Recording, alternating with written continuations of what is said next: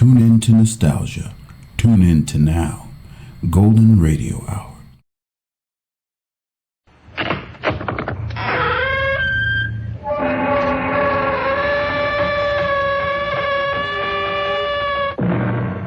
Come in. Welcome. Welcome to Mystery Theater. I am Hyman Brown. One of the perpetual mysteries in life is explored in a game of solitaire. In a few moments of reflection, haven't you sometimes wondered, what if I hadn't been there at that particular moment? Or what if I had been? What would have happened if I had been there with someone else? Or if no one was there to help me? Would the same thing have happened under different circumstances? Or would everything be changed if? This is the game that is played in our mystery drama. Goodbye, Dave. Boy, am I glad to see you open your eyes. You mean hello, don't you? No. I heard what they said. What? Who said? I don't know. Those voices. They said I didn't have a prayer. You dreamed it, my friend. You've been unconscious for hours. Where are we? In the base hospital. I'm going to die. Sure. We're all going to die someday. But not this time around. You just lie still, old buddy. You can tell me later how it feels to have my blood in your veins.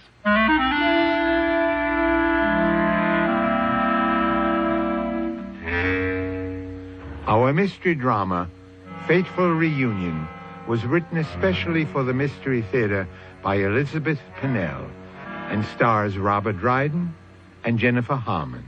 I'll be back shortly with Act 1.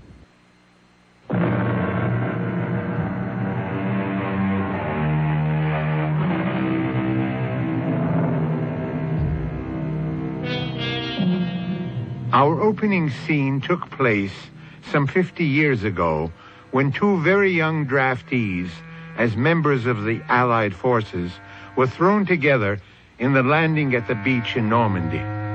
Since then, the bonds of friendship have never been broken.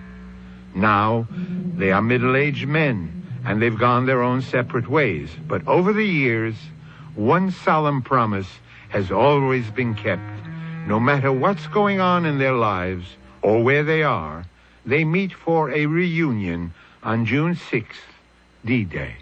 I thought I was a goner that time for sure. You saved my life, David. Blood saved your life. If it hadn't been mine, it would have been someone else's. Oh, but you were my buddy. Damn right I was. After you'd saved my life. Hanging upside down with my parachute all tangled up in that tree. I must have looked pretty funny. You did. I thought you'd never find your pocket knife. Well, raise the glass. Happy 31st reunion. Ah, good Lord, Dave, what's happened to time? Can you believe that many years have gone by? In some ways, I can. An awful lot has happened. How things been going with you in this past year, Gary? Oh, can't complain. Lucy's a jewel, as always. Although I realize I won't have her much longer. Nonsense. She and Doug will be living here in New York, won't they? Oh, speaking of New York, it was darn nice of you to make the trip here this year. Great for me, too. Chance to visit the big city, see my son. Hi, gentlemen.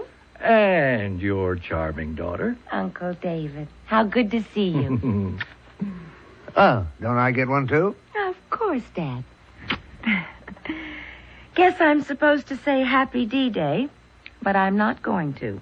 Oh, what's wrong with a couple of old army pals getting together? Everything. Now, don't knock it, Lucy. Without our yearly get-togethers, you, my dear daughter, would never have met a certain young man who happens to be my best friend's son. I give up. Incidentally, where is my son? Oh, I meant to tell you. He's working late. I'm going to meet him at the office, and while you two are having your own party, we're going to one. But not in honor of D-Day. Well, I suppose other things did happen on this date. Mm-hmm. Like last year when Doug and I got engaged. But please stay right where you are while I get dressed. Before you take off, I want to use you as guinea pigs.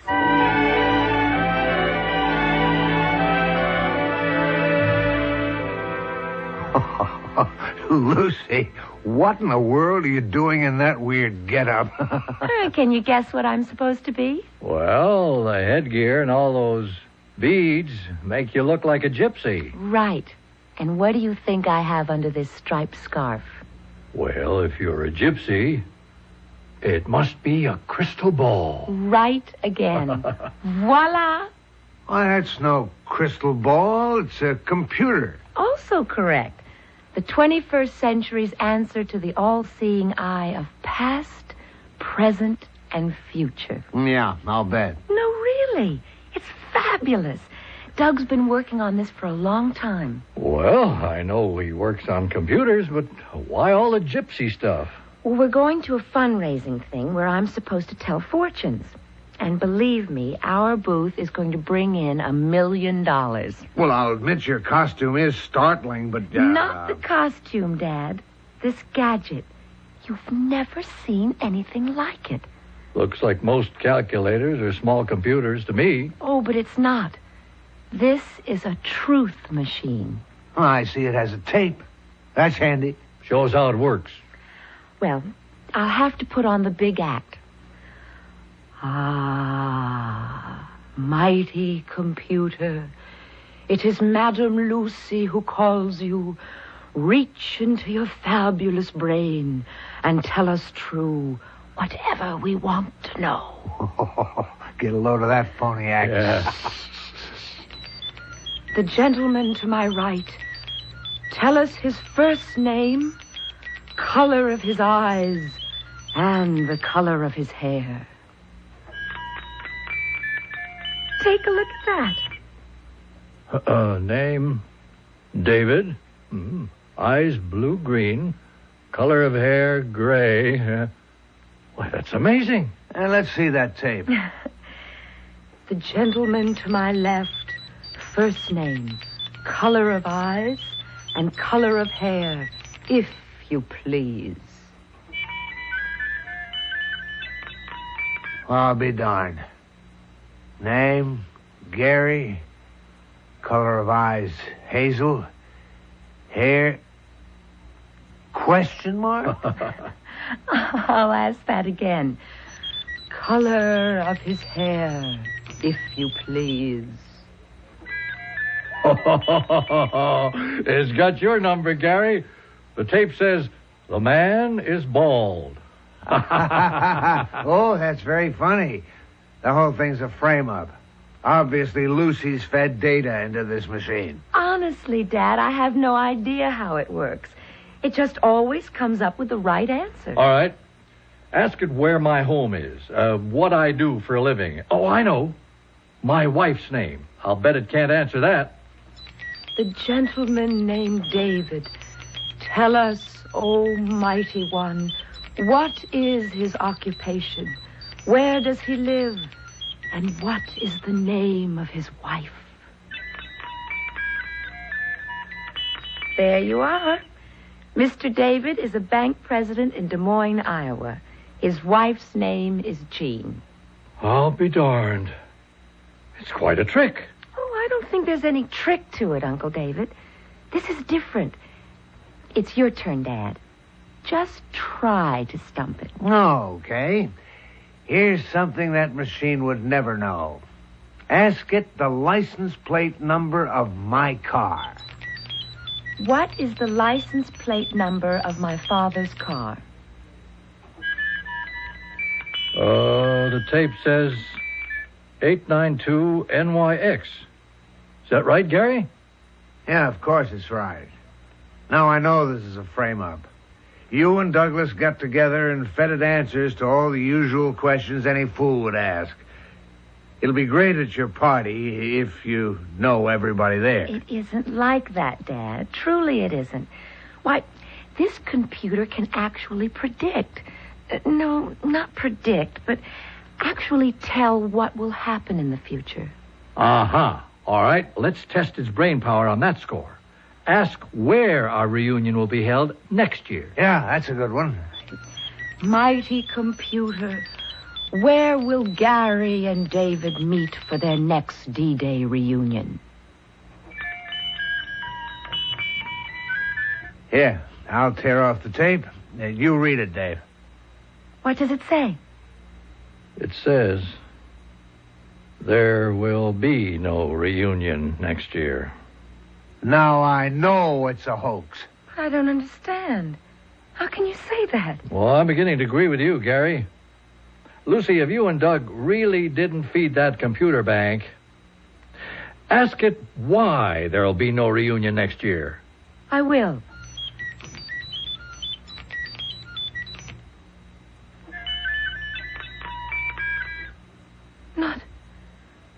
Not that. Well, what's the matter, Pat? Oh, it's come out all gibberish. The machine must have jammed or something. I'll have to ask Doug to unscramble it. Sounds mighty suspicious. I'll take that computer business up with my son tomorrow. Right now, can we drop you off in our cab? No, thanks. Doug won't be through for another hour. Oh, give me a big hug, both of you. I hope you have a wonderful evening.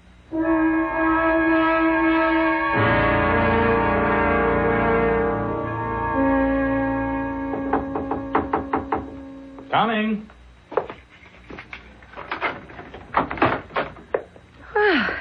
You certainly have a complicated lock on that door. No, just security measures. We close up tight at 5:30. How are you, love? Miserable. Oh, what's that? Come on in for a minute. I don't want to go through with any more of that computer thing tonight. Honey, wait a minute. What's wrong? First of all, open the bag and take out the computer. All right. I hate that black devil. What? You hate this revolutionary piece of equipment which may have the potential of changing the course of the whole world? I don't think anyone should look into the future. You can't change something that's destined to happen. Well, who's talking about predestination? You put those answers into that box, didn't you, Doug? I helped put it together, if that's what you mean, but this particular computer is brand new. It goes way beyond anything I've ever worked on. But you do know how it works. Well, not exactly, no. That's why we're so excited. The damn thing actually seems to have a mind of its own. Doug, you must stop experimenting with this monstrous thing. Never. Lucy, I simply don't understand what's gotten into you. Hey, we've always been honest with one another, haven't we? I always thought so, up till now. Well, what's so different about now? Oh, I don't pretend to know anything about computers, but I do know they can't think for themselves. No, not exactly. This computer was programmed to give certain answers, wasn't it? It was fed thousands of facts and figures by a team of researchers, but we have no control over the choices its mechanical mind will make. Don't you see how dangerous that is? No, I don't. Well, fortunately, our fathers both thought it was a hoax. Oh. Something happened when you used the computer today, didn't it? Oh, Doug. They wanted to know the answer to the question, where will they hold their reunion next year? Oh, those old soldiers, wouldn't they just? Don't laugh, Doug. You ask it that question. Go ahead, ask it. Okay. Where will my dad and Lucy's dad hold their usual reunion next year? Go ahead, Doug. Read what it says. There will be no reunion next year. Well, what do you know? Don't you see? They said it was a frame-up. They accused us of collusion to try and keep them from having a D-Day meeting. Did you do it, Doug? Lucy, I swear I had nothing to do with it. Oh, come on. There's nothing to get so upset about. Only there is. Because they asked one more question. And I got an answer which I refused to accept. All right. What was the question? You ask it. Go ahead. Ask the machine why there will be no reunion. Okay. Well, Please, God, the answer won't be the same as it was the last time. all right. Let's see. Oh, no. The tape says, because one of them will be dead.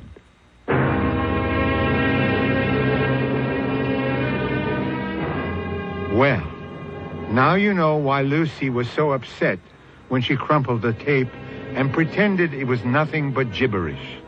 Well, perhaps that's all it really was. Computers have been known to get things mixed up, just the way people do. On the other hand, this computer may be right. One big difference between computers and people is the psychological effect an idea can have when it is implanted in the human brain. We'll learn more about that when Mystery Theater returns with Act 2.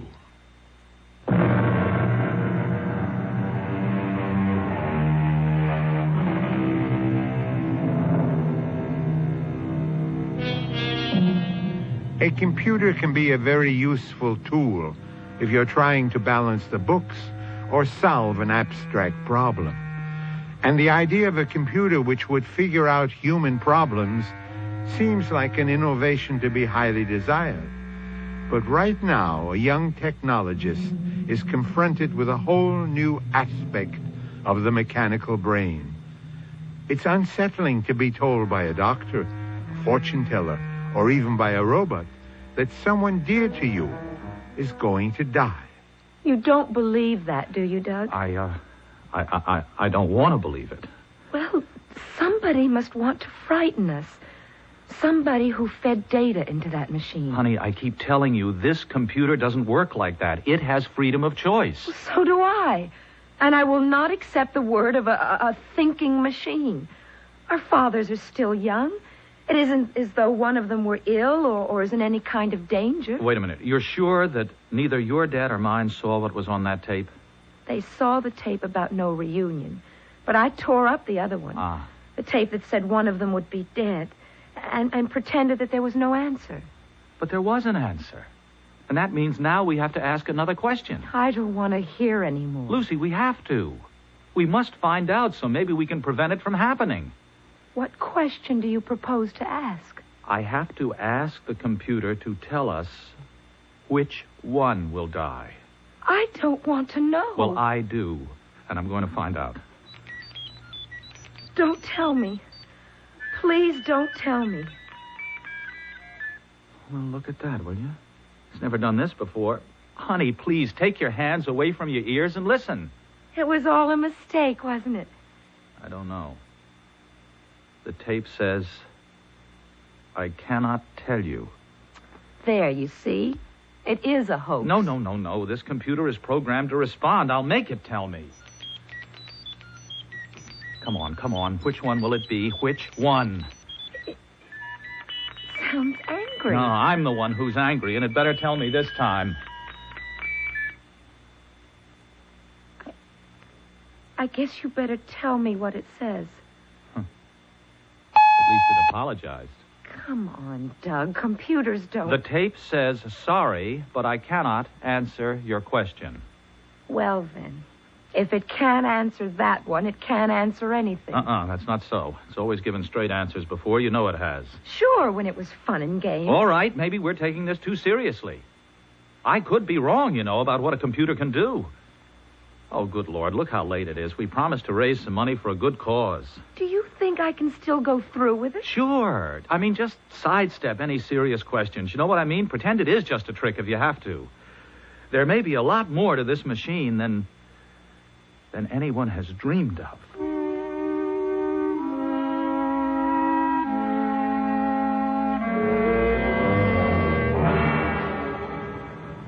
Taxi! Taxi! You did say we're going to that place where the boots are good. I hope it's still good. Haven't been there for years. Hey, cab! Get in, Gary. Thanks. Hey, where to? Hey, you know the restaurant Monsieur Henry's? Sure, fancy French place, otherwise known as Mr. Henry's. Old times coming back. He reminded me of someone. Yeah? Who? That little French nurse. One with the big brown eyes. Whatever made you think of her? Wait a minute. We're going in the wrong direction. He's taking us uptown. Can't prove it by me. I never know north from south in New York. Driver, where are you going? Well, you said Monsieur Henry's, didn't you? Yes, it's on 52nd Street. I never heard of it being there. The only one I know is on East 86th Street. Well, that's not where we want to go. Go back to 52nd between 5th and 6th. Well, you should have told me sooner, mister, but there's a two-way street coming up. Maybe I can still make the light. Watch out for that truck!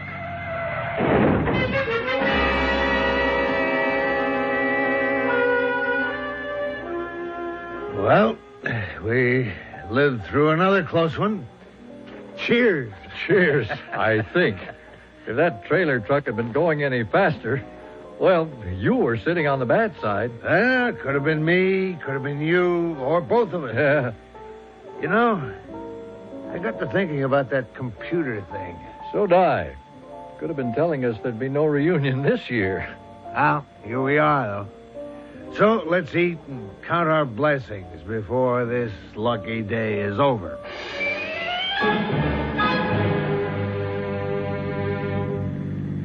Madam Lucy, you were sensational. Not much thanks to your marvelous computer.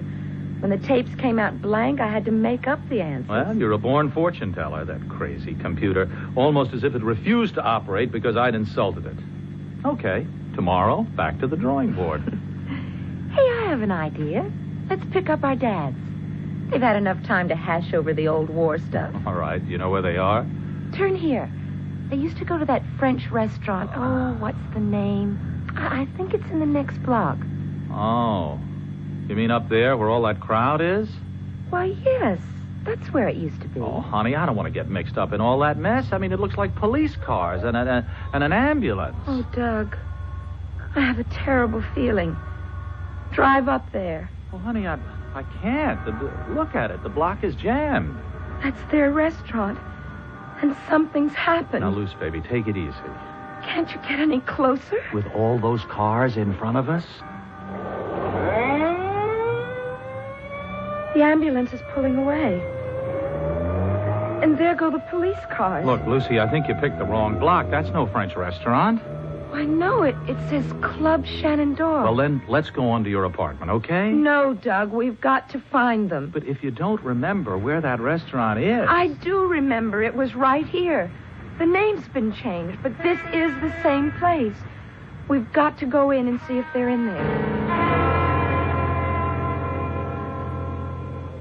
It's all right, folks. Excitement's over. Enjoy your supper. Have a round of drinks on the house. Music for dancing until 3. Yes, sir. Table for 2? Actually, we were just looking for some people. Lucy, I don't think they'd be in a place like this. Well, it's not the way it used to be, but you know how they are for going back to their old home. Okay. There's another room out this way. And if you find your friends, we'll be glad to give you a bigger table. All right, thanks. This doesn't look like their kind of crowd, but what if... Honey, look, let's get out of here, all right? Wait. That ambulance. What if it had something to do with them? Your imagination is running wild. Now, come on, let's go. Not yet. Maybe you folks would like to stop at the bar? No, thank you. But if you haven't been to the Club Shenandoah before... What happened here before we came in? Oh, don't worry, lady. We run a nice place here. It was just an unfortunate accident. Could have happened anywhere. Well, there was an ambulance. Someone must have been sick or had an accident. It was just his tough luck. Who's tough luck? A man got hurt. Wait a minute. Who are you, lady? Somebody from the press? No, but I have to know who was hurt and where they've taken him. Well, how should I know? Come on, Lucy, let's go. No, it's important. We just want to make sure it had nothing to do with our friends, you know? Well, there were these 2 young fellas at a table over there. And to tell you the truth, I didn't like the looks of them from the time they come in. Well, see, now you can relax. Lucy, they were young fellas. Now let's go over to the bar. Not till I find out some more. Lady, you must be an ambulance chaser. What a dreadful thing to say. I hate violence. Well, these 2 characters got violent. You mean they had a fight? They got in an argument. None of my business to know what it was about, but one of them picked up a steak knife. I guess I don't want to hear any more. Of course, I'm not sure he would have used it.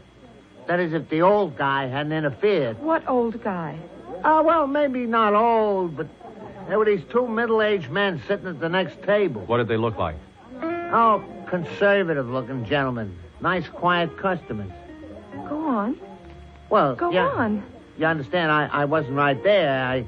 I didn't see what actually took place. Not till somebody yelled, they were stabbed. Well, it seems these two older guys got very upset when they saw the young man waving a knife. So one of them jumped up and tried to stop him. Oh, no. Maybe it was a brave thing to do, but to my mind, it was pretty stupid. Well, wouldn't you have tried to stop him if you'd been standing there? No, I wouldn't have tried to knock the knife out of his hand the way that man did. Oh. But which one got hurt? And the young fella just sort of automatically slashed out at the older guy. Was he No, he wasn't dead when they took him away, if that's what you want to know. Where have they taken him? Well, to a hospital, of course. Well, I wouldn't know which one. And the other man, I mean, the one who was with him, where's he? The other older fella went out with his friend. Oh. And the two young punks were hauled off by the police. Well, you must have the names of these people. Look, if you're not the police or the press, get off my back. You can read all about it tomorrow morning. Please, we just want to know for sure. Lady, I only work here. The proprietor's gone with the police to make a report. I tell you, I never saw any of these guys before. None of them were our regulars. This man who was slashed, surely you know what he looked like. Sort of heavy set and bald. My father.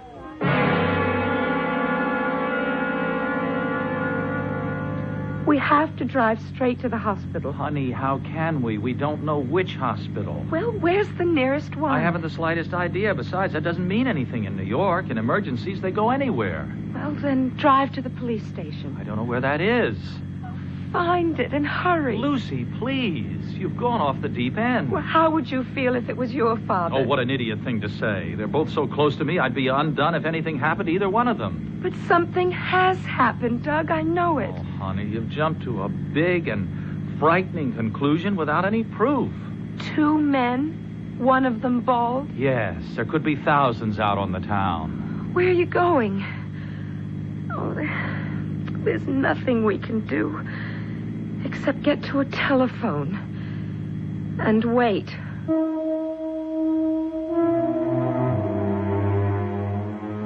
Lucy seems so certain that something has happened to her father. Of course, she's been influenced by a suggestion of disaster, further enhanced by an evening of fortune-telling. It is true, as Doug has said, that Lucy was jumping to a hasty conclusion. But when two old soldiers are commemorating D-Day, might they not be the first to come to the defense of someone who appeared about to become a victim of battle? We have another premonition to share with you presently, when Mystery Theater returns with Act 3.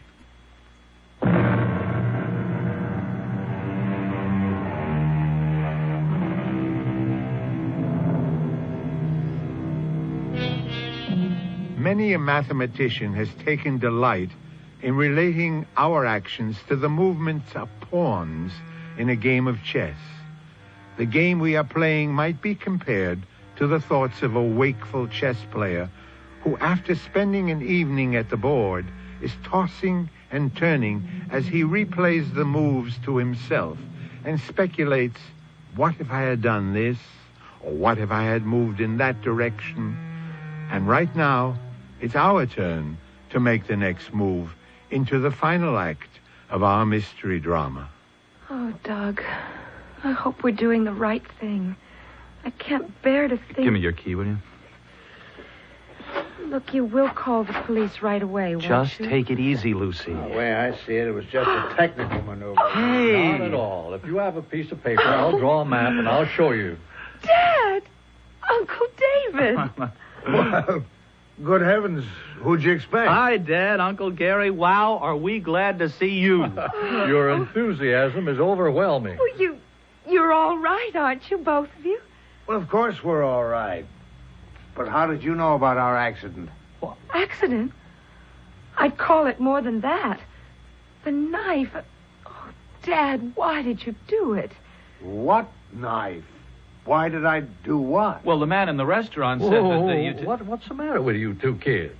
They told us at the Club Shenandoah. Club Shenandoah? Well, where's that? But Gary, that's the place we didn't go to. Oh, the terrible-looking spot that used to be Monsieur Henri. Yes. Yes, weren't you there? That honky-tonk? We took one look and then found a nice quiet spot over on Madison Avenue. But, Dad, Uncle Gary did say something about an accident. Oh, a minor skirmish in a taxicab. You weren't hurt. Well, I had a bloody nose. And I got a crick in my neck. But what's that to a couple of old war horses? Now, come on, you long-faced characters. This is an evening for celebration. It certainly is.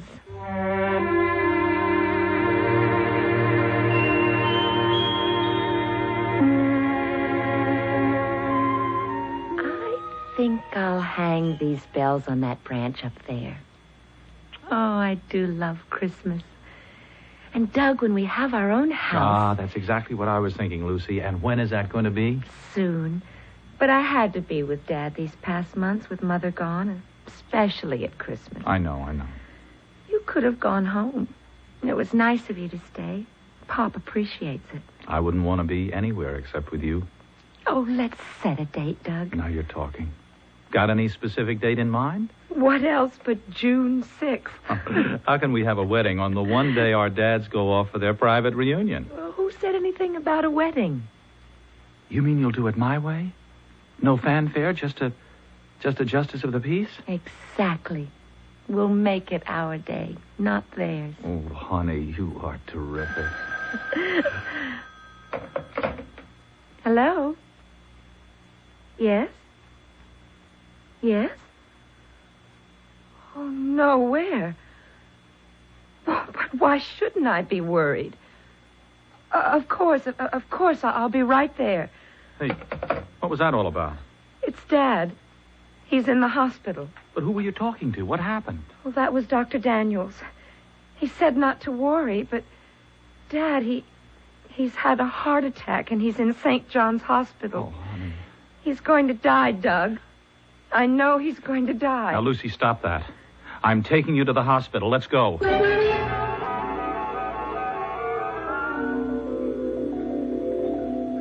Now, promise you will sound cheerful, Lucy. You heard Dr. Daniels. I can't get it out of my Now, mind. forget your premonitions. Dr. Daniels said your dad is in better shape than either one of us, and that if he takes it easy, he can live to be 100. Okay. Dad? Well, come in, sweetie. I'm sorry to pull a stupid stunt like this on Christmas Eve. How are you, sir? I'm fine. Oh, Dad, how can you say that? Well, I guess I've just been working too hard. Doc says after a few days' rest, I'll be back in top form. I'm going to stay here with you. Nonsense. From the looks of the nurses around here, I'm going to have a ball. Uncle Gary, I'm going to call my folks for Christmas. Shall I tell Dad that you're in the hospital? You tell him just one thing, my boy, that I'll see him on D-Day.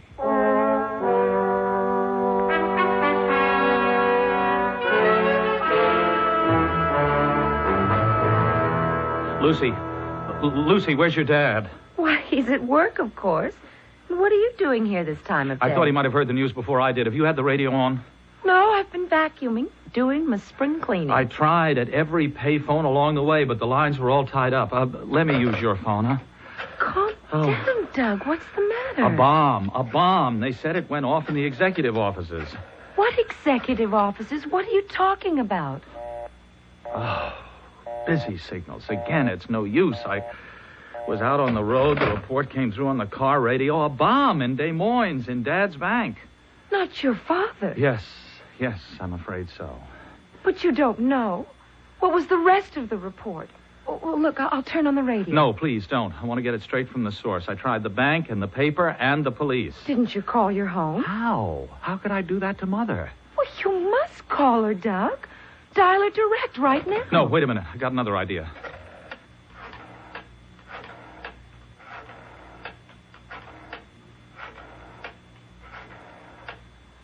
Hello? Dad? Well, yes, on the car radio. I was out of the office. I've been trying desperately to reach you. Are you all right? Oh, thank God. Well, yes, as long as you're okay, that's all that matters. Give him all my love. Lucy sends love. Right. Okay, Dad, goodbye. Whew, boy. You see? You should have taken the advice you gave me. Don't jump to conclusions. Well, I know, but this was such a near thing, honey. He has a cold. Mom made him stay home today. He'd been trying to reach me to tell us not to worry. And he said to tell your dad he'd see him on D-Day.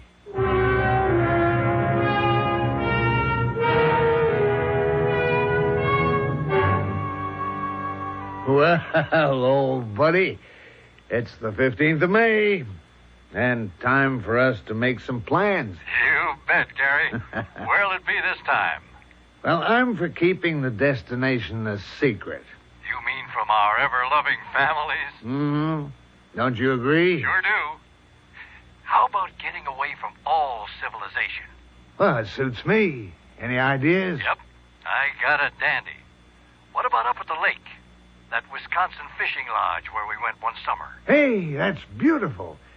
But it's pretty inaccessible without a private plane. We'll get one. You still flaunting that pilot's license? You better believe. If you'll come more than halfway, we can rent a plane in Chicago. That's great. We better meet on the 5th, if you can get away. Nothing's going to stop me. I'll see you at the airport in Chicago about 10 o'clock that morning.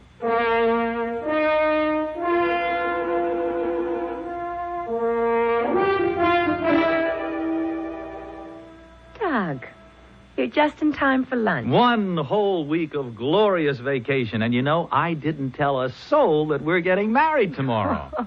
Well, I don't think it's going to be a surprise to anybody. Least of all our dads. Oh, Doug, I'll be so relieved when tomorrow's over. Hey, wait a minute. Oh, honey, I don't mean us. It's just that, well, once this reunion has passed, there'll be nothing to worry about. If you mean the computer, I've got plenty to worry about when I get back to the office.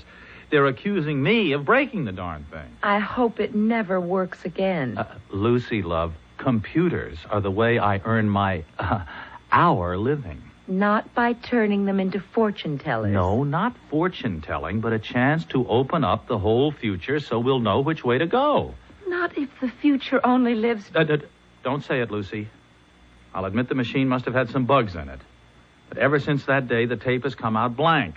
You were tampering, Doug. Trying to turn it into a human brain. Superhuman, you mean? That's what's so eerie.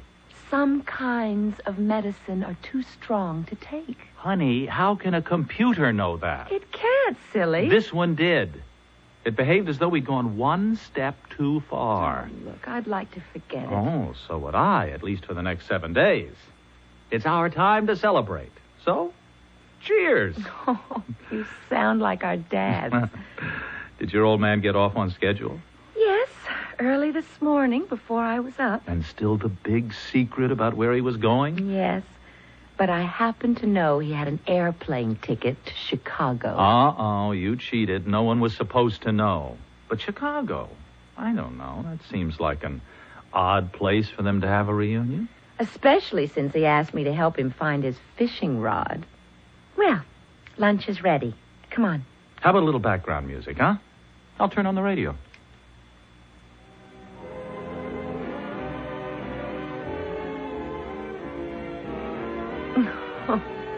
Why is it that you can always get a station with music, while all I ever get We is... bring you a special news bulletin. Uh-oh. Shall I try again? No, leave it on. Let's eat. A report has just come in of the crash of a private plane in an Illinois wheat field. Details are not available at the moment, except that a farmer allegedly saw a small green plane flying low. Later heard an explosion. And now a fire is spreading rapidly over a section of his property, out of control. Hey, this is good, Lucy. How'd you fix this chicken? Oh, it's a new recipe. It's good, isn't it? Oh, it's great. I've just been handed an update on that plane crash. Checking with the Chicago airport, we have been told that a small green Cessna took off from there this morning. Yeah, you know, Dad used to have a green Cessna. Oh, but he hasn't had an airplane in years. Well, I know, but he's still Lucy, this report is coming from Chicago. Oh, it couldn't. And here is still No, a it further couldn't. report on the tragedy. We do not know the names of the victims, but it has been established that the plane had 2 occupants. Oh. The pilot, who was known to airport officials as the flying banker from Des Moines, and a male passenger. Oh, Lucy. Repeat. Oh, the of pilot course. who was known to airport They were officials going to as that the flying banker That from lake Des in Moines, Wisconsin. and a male passenger. We will bring you further developments as received by the newsroom. It is assumed that both men have perished. Dear God. Oh, no, this time it really happened. There can't possibly be any doubt. And absolutely no way that we can help them. That damn computer. It knew. It knew, you see. It knew there would be no reunion. But I'm glad it was wrong. Now will you believe that computers don't know everything? It was right, Lucy. It said... It said one of them would die. But both of them? It's better this way. Better? Well, they were closer than brothers. And after all they went through together over the years. Yes.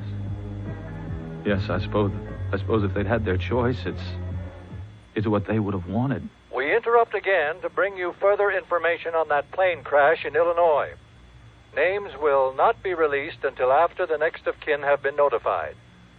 But our report goes on to say that, incredible as it seems, there is one survivor.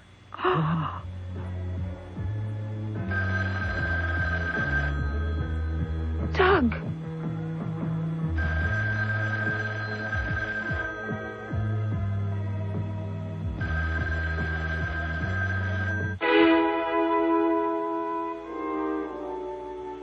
I'll be back shortly with a final thought.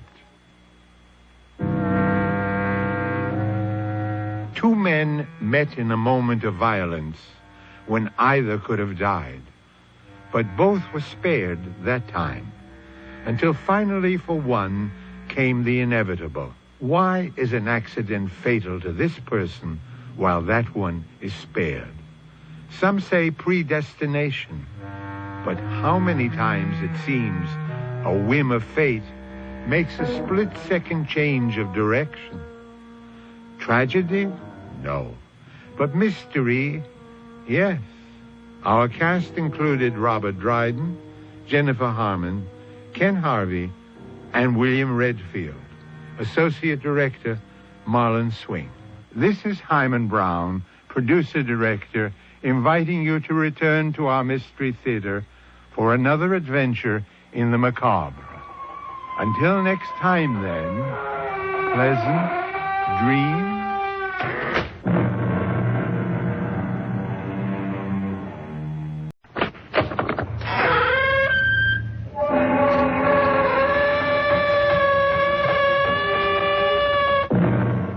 Come in. Welcome. Welcome to Mystery Theater. I am Hyman Brown, inviting you to join my class in mental calisthenics, where we exercise the most mysterious muscle in the human body, the imagination. Enough, said the poet, is as good as a feast. But what is enough? Mr. Webster tells us it means sufficient. But what does sufficient mean? That's right. It means enough. So we go round and round, and because it's so hard to agree on what constitutes enough of anything, we find that we have more than enough of murder. How did you kill those men? Magic. Magic. Okay, I can wait for you to tell the truth. I wrote them each a letter. And the letters killed them. They read the letters, and it killed them dead. That's impossible. Why do you say it's impossible? Because words on paper alone can't kill anybody. That isn't so, Sergeant.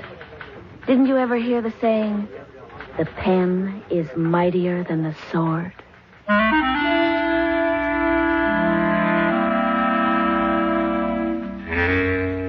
Our mystery drama, The Poison Pen, was written especially for the Mystery Theater by Sam Dan and stars Roberta Maxwell and Michael Tolan. I'll be back shortly with Act 1.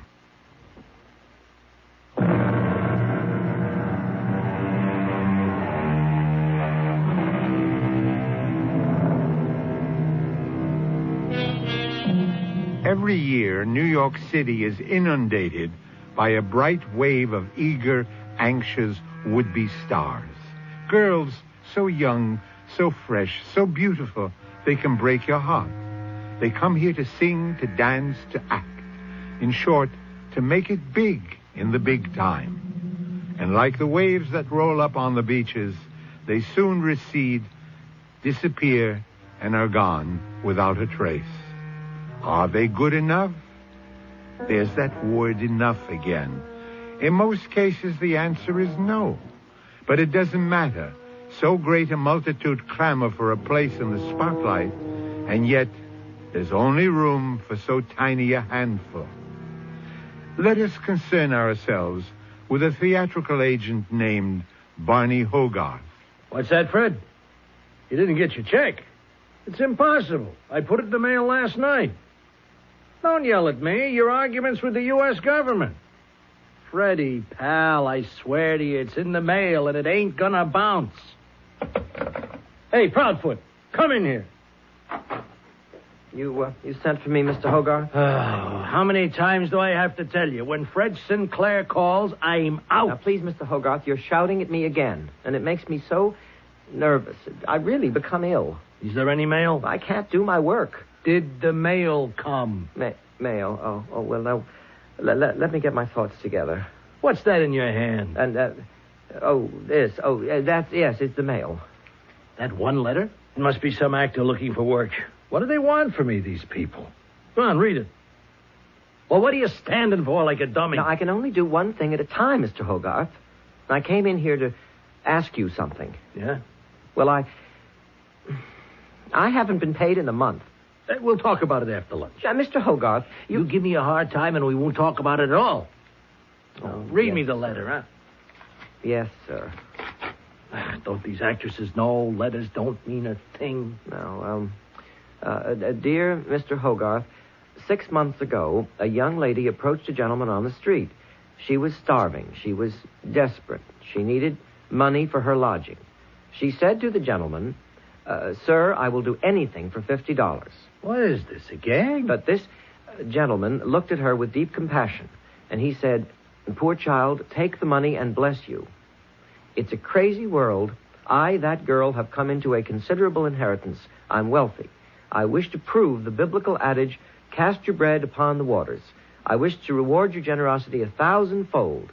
I have tried to find you. I believe you to be a Mr. Barney Hogarth. Hey, tear that thing up. Now, if you are the man, please tell me so, and I will send you a check for $50,000.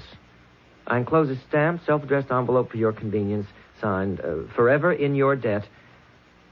And, that's what it says. That's what it says, huh? Yes, sir, Mr. Hogarth. And, what's the address on the envelope where I'm supposed to answer? Well, it's just a post office box number. Mr. Hogarth, is it true? Is what true? The letter. Well, what do you think? Sure, it's true. Oh, Mr. Hogarth, I knew it. I knew that beneath your very tough exterior, you had a heart of gold. I can remember like it was yesterday. This little chick comes up to me. Wait, where's a piece of paper? Let me write this down. Dear little girl, yes, I am that Barney Hogarth. Sign Barney Hogarth. Now here, put that in the envelope. Yeah, I heard her proposition. And would you believe it? I began to cry. Poor kid. I gave her the $50.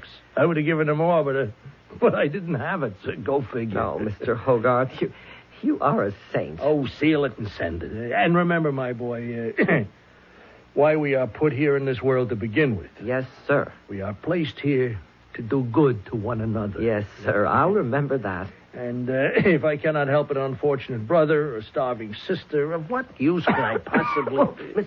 Mr. Hogarth. You don't interrupt me. me. Mr. Hogarth. Oh. What's the matter? What's the matter with you? Oh, I don't know. What? I can't breathe. It's hot in here. What's the matter? The room is What, are you sick or something? I'm so dizzy. The room is dancing. I can't breathe. Mr. Hogarth, help me. Proudfoot. Oh. Proudfoot. Come on, kid. Proudfoot.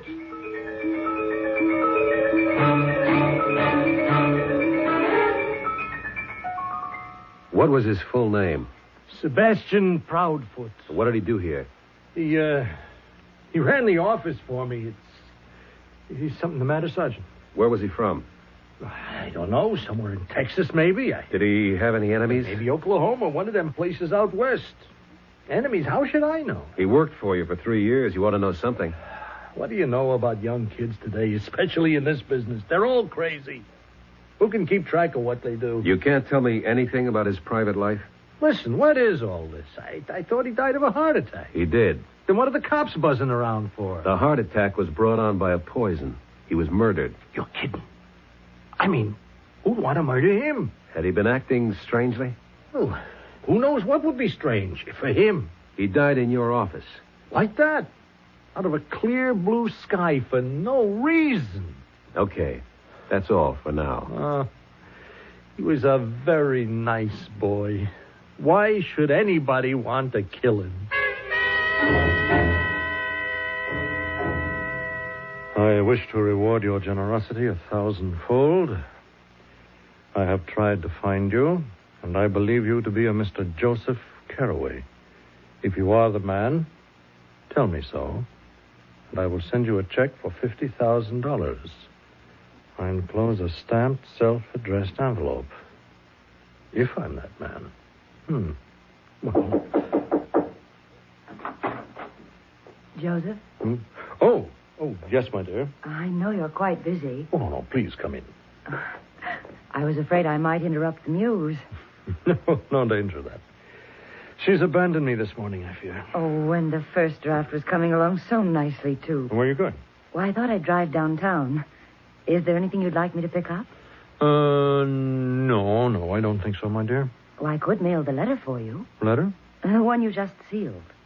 Oh, this letter. And does it need a stamp? No. It's all ready for posting. And thank you, my dear. It's addressed to a box number. Oh, it's just an inquiry, my darling. A literary inquiry. Well, I shall return in time for tea. And you must promise not to work too hard. I promise. There's no great rush. You still have 3 months to finish the first draft. Yes. I suppose I... Joseph, I don't like your color. You're so pale. It seems to be so hot in here. Hot? Why, the room is freezing. I can't breathe. Darling, what's wrong? The room is starting to... No, don't try to stand up. I can't breathe. The room is dancing. Joseph? Help me. Help me. Joseph!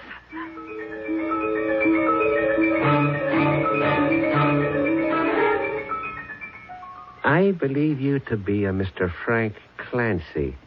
If you are the man, tell me so, and I will send you a check for $50,000.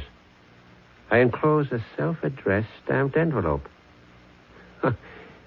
Honey, you're on.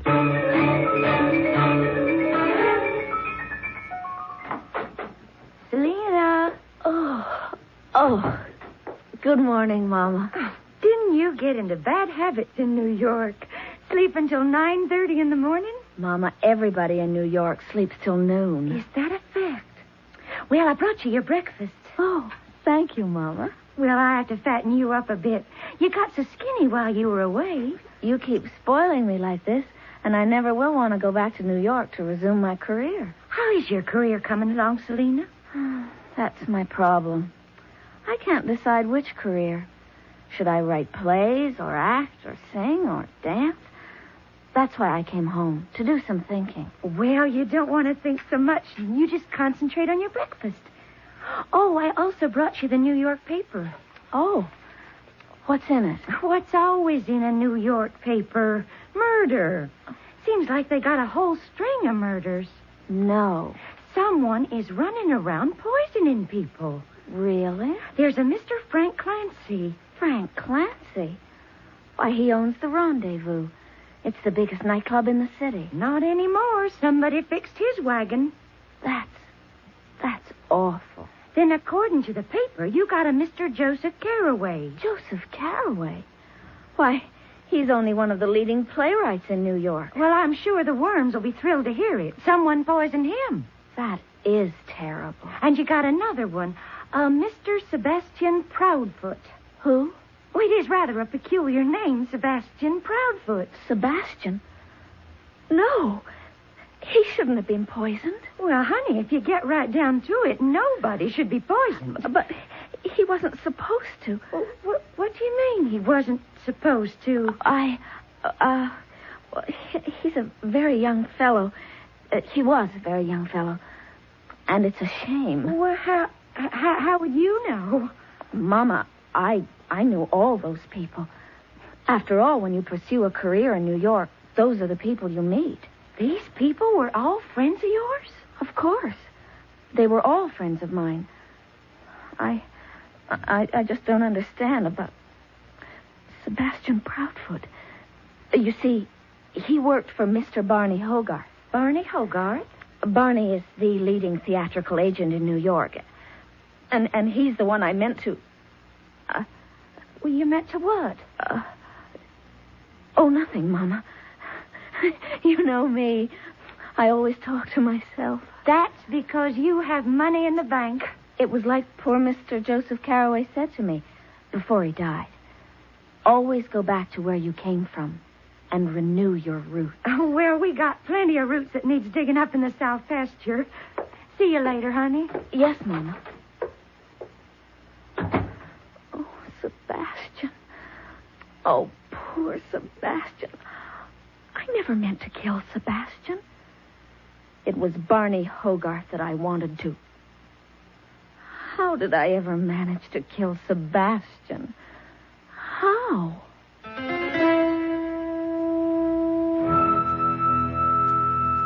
That's an interesting enough question to leave you with for now. Here is a young lady who has already dispatched 3 people and may yet go for number 4. How did she do it? Well, you should know that already. Oh, yes. I've been playing scrupulously fair with you. All the clues were right out in the open. Think about it until Mystery Theater returns in just a few moments with Act 2.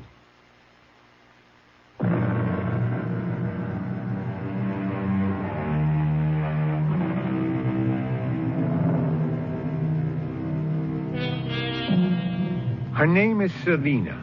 She's one of those honey blondes with bright blue eyes. There's laughter in her face and innocence in her smile. She is delightfully naive and refreshingly sincere. These are the signals you get from her appearance. Forget it. She's already killed 3 people. But so far, she's the only one who knows that. I'm very sorry to disturb you, Mrs. Carroway. Oh, please, Sergeant. Ask me the necessary questions. First, did your husband know a Sebastian Proudfoot? Oh, I don't think so. He worked for an agent, Barney Hogarth. No, that name isn't familiar either. How about Frank Clancy? No. What does all this have to do with... Your husband and these 2 other men were killed by a poison called curare. It's a unique form of curare in that it can kill by ingestion. It's rare. They don't know much about it. It paralyzes all the motor functions. I'm sorry I had to tell you that. Oh, it's all right. Who had a motive for killing your husband, Mrs. Carroway? In these things, don't you usually suspect the wife, Sergeant Garvey? Yes. Except in this case, you'd also have to have killed 2 other people. How could Joseph have been killed? We don't know much about that poison. We don't know how it was administered or how long it needs to act. One moment he was active, busy, filled with life. And suddenly he couldn't breathe. The room began to dance, and he was dead. What was he doing? Nothing. He just finished writing a letter, and I offered to mail it for him. And he just died. Enemies. Had he ever harmed anyone? Harmed? What I'm asking, Mrs. Carroway, is anyone poorer because of him, unhappy because of him? Oh, I don't think... Mrs. Carroway, did he ever hurt anyone? No. I can say in all sincerity, he never hurt anyone.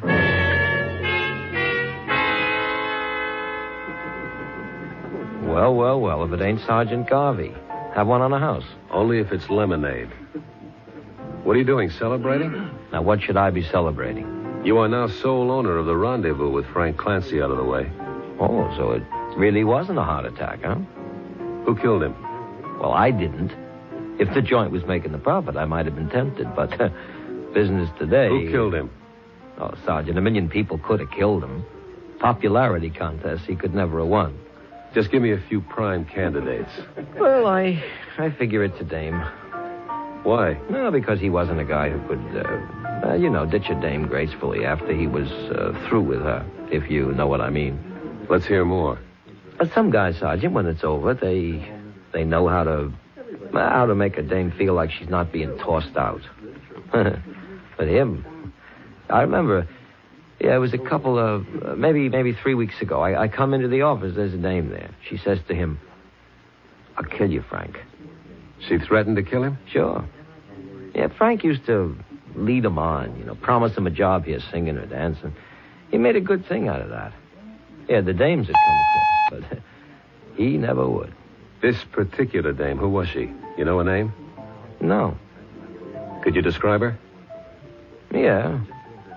Yeah, let me try to remember what she looked like.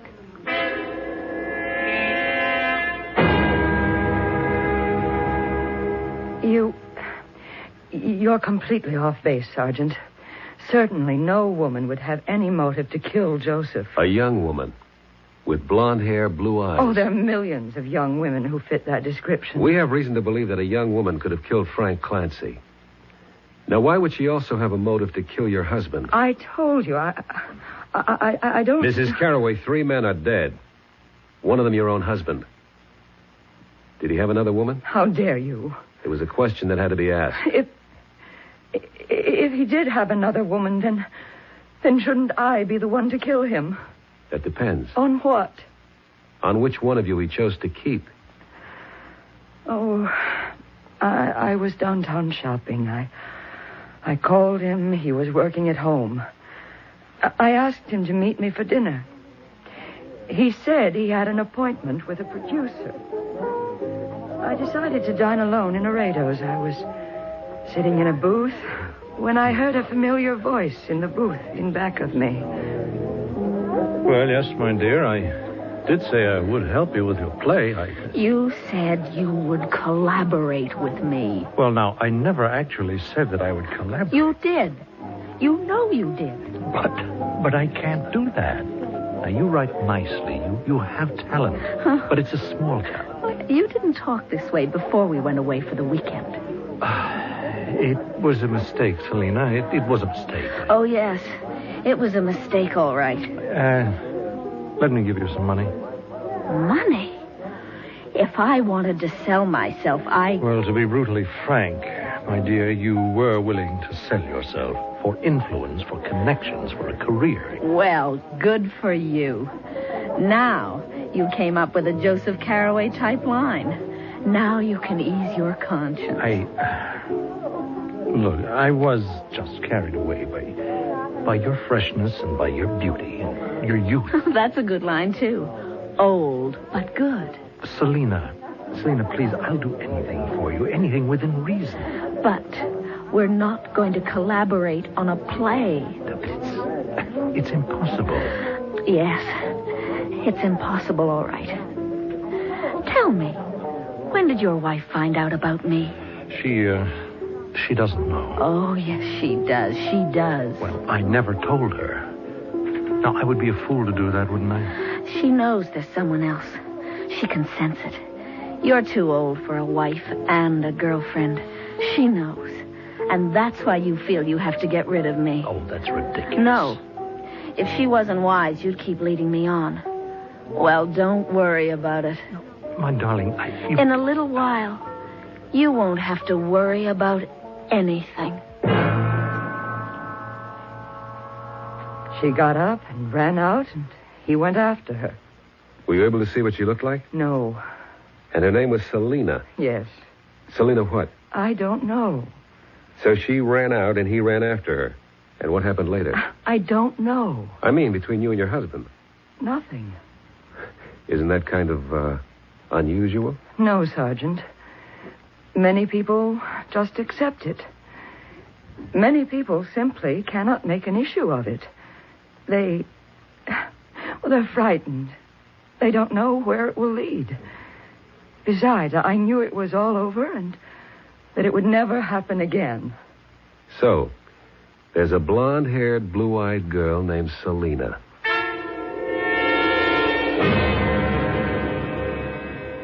Sergeant, I told you before, in a diplomatic way, he didn't go out with girls. Does the name Selena mean anything to you? Selena? Blonde hair, blue eyes.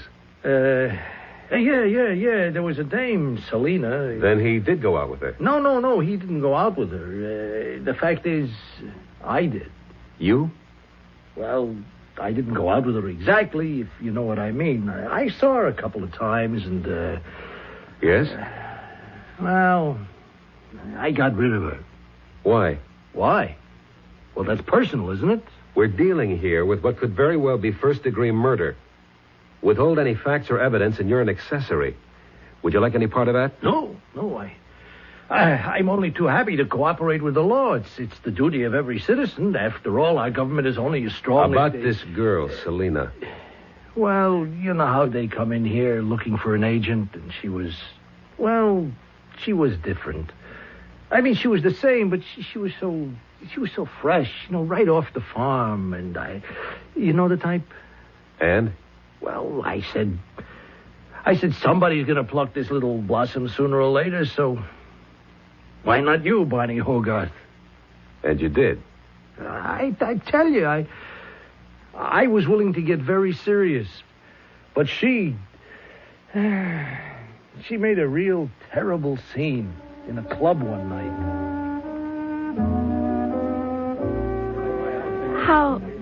How's the part coming, Barney? The part? Oh, great. Listen, honey, where are you living now? Shouldn't I be meeting the producer? You see, I was thinking... Doesn't he want to meet me? A kid like you really need somebody to... You need somebody to watch over you. You know, this can be an awful town for innocent young girls. If I'm going to play the lead in his new show, I would think...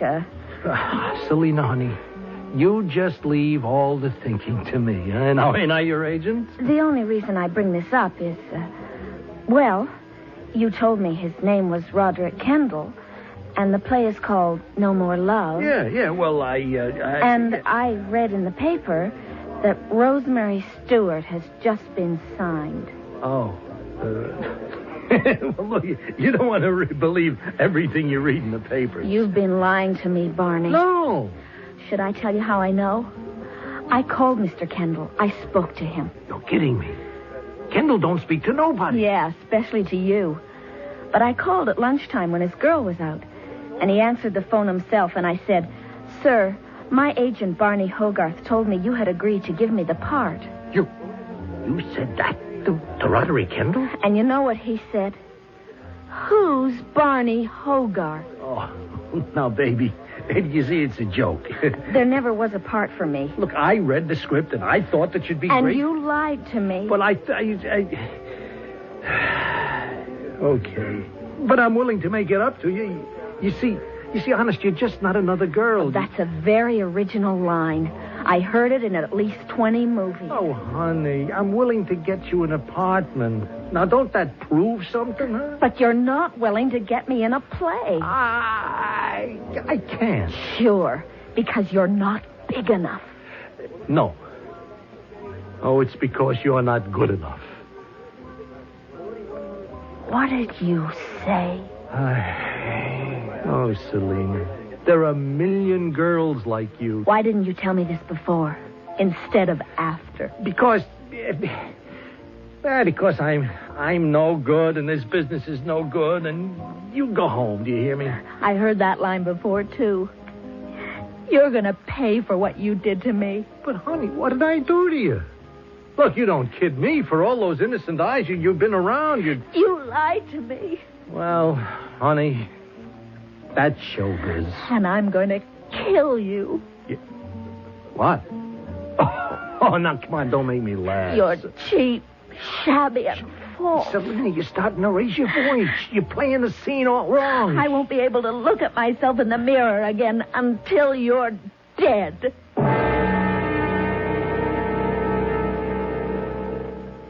She said she'd kill you. That's what she said, Sergeant.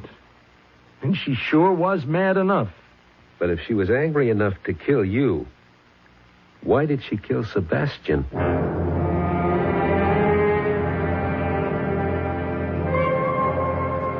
Why? The eternal why. Once again, you should know why. All the evidence is already in. Every vital clue that Detective Sergeant Garvey is about to discover is a fact you should know already. Well, while all of these trips are free, it's more fun to work your passage.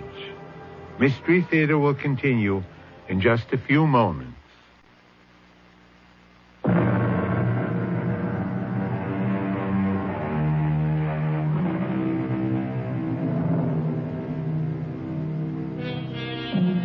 Her name is Selena. She has killed 3 men. Whether or not her cause is just is not for us to decide. Certainly, her reasons are the oldest reasons in the world. You know what they say about women scorned, women spurned, women betrayed. Believe it. Believe everything you hear. You are aware of what happened to several men who didn't. That's right, Sergeant. If she was mad at me, why did she kill Sebastian? You took her for a ride, Mr. Hogarth. No, you gotta believe me. I was really crazy about And it. Frank Clancy took her for a ride. And so did Joseph Carraway. But Sebastian... Hey, I remember now. She even liked him. They'd sit around and chew the fat in the office like I gotta say this, like they were sisters. Well, at least we now know her full name. Selena what? Hey, I don't remember. What do you mean you don't remember? Well, she come into the office the very first time. She says, I want to be an actress. And I says, what's your name, honey? She says, Selena, and I can't remember. Don't you have it written down? Yeah, well, you see, it was a long jawbreaker of a name. I think it sounded Dutch or Polish or, So I said, no, that can't be your name. We'll call you. And you see that calendar on the wall? The Jenkins photographers? Selena Jenkins. But her real name? Jenkins kind of fitted her, nice country girl sound. Uh-huh. Where was she from? Well, it had to be a small town. Where? I never asked her. She said something about Pennsylvania or Ohio, maybe Indiana. Try to think. What's the difference? Once you cross the Hudson River, it all looks like Bridgeport anyhow. So, we have no way of knowing her real name or where she comes from. Now, look, I have to ask you to recall every circumstance surrounding the death of Sebastian, every detail. Mm-hmm. You called him into your office. Yeah, Why? It had to do with not letting certain calls go through. And he'd also brought in the mail, yeah. So, he placed the mail on your desk and then turned to leave? No. It was only one letter. He read it to me. And then he died? Yeah, just about. Now, the letter needed an answer, so I wrote it. This is kind of personal. I give it to him to mail, and then... as he's gone out, it happened. Just like that.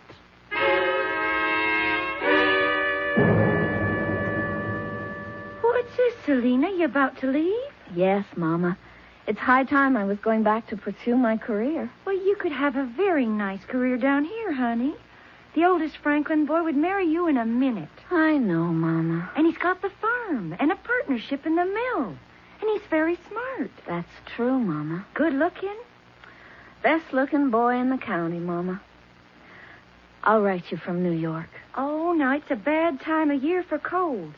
Do you remember to take some of that bark Grandpa brought home from South America? Oh, Mama. You scrape off just a tiny, minute amount, first sign of a sniffle. Not too much, though. They do say it can really lay you low if you go whole hog. Now, Mama, I know how to use it. And you remember, in case the people in New York don't know how to fully appreciate your talent, you come right back home, you hear? Yes, Mama, I hear.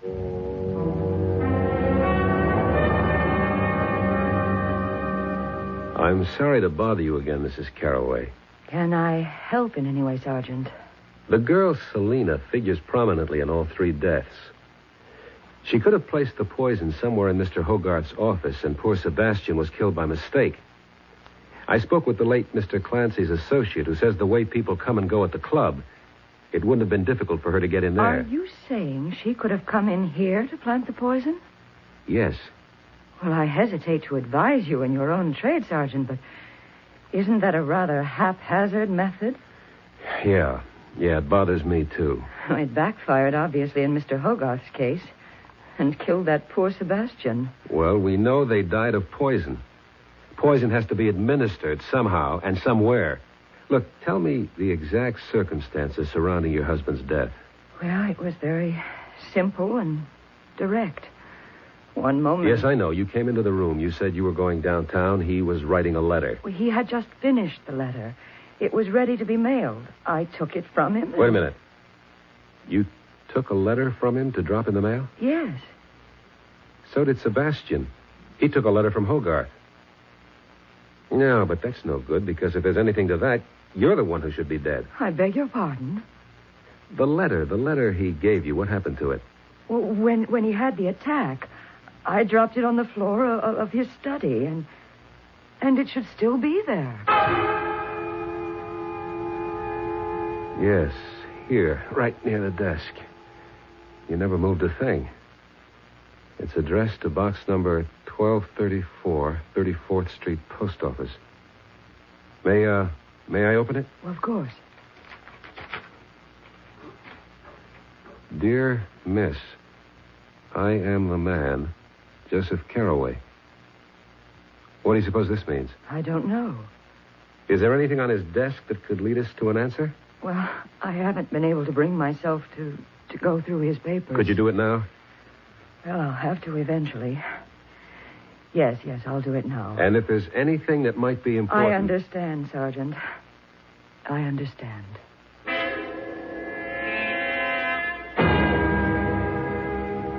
Well, yeah, I remember. I come running in here when I heard he was lying in there in his chair. Now, Jerry, think. Was there a letter that was ready to be mailed? A letter. Oh, yeah, I remember that. Yeah, Frank Clancy was not a guy who wrote letters. His motto was, never put it in writing. A letter ready to be mailed? Yeah, I remember. All sealed with a stamp. I even remember it was addressed to a box number. What happened to the letter? What happened to the letter? I don't know. I guess it's still on his desk. You found me. I'm that same Frank Clancy.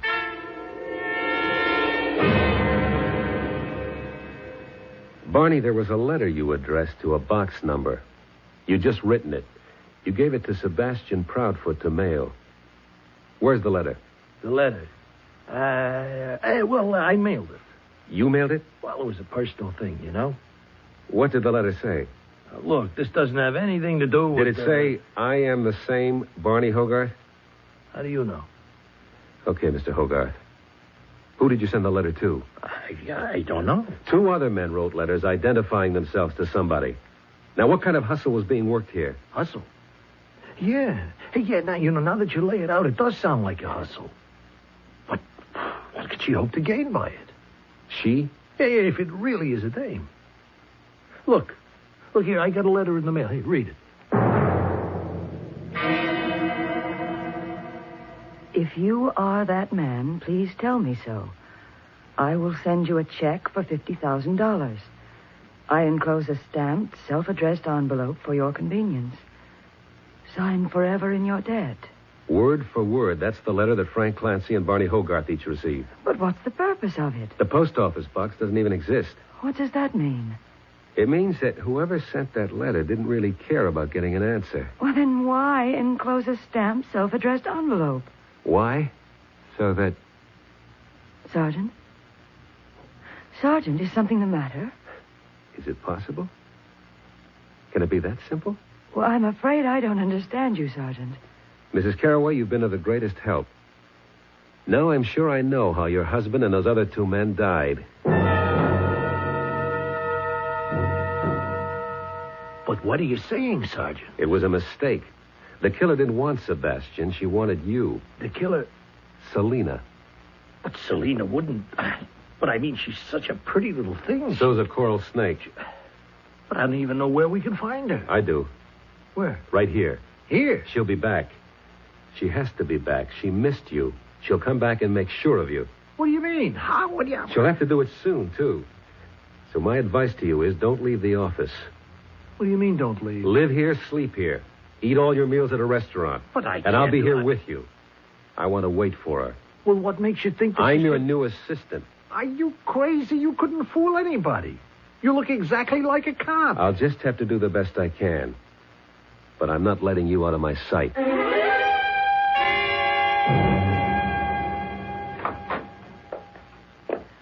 Hello. Well, hello. Is Mr. Hogarth in? That depends. Who wants to see him? Selena Jenkins. Selena. Won't you sit down, Miss Jenkins? Thank you.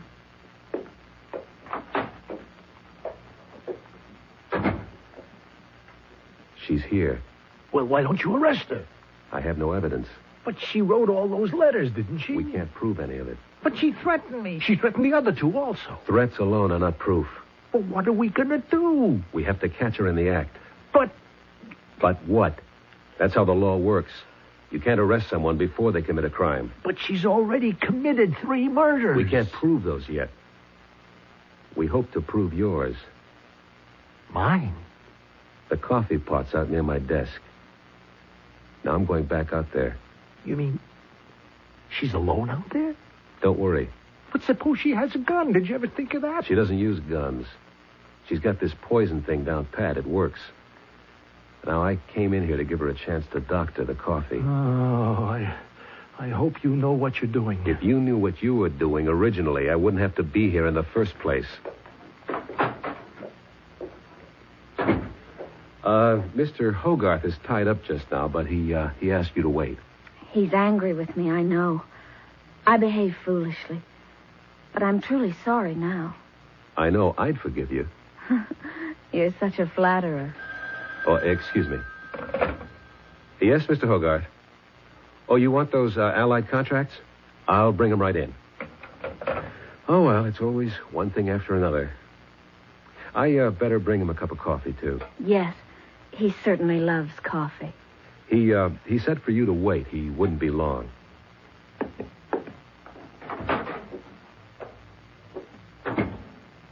Well, did she or didn't she?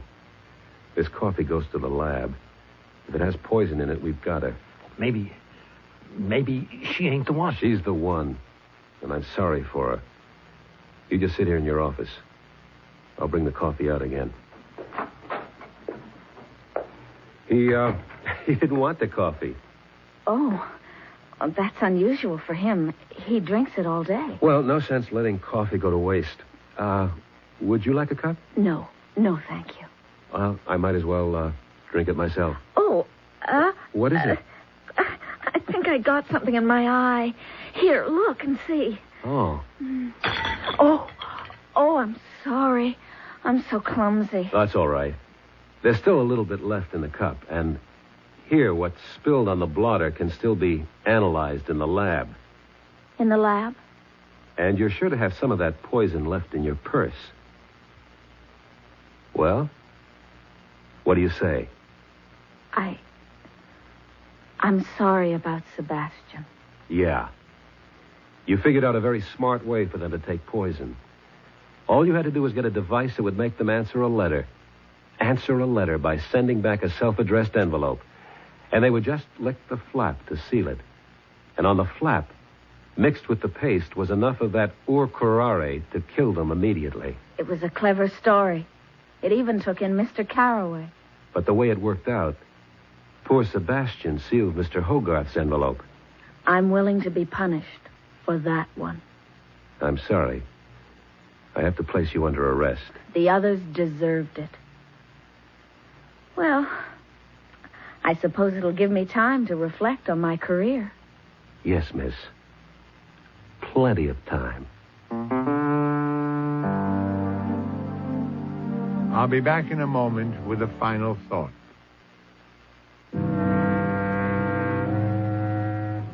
There were women on that jury. and Selina's story must have touched the universal chord of sisterhood. Anyway, she'll be out relatively young and still beautiful. So, if she should ask you to help further her career, be discreet. Each year, they sweep into the city, bound with hope and illusion, and each year they are forced to retreat, older but infinitely wiser. The race for glory is to the swiftest of the swift, and if a little learning can be a dangerous thing, then just a little talent can be, and often is, a disaster.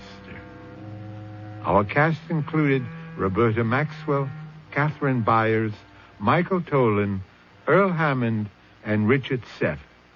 Associate Director, Marlon Swing. This is Hyman Brown, producer-director, inviting you to return to our Mystery Theater for another adventure in the macabre. Until next time, then, pleasant dreams.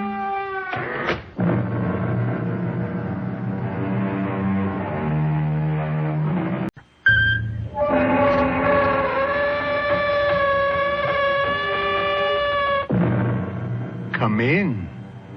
Welcome. Welcome to Mystery Theater. I'm Hyman Brown. Are you ready for us? We trust you are, because we propose to deal with the most obscure of subjects, that of death. Some people never speak of death, while others can't stop talking about it. We have chosen, in the next hour or so, to consider it calmly, perhaps philosophically, with a minimum of agitation, and naturally to arrive finally at the most fascinating question of all. What, if anything, comes after? What comes after, Joe? After what? After we've, packed it in? Nobody knows, Harry. I know. Oh, Harry. I'm going to go on, Joe. I am. Somehow, somewhere, Harry Cantor is going to go on.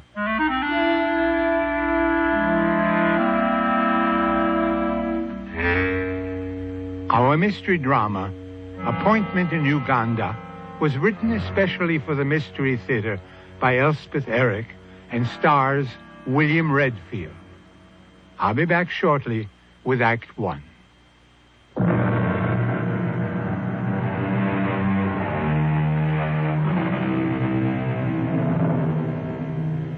Harry Cantor lies flat on his back in a hospital bed, staring at the ceiling. Across the room, a sturdy, middle-aged nurse sits in an armchair. It's very quiet. The machine next to Harry's bed makes no noise, though its dancing lines are carefully recording every beat of his heart. Is it all right to come in, nurse? Are you Mr. Burroughs? Joe? Yeah, it's me, Harry. Oh. Dr. Klein said it's okay for 5 minutes. I'm his business partner, Joe Burroughs. Oh, he's been crying for you. Come in. How do you feel, Harry? I almost died, Joe. Yeah, I know, your heart. Never been sick a day in my life, and now this. Oh, you're going to be fine, Mr. Cantor. Long as you do what the doctor says. I lie here and I think... Joe, do you believe in reincarnation? You mean coming back as somebody else? Yeah, I've been thinking about that. You two gentlemen mind if I go out for some coffee? No, don't go. Don't you leave me. Well, don't leave me. Mr. Burroughs will be here. I'll be here, Harry. What does he know about heart attacks? Well, you're off critical, Mr. Cantor. Long as you don't excite yourself, you'll be okay. I really need a break, Mr. Burroughs. 5 minutes? What I really need is 5 weeks. Joe, sit down. I got to talk to you about the crypt. The crypt? You're going to get well, Harry. I got to have it ready. Harry, lots of guys have had heart attacks and go on to a ripe old age. I got to be ready.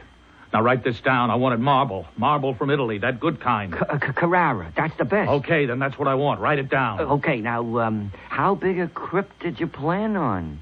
Big. Very big. But you're going to be there all alone, Harry. And you're not going to be moving around exactly. You never know. Make it 8 by 10, the very least. What about shelves? Shelves? Shelves for what? Well, it's my understanding people do have shelves put in crypts, you know, for loved ones who, later on when the time comes. It's a nice idea. Who would I put on the shelves? Who? Oh, unless you want to No, not me. Well, you're my friend. You're my partner. No, I was thinking your mother, maybe. Oh, my mother. She hasn't even been to see me. Why should I give her a shelf? Well, Bernice. Bernice hasn't even sent me a get-well card. Well, she's called up every day, Harry. I happen to know that. So, what's the phone call? She's at work all day, you know. She's through by 5. Harry, this is the first day you've been off the critical list. I'm the first person who's been let to see you. Well, she could have tried. Look, when they let you out of here, why don't you take a nice trip? You know, you could take Bernice with you. I already did that, Joe, 15 years ago. You could go to Europe. That's where I took Bernice. 6 countries in 6 weeks. Terrible. And no cottage cheese. California. How about California? They have cottage cheese. Joe, while I was lying here, I had an idea. For the business. I want to tell you. You just had a heart attack and you're thinking about business? Gee whiz, Harry. Well, what else have I got to think about? Well, I don't know. Think about being reincarnated or something. Oh, nuts to that. Now, look, here's what I figured out, Joe. Lots of people are turning to natural sponges, you know? And I know where we can get our hands on some very cheap. Very cheap. Labor costs are practically nothing. These peasants, they dive for them, see? They dive. Harry, my time is just about up. I really got to get going. I'll call the nurse. I'll get in touch with your mother. Don't go, Joe. I'll tell Bernice that you're coming along. Joe, I just thought of something. What? For the crypt. Yeah? I want music. Perpetual music. Oh, well, what kind of music, Harry? All the good old songs. Stardust. The moon comes over the mountain. Dardanella. Harry, I don't know. Oh, are you my friend? Well, are you my partner? I want music. Well, I'll look into it, Harry. You'll see to it? I gotta go. One be night back. of love. Yeah, Barney Google. There you are. Well, everything all right, Mr. Burroughs? Well, I tried not to upset him about anything. He seems to be fine. Good. I had a telegram from his mother, but I didn't show it to him. It wasn't exactly a telegram for him. She sent it to me. He never mentioned having a mother. Oh. Matter of fact, he never mentioned anybody but you. Yeah, well, see, I wired his mother right after the attack. Yes? And, well, here, I've been carrying her reply around with me in my pocket ever since. See, here it is. I didn't know whether to show it to him. You know, he might take it the wrong way. You want me to read it? Yeah, please. Harry is too mean to die, and tell him I said so. Yeah, see, his mother's kind of a joker at times. You ask me, she's one smart old lady. That man in there is too mean to die.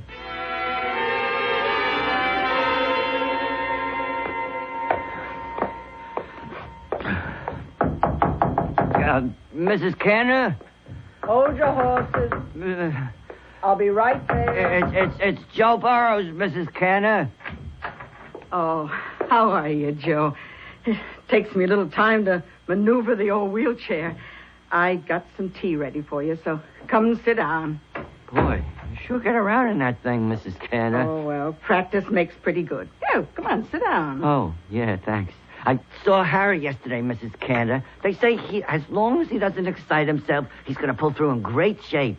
I didn't show him your telegram. Harry knows what I think of him. Here, have a cookie. Oh, you baked these? No, Bernice did. They're good. You see a lot of Bernice? Oh, she stops by 3-4 times a week, does errands for me. Oh, yeah. Nice girl, Bernice. Simple-minded, but very nice. What did you talk about? Well, we talked about the crypt. Oh, that crypt. Yeah, well, it means a lot to him. You know, Harry's never realized that death is just an incident. Well, it's the final incident, of course, but even so, just an incident. He's thinking about reincarnation. Oh, that's something new. Do you believe in reincarnation, Mrs. Canner? Well, it's a pretty idea. But you don't believe in it, right? Joe, what's the difference if I believe in it? That doesn't make it true. On the other hand, if it's true, it'll happen anyway. Now, what else did you and Harry talk about besides that silly crypt? Oh, not too much. I did bring up the question of having shelves built into the crypt. Shelves for what? Cancel checks? No, well, as a rule, they're for those nearest and dearest. I mean, if that's what they want. Oh, it's not what I want. Shut up in a tomb with Harry for eternity? Oh, no. No, I'm going to be placed gently in the ground up at Fargus Falls. That's where I was happy with Harry's father. I still have the house, you know. Well, I suppose I ought to go see Harry at the hospital. Oh, I think he'd like that. He won't like it, but he'll hate it if I don't. Yeah, well, should I tell him that... Well, tell him I'll get over there soon. And Joe. Yeah? Tell him I'm sorry. Sorry for everything.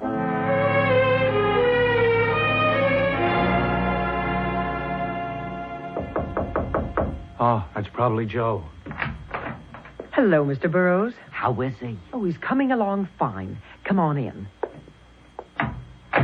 So, how are you, Harry? As well as can be expected. That's what they all say around here. Yeah, well, I saw your mother. She said she'll be in to see you real soon.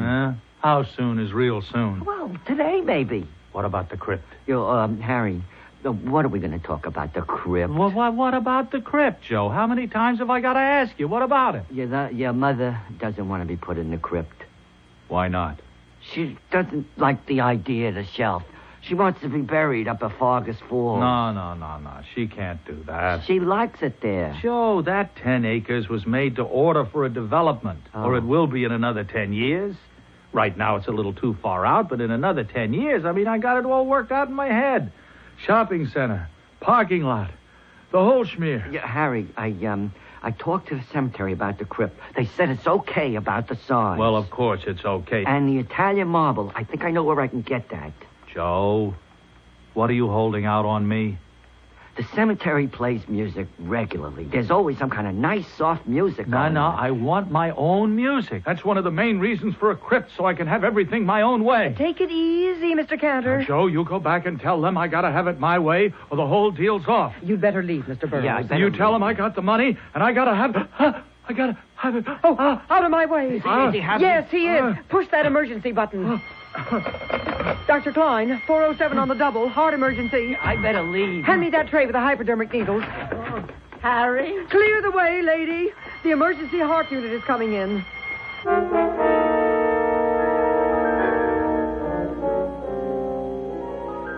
There is no more satisfying and awesome sight than a group of people doing what they have been trained to do, what they do best. Their faces do not matter, or their shapes, or their colors, or their accents. They are professionals at their work, and they are working together in harmony and understanding. Mystery Theater will be back with Act 2.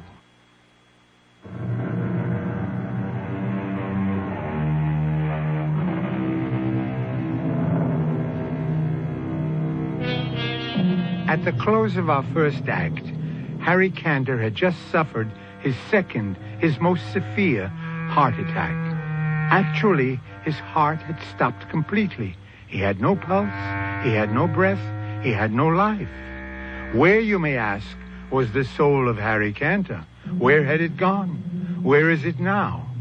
A pertinent and awesome question, one we shall now attempt to answer.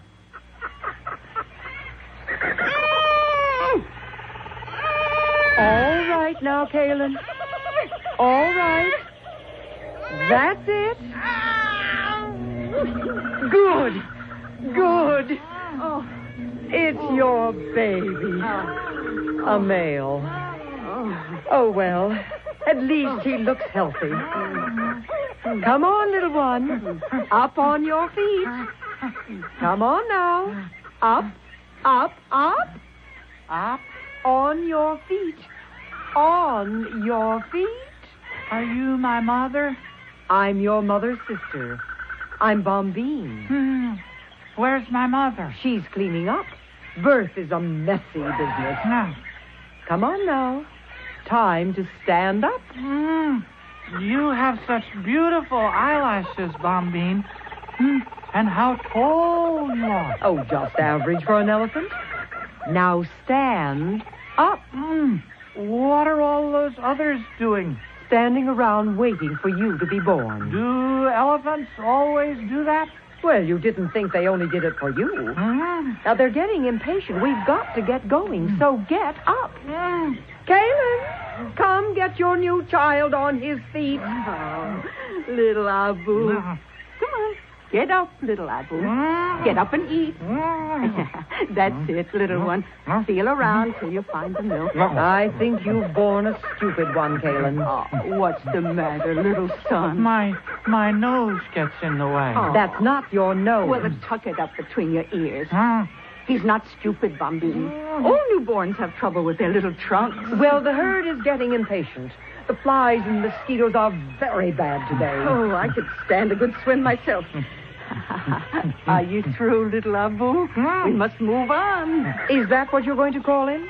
Abu? It's a nice name, don't you think? Very nice, yes. Well, Abu, let's get going. Well, where are we going? Into the forest, Abu, where there's food for all. Now, I shall walk on one side of you, and Bambine will walk on the other. And we will go with the herd into the forest. I am Abu, and I am an elephant.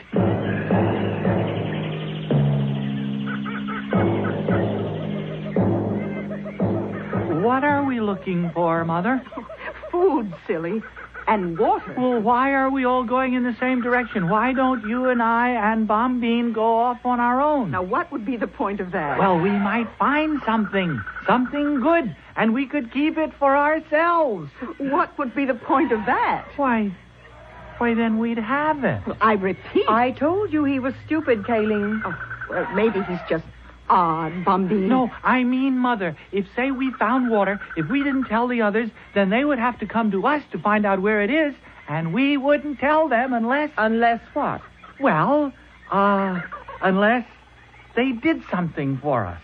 Like what? Oh, worked for us or gave us something or, well, at the very least, they'd respect us. They'd think we were very superior and wonderful. We are all very superior and wonderful, Abu. But the three of us would be more superior and more wonderful, don't you see? Oh, what I see is that you have a lot to learn, Abu. And a lot to unlearn.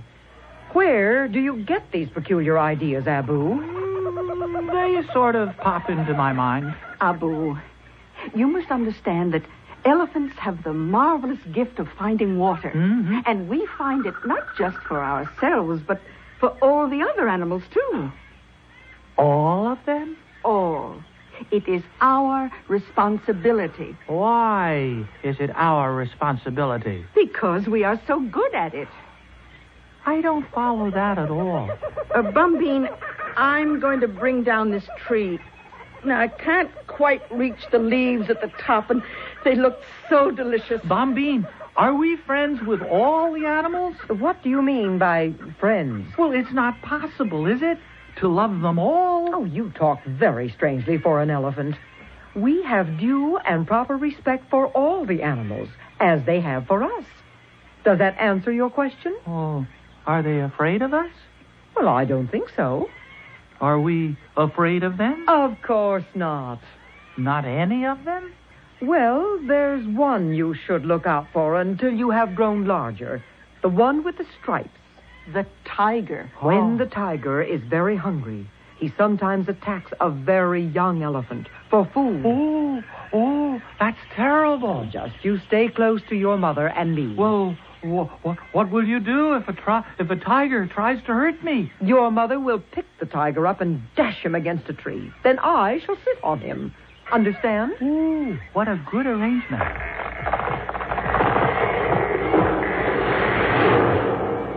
There now. Your mother has knocked down the big tree. Come. But all the little animals are eating too. The elands and the dik-diks, everybody. Why not? Well, but it's our tree. Who said it's our tree? It's part of the forest. Come on now. I'm hungry.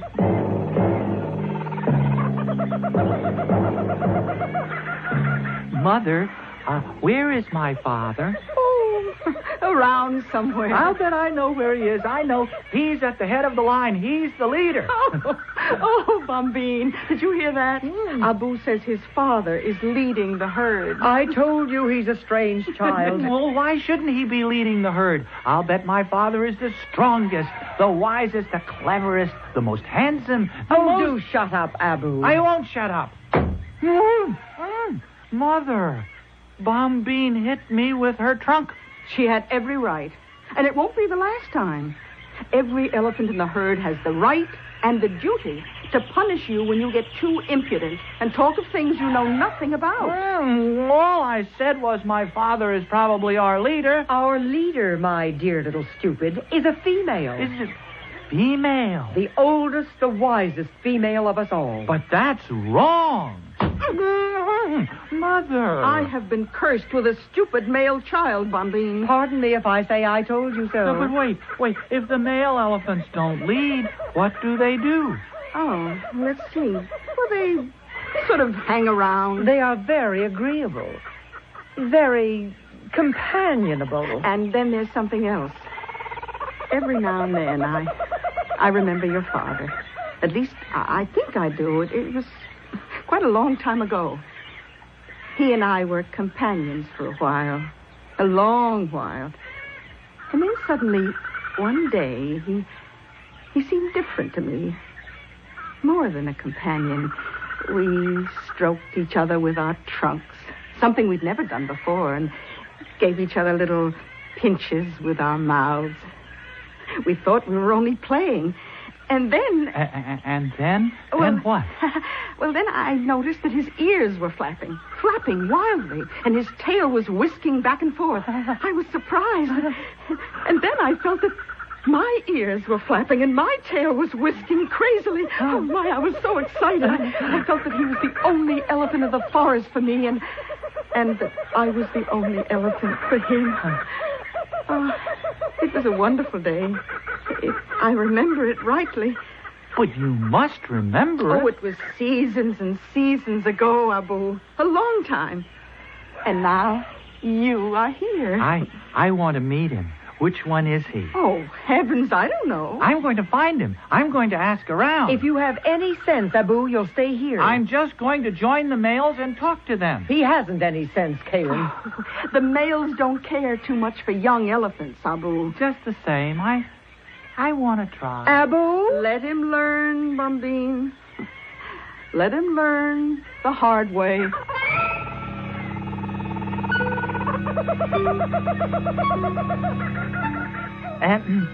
Sir? Do you think you might be my father? You're what?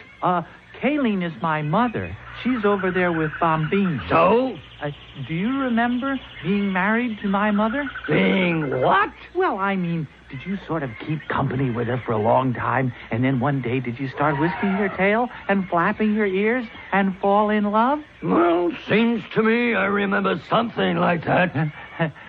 Was it my mother you fell in love with? Well, how would I know? It's happened to me so many times.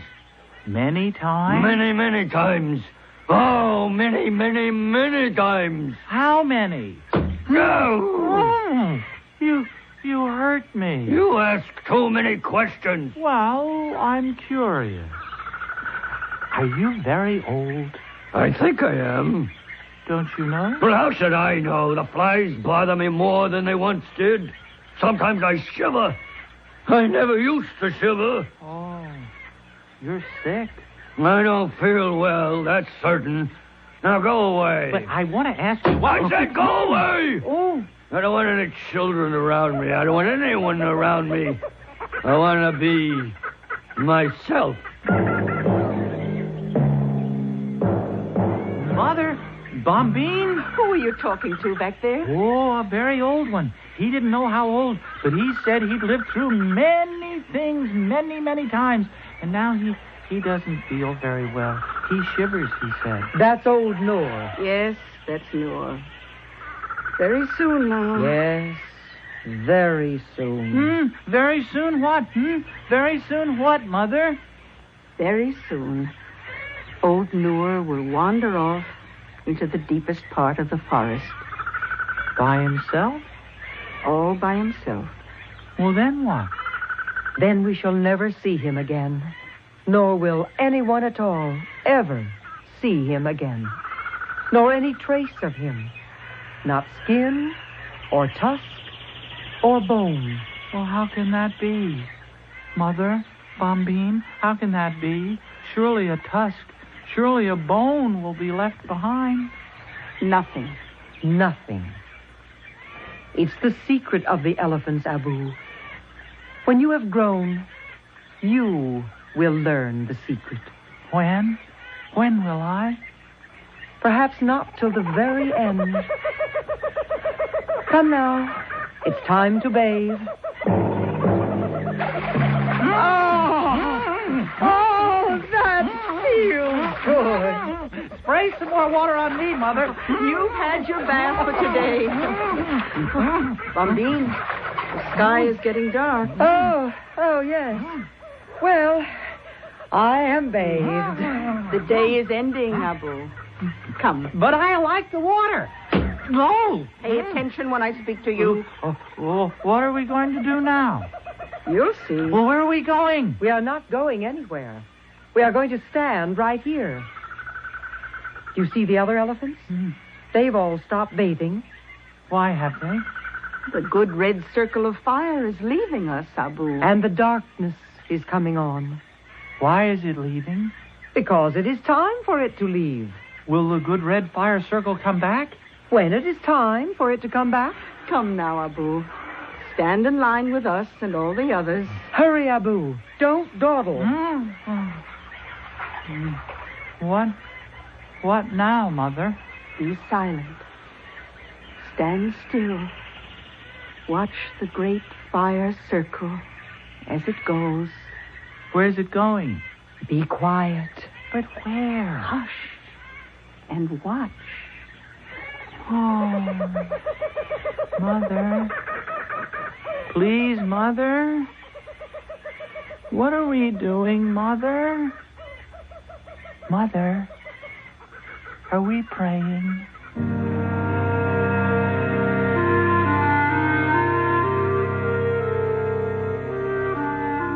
It's quite true, according to those who have watched and studied the great elephant herds, that they stand silent and motionless, facing the sun, not only in the evening when it sets, but again each morning when it rises.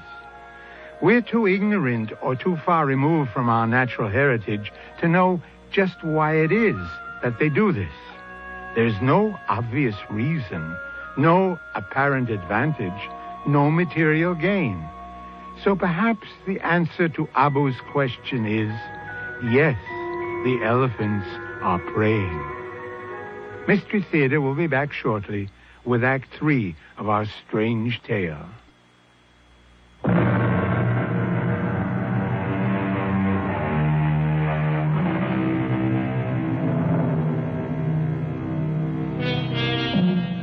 We left the great herd of elephants facing the setting sun in silence, except for little Abu, who asked, "What are we doing, Mother? Are we praying?" It may very well have been. How do we know that it wasn't, that the elephants were praying for the return to life of one Harry Cantor? At least it looks that way as we return to Act 3. Back in your own little Betty Boo, Mr. Cantor? Does it feel good? Bombine? I'm your nurse, Mr. Cantor. You remember me? Where's Mother? Outside. You can see her when you're stronger. How's Noor?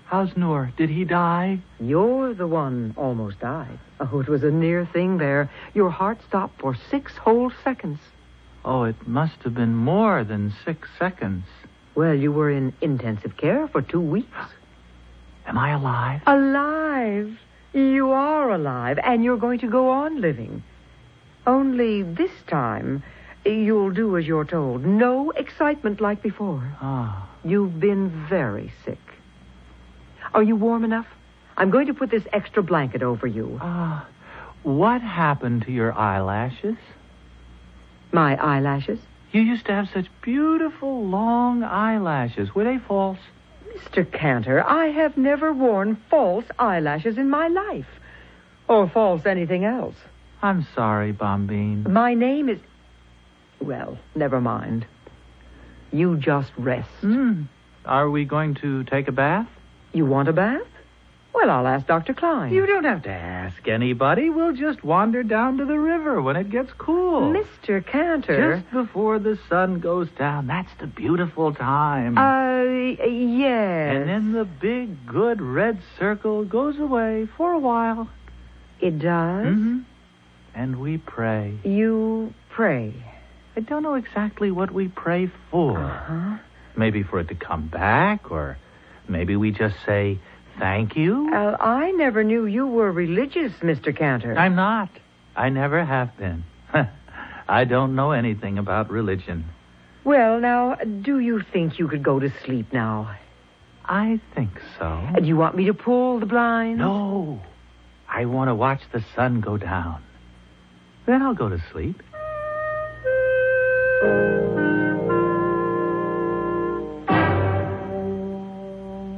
Mr. Burroughs? Is he all right, nurse? Yes. Can we see him? Well, he's sleeping right now. When he wakes up? Yes. But I think I ought to tell you he may seem a little strange. Strange?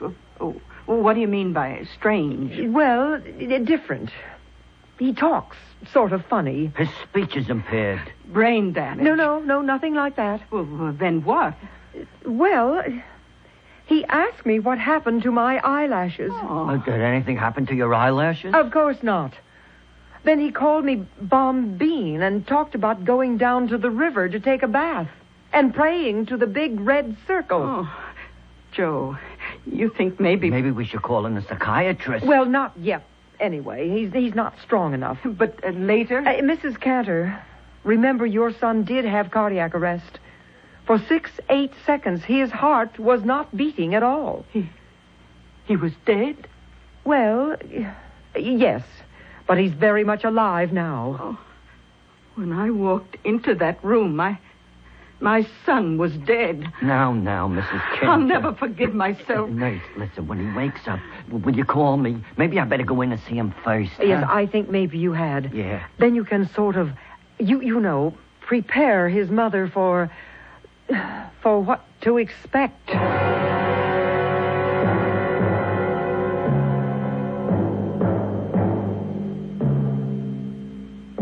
Who is it? It's me, Harry. How are you feeling? Why, it's Noor. Noor?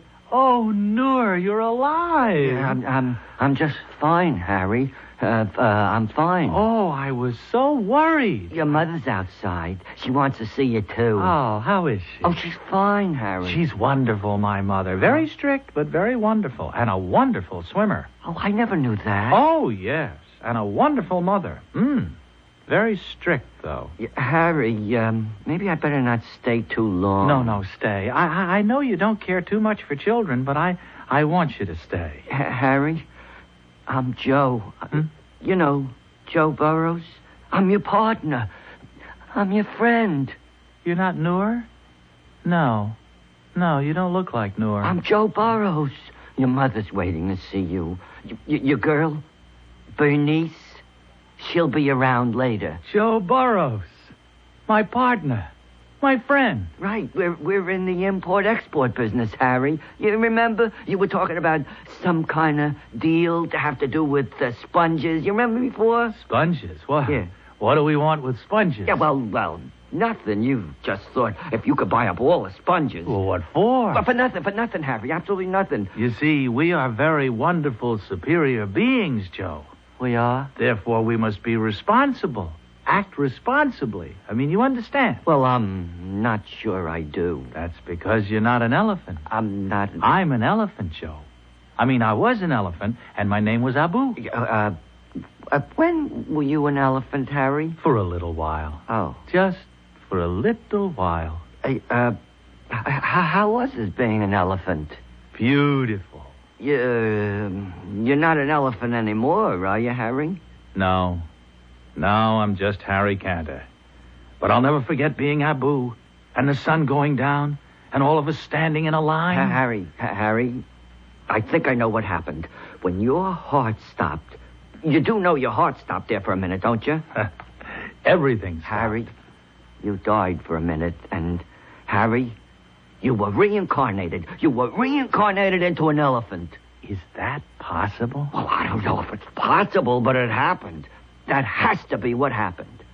Maybe. Oh, positively. I hope you're right. Only, Joe. Yeah, Harry, what?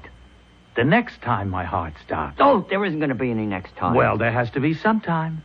And what if I'm not reincarnated into an elephant, Joe? Oh, but you would be. No, what if I was reincarnated into a tiger, Joe? And my own mother sat on me.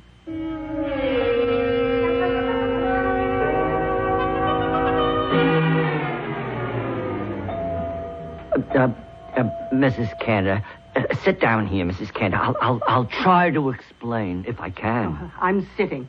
Explain. Yeah, Mrs. Cantor, when Harry's heart stopped, he was what you might call deceased. Dead? Yeah, well, in a way, yes. He was departed. But the emergency unit, see, they came rushing in. Oh, they knocked me down almost. I never saw such a hurry. Yeah, well, with all that, they brought Harry back to life. Oh, so he's all right again. He's all right, but... So what's all the worry? Mrs. Cantor, during those seconds, while Harry was not of this world, if I may put it that way. Oh, put it any way, but get on with it. He was not Harry Cantor. He was... Well, for heaven's sake, Joe, what was he? He was an elephant, Mrs. Cantor. Harry? An elephant? My boy, an elephant? That's what he says. How could that be? Mrs. Cantor, it is my belief that Harry was reincarnated. See, when his heart stopped, and before they started it up again, Harry's soul left his body and entered into the body of an elephant. Can such things be? Well, you said yourself, Mrs. Cantor, we just don't know. No, I don't believe it. Harry couldn't be an elephant. I don't know if he even likes elephants. Well, he does now. You know what I think, Joe? What?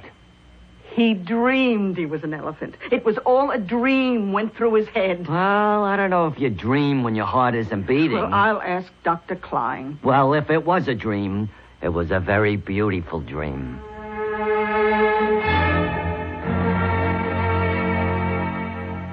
So you see, Ma... Oh, I love you to call me Ma. It's been so long. Yeah. Well, you see, elephants are really the kings of the jungle. Not just because they're so big, but because they have a sense of responsibility. They find water for all the other animals. And you know who's the leader of the elephant herd? A woman. The oldest and the wisest woman elephant. Would you believe it? Oh, that's the best thing of all. And the men elephants, you know, they sort of hang around together, except every so often they get excited and flap their ears and whip their tails around. And the female elephants do, too. And that means they're in love.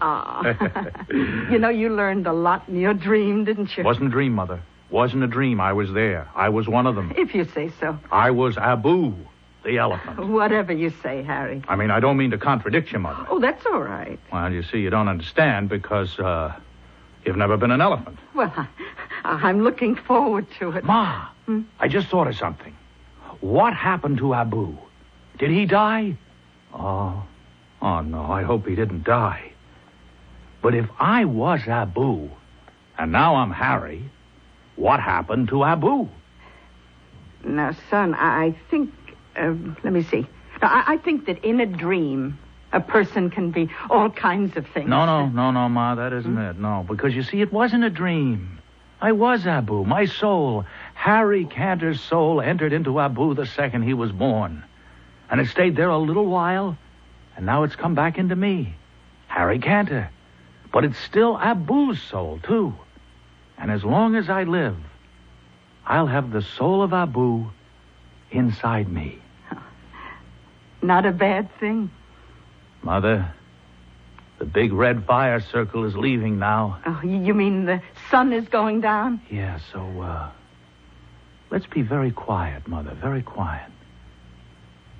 Let's not talk at all.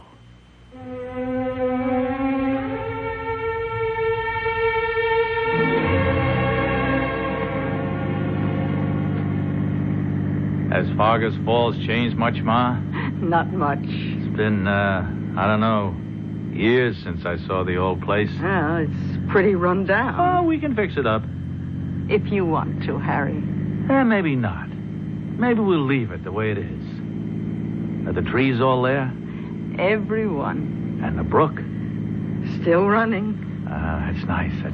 Oh, Harry, I'm glad you're taking an interest in the old place. Interest? I'm going to live there. You are? But what about the business? Oh, I don't know. Joe can run that. I'll sell it to him. Maybe I'll give it to him. Oh, it won't do so well without you.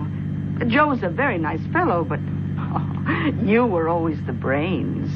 I got different brains now, Ma. Once you're an elephant, you never forget it. Oh, did I tell you I asked Bernice to marry me? Oh, you did? Oh, what did she say? Well, she sort of whisked her tail and flapped her ears. No, I mean, she said yes. Oh. She said yes. Do you think she'll like living in Fargus Falls? Oh, I think she'll love it. We'd want you to live there with us, Ma. You mean that? Well, you're the oldest and the wisest, aren't you? Oh, if you say so. Hey, we're almost there, aren't we? Turn left, up ahead, down that little road. Oh, I can smell the woods, Ma. I can smell the water. Turn here. I remember. Look, there's a chipmunk. Yeah, look. And a raccoon. Hey, a raccoon. And there's birds. That's a cardinal. I know a cardinal. I remember cardinals from way back, right? Oh, Ma, look, there's the woods. That's right. And the house is just beyond. Let's stop right here for a minute. Ah, beautiful, isn't it? Yes. Quiet. Yes. Peaceful. I always thought I'd like to be buried here when the time comes. Yeah, I'd like that too. When my time comes. Oh, I thought you wanted a crypt in the cemetery with shelves. No, that was a crazy idea. I'd like to be buried here. Or maybe, just maybe, I won't be buried at all. Oh, well, what did you have in mind exactly? Maybe, Ma, I'll just wander off into the woods by myself. And no one will ever find any trace of me. Not skin, or bones, or hair, or anything. Well, how can that be possible? Something like that. It's the secret of the elephants, Ma. And only the elephants know.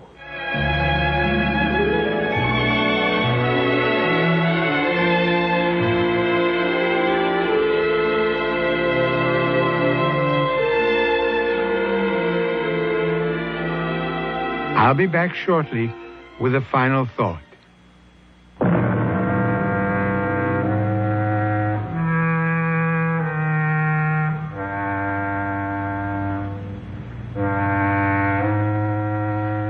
Our story has ended. Story, I can hear you ask. All right, then. Call it what you please. Call it a fantasy or a fable. Call it a parable. Call it a myth. Or, and it might be the most apt description of all, a morality play. And as with audiences of all time, you must find the moral for yourself. Our cast included William Redfield, Arnold Stang, Bryna Rayburn, and Joan Shea. Associate Director, Marlon Swing. This is Hyman Brown, Producer-Director, inviting you to return to our Mystery Theater for another adventure in the macabre. Until next time, then, pleasant dreams.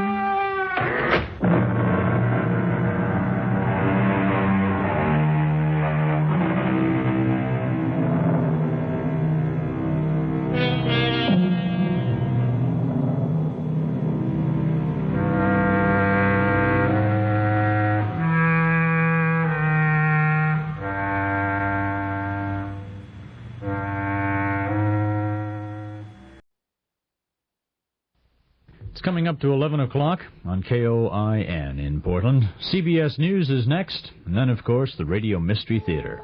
CBS CBS News. President and Mrs. Ford are preparing to leave Washington for a 10-day trip to Europe.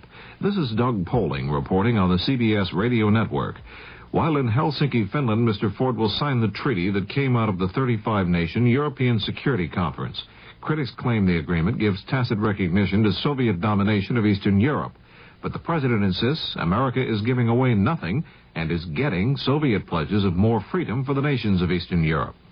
President Ford has another serious foreign policy matter on his hands right now. Turkey has ordered suspension of operations at U.S. bases in that country. The Turks are angry because the U.S. House of Representatives turned down the administration's request to resume armed shipments to the Ankara government. The president has now asked the House to reconsider its action. He said closing American bases in Turkey will work to the detriment of critically important U.S. security interests. House Republican leader John Rhodes was critical of his colleagues who voted to continue the embargo against Turkey. This is about the result that one can expect when 435 members of the House of Representatives try to become Secretary of State. No legislative body in the world was ever designed which could conduct foreign policy. I think it's a shame and a tragedy that two nations which have been as close as ours, our nation and Turkey have been, should have a parting of the ways over a really collateral matter. House Republican leader John Rhodes. More news in a moment. Are you an unpublished author? Do you have a book-length manuscript ready or almost ready for publication? Or do you know of anyone else who is an unpublished author? If so, Vantage Press invites you to write to a leading New York publisher for a free illustrated brochure titled To the Author in Search of a Publisher. It explains how you may have your manuscript printed and published in a matter of months. Just write to GPO Box 1414, New York, New York. Whether your subject is fiction, non-fiction, poetry, or even scientific, specialized, or controversial, this 52-page brochure shows you how to arrange for prompt publication. To get your copy, write to GPO Box 1414, New York, New York. That's GPO Box 1414, New York, New York. If this is your first book, you'll find this free brochure especially valuable and informative. Write to GPO Box 1414, New York, New York. GPO Box 1414, New York, New York. The Apollo astronauts have had to delay their return to Houston. They're confined to sick bay in Honolulu. David Dow has a report. Doctors who have been treating the 3 Apollo astronauts for lung irritation say it will likely be Monday or Tuesday before the 3 can leave the Tripler Army Medical Center and fly home to Houston. Doctors emphasize that astronauts Stafford, Slayton, and Brand are in stable condition, in good spirits, and feeling well. But they said 3 days, sometimes less, was usually a minimum amount of time to observe their condition to ensure it did not progress. We're very optimistic, said Dr. Peter Bartoloni, Chief of Medicine at Tripler Hospital, adding that there's no indication so far that the mild lung irritation will lead to a chronic condition. The doctors suspect but aren't sure that the 3 men inhaled byproducts of combustion and some nitrogen tetroxide during the descent of their spacecraft Thursday. And they want to make sure that doesn't lead to pulmonary edema, fluid in the lungs, which could take several days to develop. The physicians have ordered the astronauts to remain in bed much of the time while under observation, allowing calls to their families. David Dow, CBS News, Honolulu. 22-year-old Stephen Smith has been released unharmed after being held for 67 days by rebels in East Africa. Officials at Stanford University, where Smith is a student, announced he's been freed by rebels in Zaire. Smith and 3 other students were abducted May 19th at a camp in Tanzania. The others had already been freed. A Stanford professor involved in the negotiations for the release of the students said it was mutually agreed upon that the terms of the release remain secret. In Portugal, the armed forces rulers have announced creation of a 3-man panel to run that nation. The troika will be made up of the nation's security chief, its premier, and president. Inclusion of communist-oriented Prime Minister Vasco Gonçalves is seen as a serious setback for the moderate forces in Portugal. Now this message. I'm standing at a drug counter looking at hemorrhoid medication labels. This one contains only petroleum jelly, a lubricant that soothes. This one, Preparation H, has more and does more. Preparation H not only brings prompt, temporary relief in many cases from occasional pain and itch, but very importantly, Preparation H actually helps shrink swelling of hemorrhoidal tissues caused by inflammation. Yes, Preparation H goes beyond soothing, has more, and does more. Ointment or suppositories, use only as directed. Hearts wants to round up every roundworm in town and run them out before they run your dog down. Roundworms can strike your dog or cat. Get rid of them safely with the Hearts once-a-month wormer. Add it to your pet's dinner every 30 days, and then it'll round up those roundworms and keep them away for good. Get Hearts once a month wormer at your favorite store and help your dog to be roundworm free evermore. The Hearts once-a-month wormer for dogs and cats. In Raleigh, North Carolina, jury selection has been completed in the murder trial of Joanne Little, a black woman accused of murdering a white jailer in her cell. The judge also refused a request by the defendant to act as her own co-counsel. Testimony in the case is to begin Monday. This is Doug Poling, CBS News. The president of the Oregon Board of Higher Education, John Moser, said today he will resign next month. The Forest Service says the Lost Lake fire south of Hood River has been contained at about 110 acres. The fire broke out yesterday near Tye Valley. Some 300 men fought the blaze. Former Oregon Governor Tom McCall says he might take the job of Secretary of the Interior if it is offered to him, but that he doesn't expect it will be. The incumbent, former Wyoming Governor Stanley Hathaway, has resigned for health reasons. A self-contained water purification plant has been purchased by Crater Lake National Park. The plant can purify 80,000 gallons of water a day. It is needed because of severe pollution in the park's main water supply. Hundreds have become ill as a result. The park has been closed, and there is no word on when it will be reopened.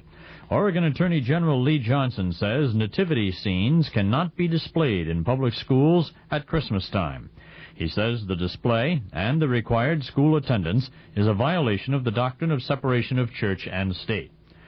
30 off-duty prison guards were called up today after reports of unrest at the Oregon State Prison.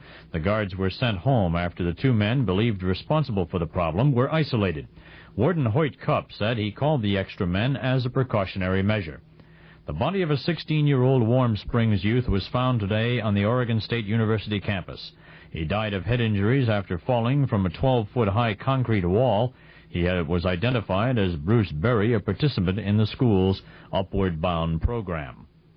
The Legislative Emergency Board has approved a University of Oregon proposal to add 1,400 seats to MacArthur Court on the university campus.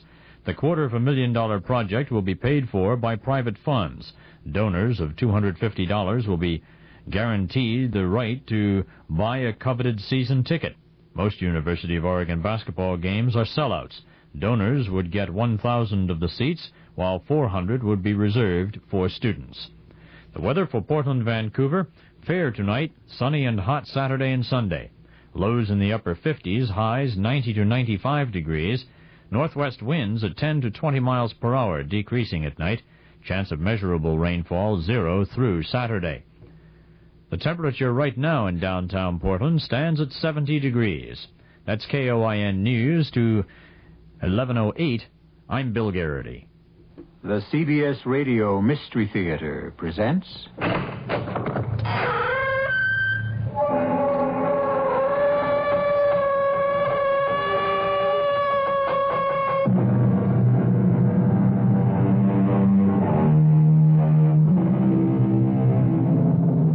Come in.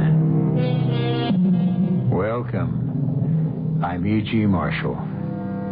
Ancient civilizations are remembered for a variety of reasons. Egypt for her pyramids, the grandeur that was Rome, the glory that was Greece.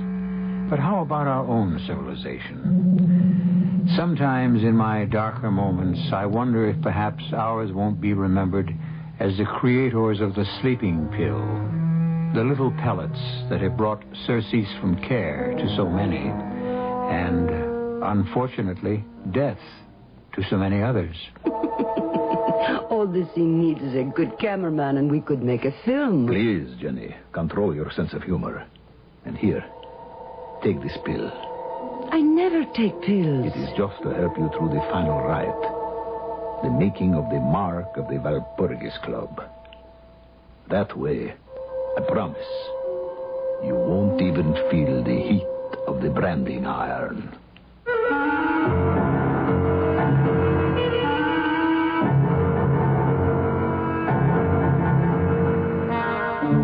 mystery drama, Woman from Hell, was written especially for the Mystery Theater by Murray Burnett and stars Joan Lovejoy. It is sponsored in part by the Florida Orange Growers and Buick Motor Division. I'll be back shortly with Act One.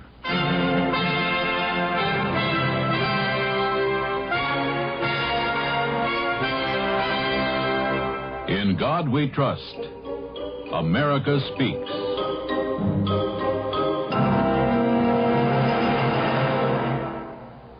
Thoughts from Helen Keller. I have 4 things to learn in life. To think clearly without hurry or confusion. To love everybody sincerely. To act in everything with the highest motives. To trust in God unhesitatingly. I long to accomplish a great and noble task, but it is my chief duty to accomplish humble tasks, as though they were great and noble. The world has moved along not only by the mighty shoves of its heroes, but also by the aggregate of the tiny pushes of each honest worker. Presented by the Catholic Communications Foundation. Do you think a computer programmer needs the use of his legs? New York University doesn't. They hired a man who's almost totally paralyzed. Yet they'll be the first to admit Tom Clancy's one of the best computer programmers they ever had. Of course, Tom Clancy's just one person, but there are millions of men and women in this country very much like him. People who have accepted their disabilities and come through rehabilitation with skills, determination, and a sense of responsibility. Yes, Tom Clancy's got a very good job. But what about all the others? The Director of Vocational Rehabilitation in your state has a file of highly qualified people in every field, ready, willing, and able to work. If you're not in a position to hire them, talk to someone who is. And next time there's in your company, ask him to write the Director of Vocational Rehabilitation. His office is in your state capital. A public service message brought to you on behalf of the Department of Health, Education, and Welfare and the Advertising Council.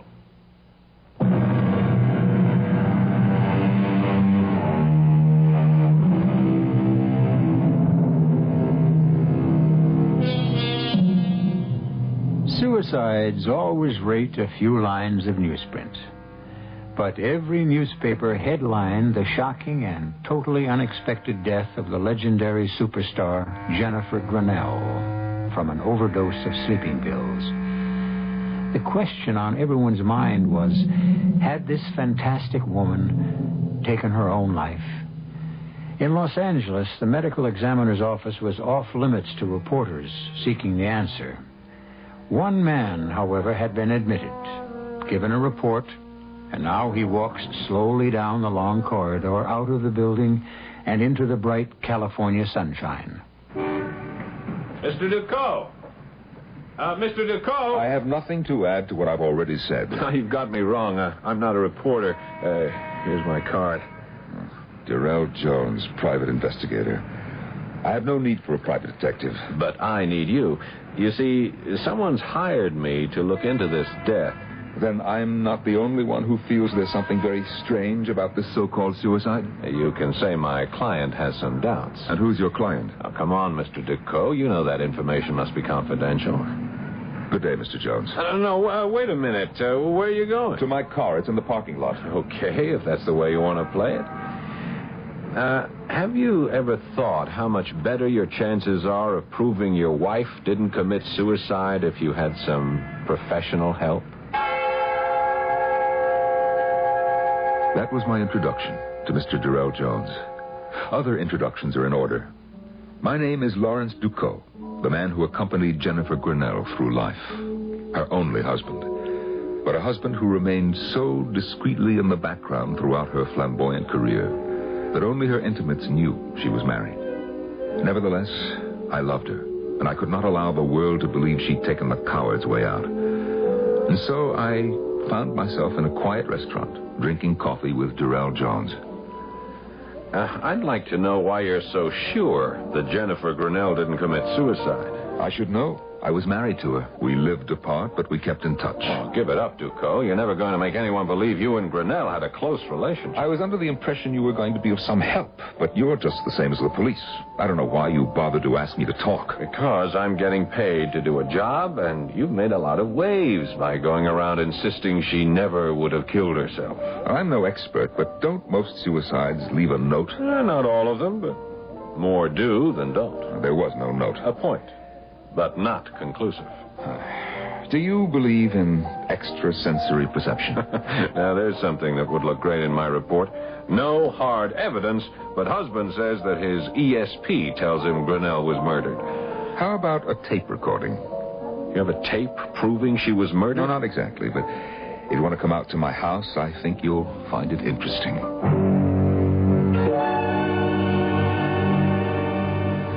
Okay, where's the tape? Let me explain. I can't afford servants, so I had this telephone answering tape installed. And since Jenny and I spoke frequently, I've kept a tape recording of every phone call. Very clear. 10 days ago, I called her. Here's the call. Here are her words.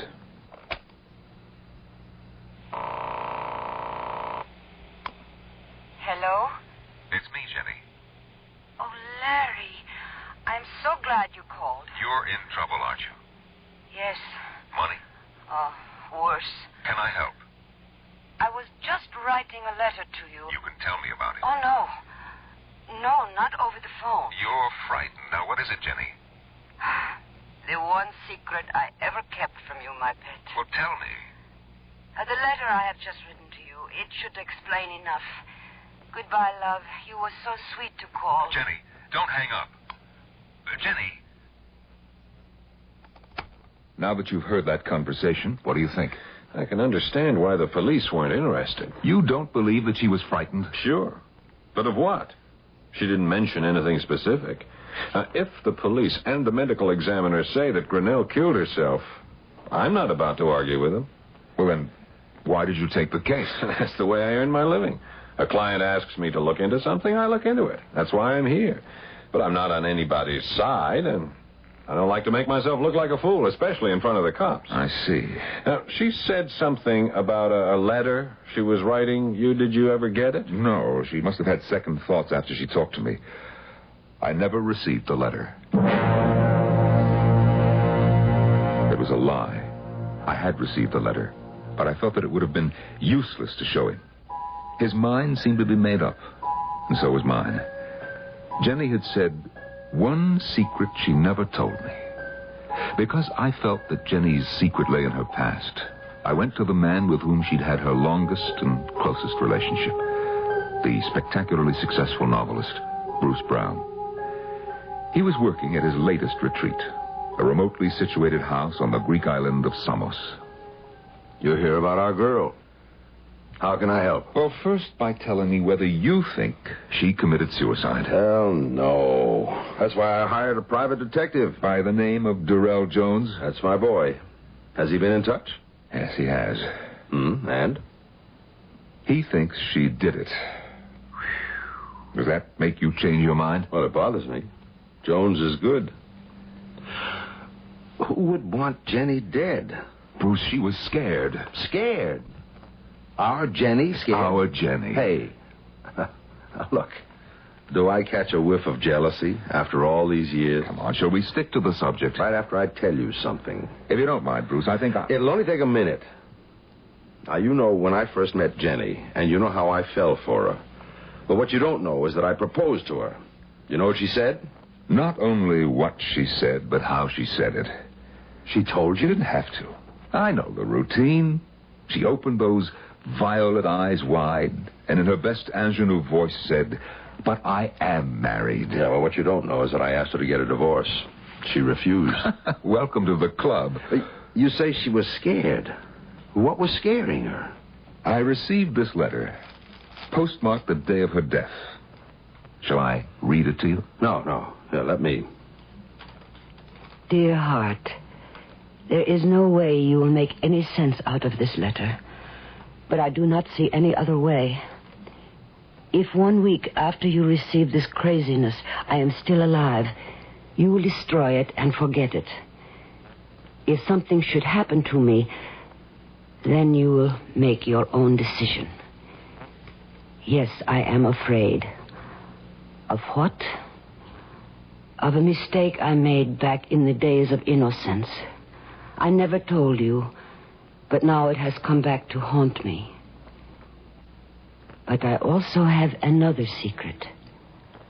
I kept a diary. A diary? Jenny, a diary like any schoolgirl. I don't believe that. She's putting you on. Now, finish the letter and then we'll talk. I have written both too much and not enough. But for your own dear sake, I warn you, trust no one. No one. Adieu, Jenny. Well, what do you think? I think if this letter had been written by anyone but Jenny, I'd say it was a woman who was going insane. But with Jenny, well, there's no question she was scared. And fear, well, fear is just the wrong emotion to associate with Jenny. If we think that way, we're not going to get anywhere. Well, what do we want to get? I want to get whoever killed her. You think we can? She has the answer in her diary. Do you know where it is? I have an idea. Excuse me a moment. Yeah? Bruce, this is Jones. Yes, Jones. You got something on the Grinnell case? Look, I'm calling to tell you that there is no case. The dame took an overdose of sleeping pills, period. There wouldn't have been any talk at all if it weren't for her husband. He made news just by turning up. Very few people knew that she was still married to him. Well, did you talk to him? Oh, sure. I even listened to a tape of a phone conversation he had with her, but that just proved she was upset. Larry, did you show Jones the letter? No. Hello? Hello, you still there, Bruce? Yes, I'm still here. Oh, look, I haven't got a single clue that points anywhere except to suicide. Okay, you've made your report. I want you to stay on the case. For how long? Until I tell you to quit, or until you tell me you're quitting. Okay. You're paying a hell of a price for what I think is plenty of nothing. I understand.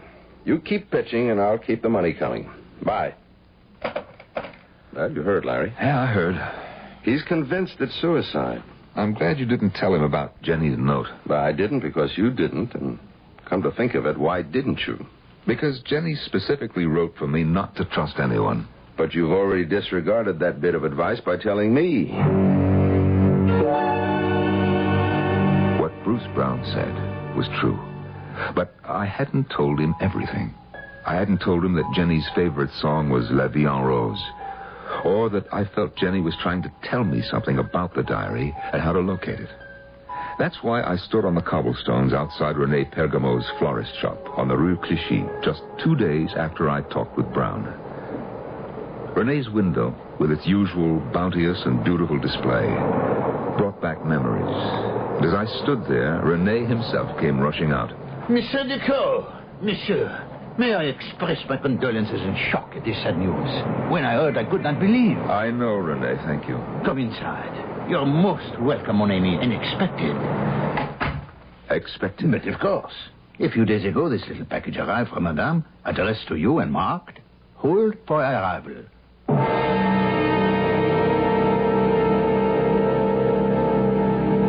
There are people who have actually died from fright. Medical testimony bears that out. The question in our tale seems to be, can fear actually drive a person to take his own life? A logical answer would be, some people. But would a woman like Jennifer Grinnell be driven to this act of desperation? We'll be back with the answer right after these messages.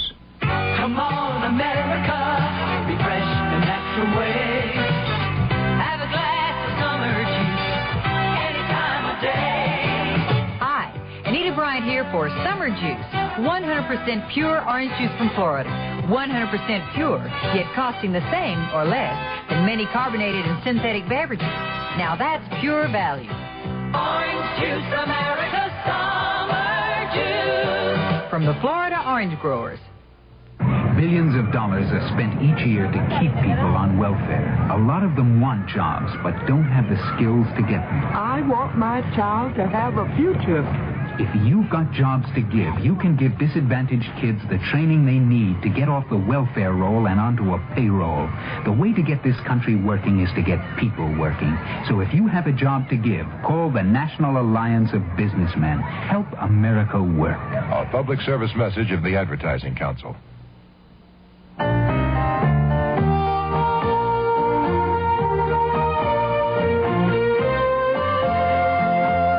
I think it was the first time I can remember really going fishing with my dad. I'm sure I'd been with him before, but the first time I really remember it was wading downstream with him in an extra big pair of wading boots as he felt his way very surely along the stream bed, and I shakily held onto the willows, and we found a spot where my dad lifted his finger to his lips and said, "Shh, we don't want to scare the fish away." And then I remember that fish, the biggest fish I'd ever seen in my life, and it was on the end of my line.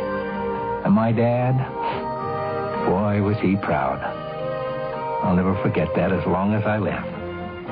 Give your children everything. Give them your time. A thought from the Church of Jesus Christ of Latter-day Saints, the Mormons.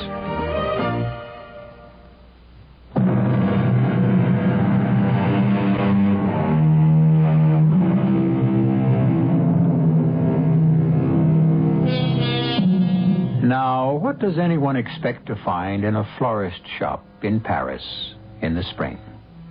Fresh cut flowers, certainly. The lovely scent of burgeoning spring plants and, of course, the undertones of romance which accompany the annual springtime awakening of the City of Light. But for Lawrence Ducot, the florist shop of René Pergamo might hold the answer to a riddle, the proof that his glamorous wife did not take her own life. How long are you staying in Paris, Monsieur Ducot? Well, that depends, René, on what is in this package. Monsieur, let me assure you, if there is any way I can be of help. Well, that's very fine of you, René. Let me get the door for you. These are not just words. Attention, monsieur, watch out. Oh, well, let him go, René. But I won't forget that I'm even further in your debt. You know, he really might have hit me. It was almost as if he were trying. That is our Parisian drivers for you. Hop in, Ducot, quick. Jones, what are you... Come on, or we're going to lose that car that almost got you. You know, you're talking like a man who believes that car really tried to run me over. It's a lot easier to believe that than your story that your wife didn't kill herself. Still, why would anyone want to rub you out? Because, perhaps, of this package. Ah, damn. I lost him. Now, what's such a big deal about that package? It's my wife's diary, complete up until the day of her death.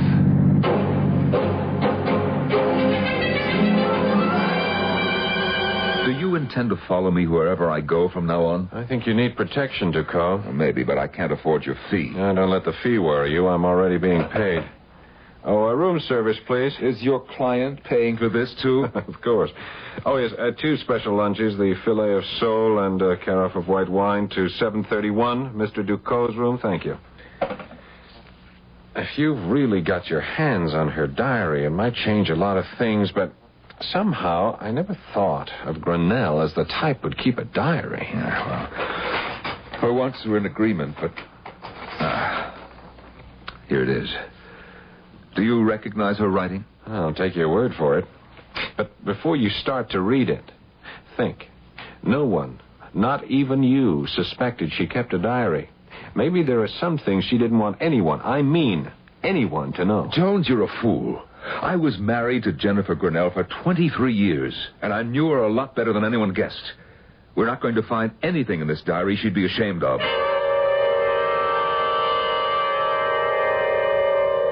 The years fell away, and memories came flooding back as I read the entries and found myself again under the spell she'd always cast for me.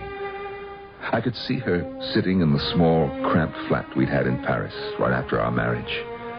I could smell her perfume and hear her as she wrote in the diary I never suspected she kept.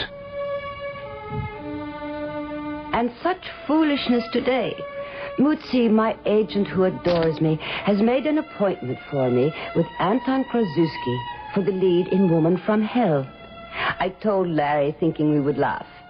But he thinks I should go. I told him I would. But I refuse to make a fool of myself.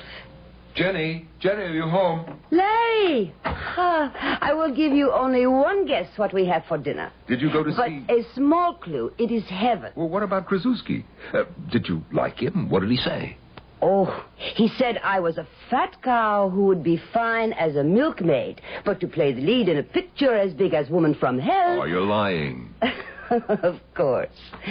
I did not go. It would have only been a great waste of time. Yes? May I speak with Jennifer Grinnell? Who's calling? Who is it? Krasuski. Your waste of time, Anton Krasuski. Now, young lady, you will tell me why you failed to keep an appointment with Anton Krasuski yesterday. May I have a light, please? Do you want the part? Are you offering it to me? Here is your light. The part can be yours, depending. Depending? On how much you really want it. Why do you choose me, an unknown actress dreaming of a career, for the lead in the most important film of the year? Because I have seen your nightclub act. Because your insolence and your beauty are perfect for the part. Well, pardon me for being slow, but I thought there were other considerations. Only one. Join the Walpurgis Club. The Walpurgis Club. And what is that? A club of witches? Exactly. It was a desolate house in the country, lit only by firelight and candles with weird music, and people drunk, not with liquor, but with some kind of frenzied belief in the magical power of the devil. As Krasuski took me through the various rooms, he watched, and then asked perceptively, You find this amusing? That disappoints you? Not at all. But I must warn you that this is literally playing with fire. With hellfire? A most exact description. And now I would like you to see the altar. The altar is impressive. But I was more impressed with the worshippers. They believed. And people who believe as deeply as they did can be dangerous. Krasuski was most cordial today when I again visited his office. It is my belief that you were born a witch. I only wish to reawaken your slumbering destiny, as I'm sure I can make the hidden fire in your eyes burst into flame with the proper caresses. No doubt.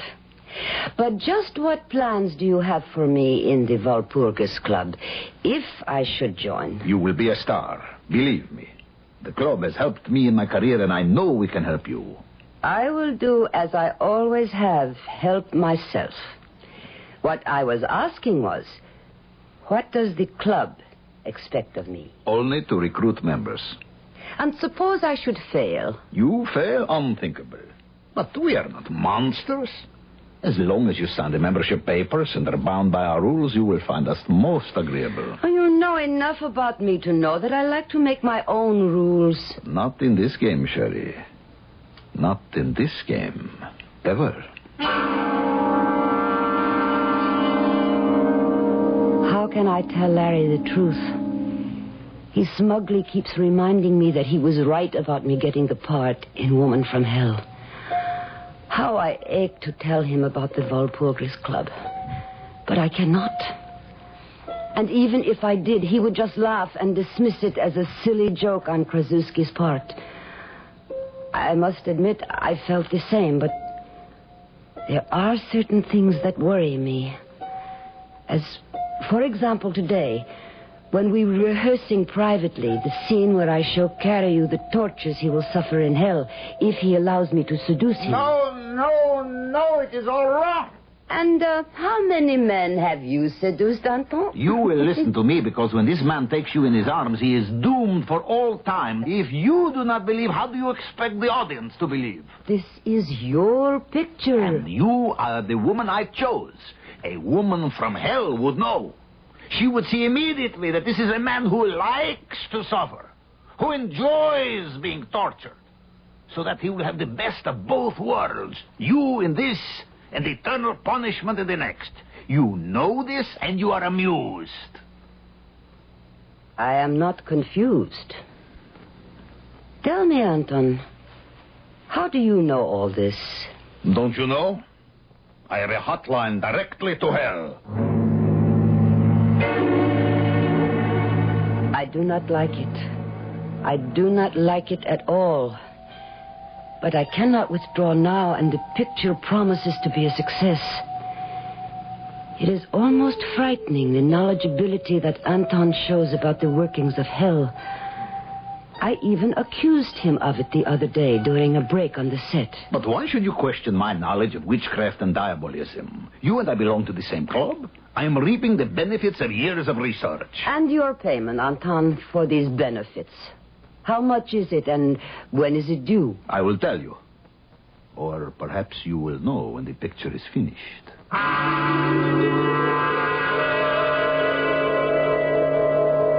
loathe fidgety men, and Anton has become extraordinarily fidgety. He has also become a bore about other men. He blames everything upon Hollywood and the Klieglit frenetic quality of our success. But this is nonsense, and he knows it. When are you seeing him again? You mean Bruce? You are forgetting an obligation to the club to which we both belong. I cannot help it if I am not a good saleswoman. Isn't that an understatement? Your record is immaculate. Not one convert to the Walpurgis Club since you became a member. Remember, I warned you about the possibility of my failing. I remember. And now it is I who have to warn you. Either Bruce Brown becomes a member, or you will suffer severe consequences. They overestimate my influence on Bruce. They know just how infatuated with you Bruce is, and you have never really believed, have you, Jenny? And you won't until it is too late. However, we have a problem. We? Do you mean you, the club, or me? All of us. You remember Jacqueline Fournier? Of course. Then you may also remember that she was announced for the part that I gave you in Woman from Hell. Must we go through this ancient history? I am afraid we must. You see, she has heard rumors about the Walpurgis Club, and she threatens to do a whole expose, claiming you got the part through witchcraft. Let her. The club does not think that would be wise. Then let the club stop her. That is just what they intend to do. Fournier can be appeased. With your influence, you could get her a part in a picture and she would be happy. I do not pay blackmail. I told them what your answer would be. But, Jenny, for your own sake, get Bruce Brown to join the coven.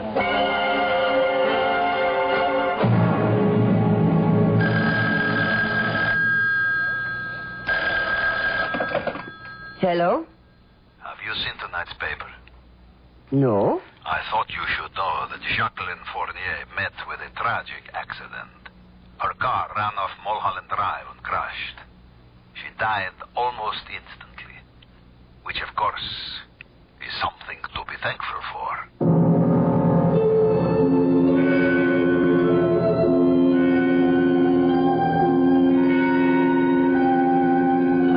Accidents can happen anytime, anywhere. And today, everyone knows what you mean when you designate a person as accident-prone. On the other hand, would we be so willing to say someone was accident-prone if we knew that a coven of modern witches wanted that person dead? That knowledge bothered even the strong-minded Jennifer Grinnell. I'll be back shortly with Act 3. The following fable is presented to make you want to buy a Buick. As a girl, I had certain aspirations for myself that were not quite the same as the aspirations that others had for me. Daddy, when I grow up, I want to be president. That's nice, honey. Of what? The United States. Don't be ridiculous, dear. The best you can hope for is First Lady. Even when I got older, things weren't much better. Dad, I want to go to law school and have my own practice. But, dear, wouldn't you rather go to charm school and have a big wedding? But today, a woman can do anything a man can. Take the car I just bought, a Buick Century. Not cute, but sporty and good-looking. The kind of car only men are supposed to know about. When I told my father the Century was the only American-made mid-size car with a V6 engine, he was surprised. When I told him about the great deal I got on the Century, he was impressed and said I would make somebody a good wife. Then when I told him I was running for Congress, he bit off the arm of his chair. Buick, dedicated to the free spirit in just about everyone. Radio. It's been doing nice things for you for years. It wakes you up. It keeps you company in your car. It fills your life with music. It fills your mind with ideas. It informs, entertains. And radio does something else. It sells. Quickly, easily, creatively, efficiently. Consider that last word, efficiently. As a businessman, you know how all costs, including advertising, have been skyrocketing. You know what adflation means. A major advertising agency has just reported that line rates for the largest metropolitan dailies in the top 50 markets rose 12% over the past year. But what about radio? The same study revealed the cost for buying radio in the top 50 markets increased only 3%. What else can you buy today that only costs 3% more than it did a year ago? Get radio selling for you. Call this station. We'll suggest ways radio can help you fight adflation. Furnished by Radio Advertising Bureau.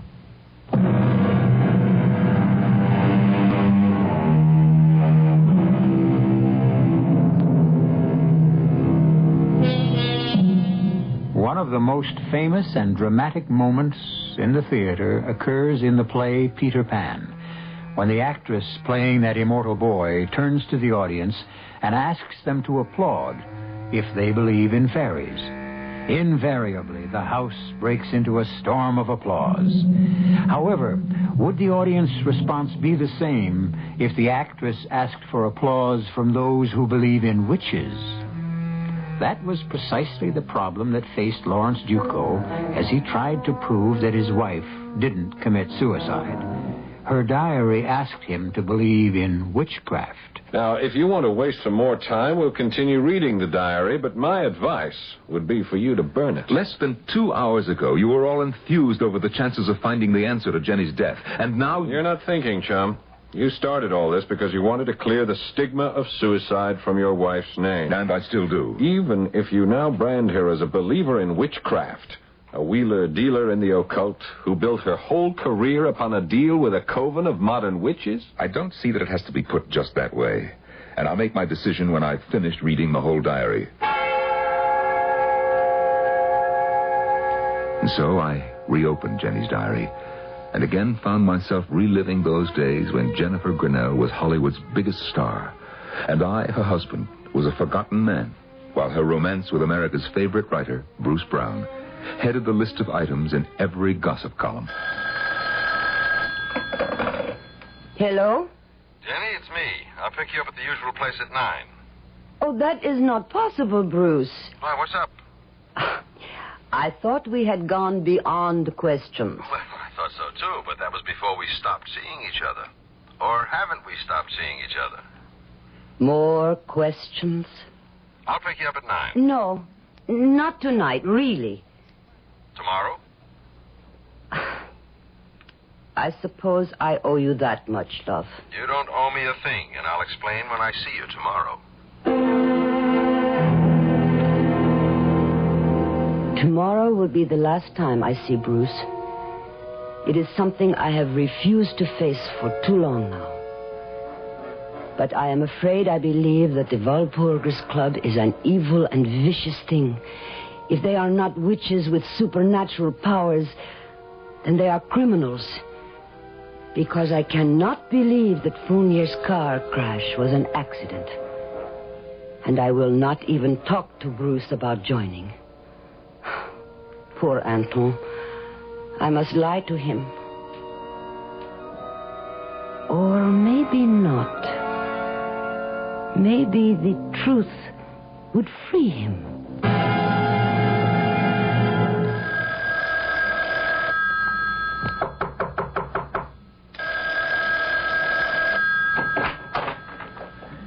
Come in, Anton. Isn't that your phone I hear ringing? Yes? Why don't you answer it? You know me better than to question me, Anton. I do what I choose. If I do not want to answer the phone, I do not. Because you know very well that was Bruce Brown calling, and you did not want to talk to him. So? You have deliberately broken off your relationship with him. And if I have? If you have done something I have never known you to do since we met. You have broken your word. So I have. And it is about time you should find the courage to break yours also. Don't talk to me of courage. You could continue to see Bruce Brown and never bring up the question of his joining the club. But that way you might get him into trouble if the club members are really witches and warlocks. So you take this coward's way out, and it ruins me. What can they do to you? For starters, they can take me off the picture. I will not allow them to do that. They have already done it. Will you answer the phone? What do they expect to gain by punishing you? First, discipline for the ranks. I was the one who recruited you, and that was an error. 2, they think perhaps out of a feeling for me, you will change your mind about trying to recruit Brown. Ridiculous. Yes, I know. But you will suffer, too. Just wait until you see the new director.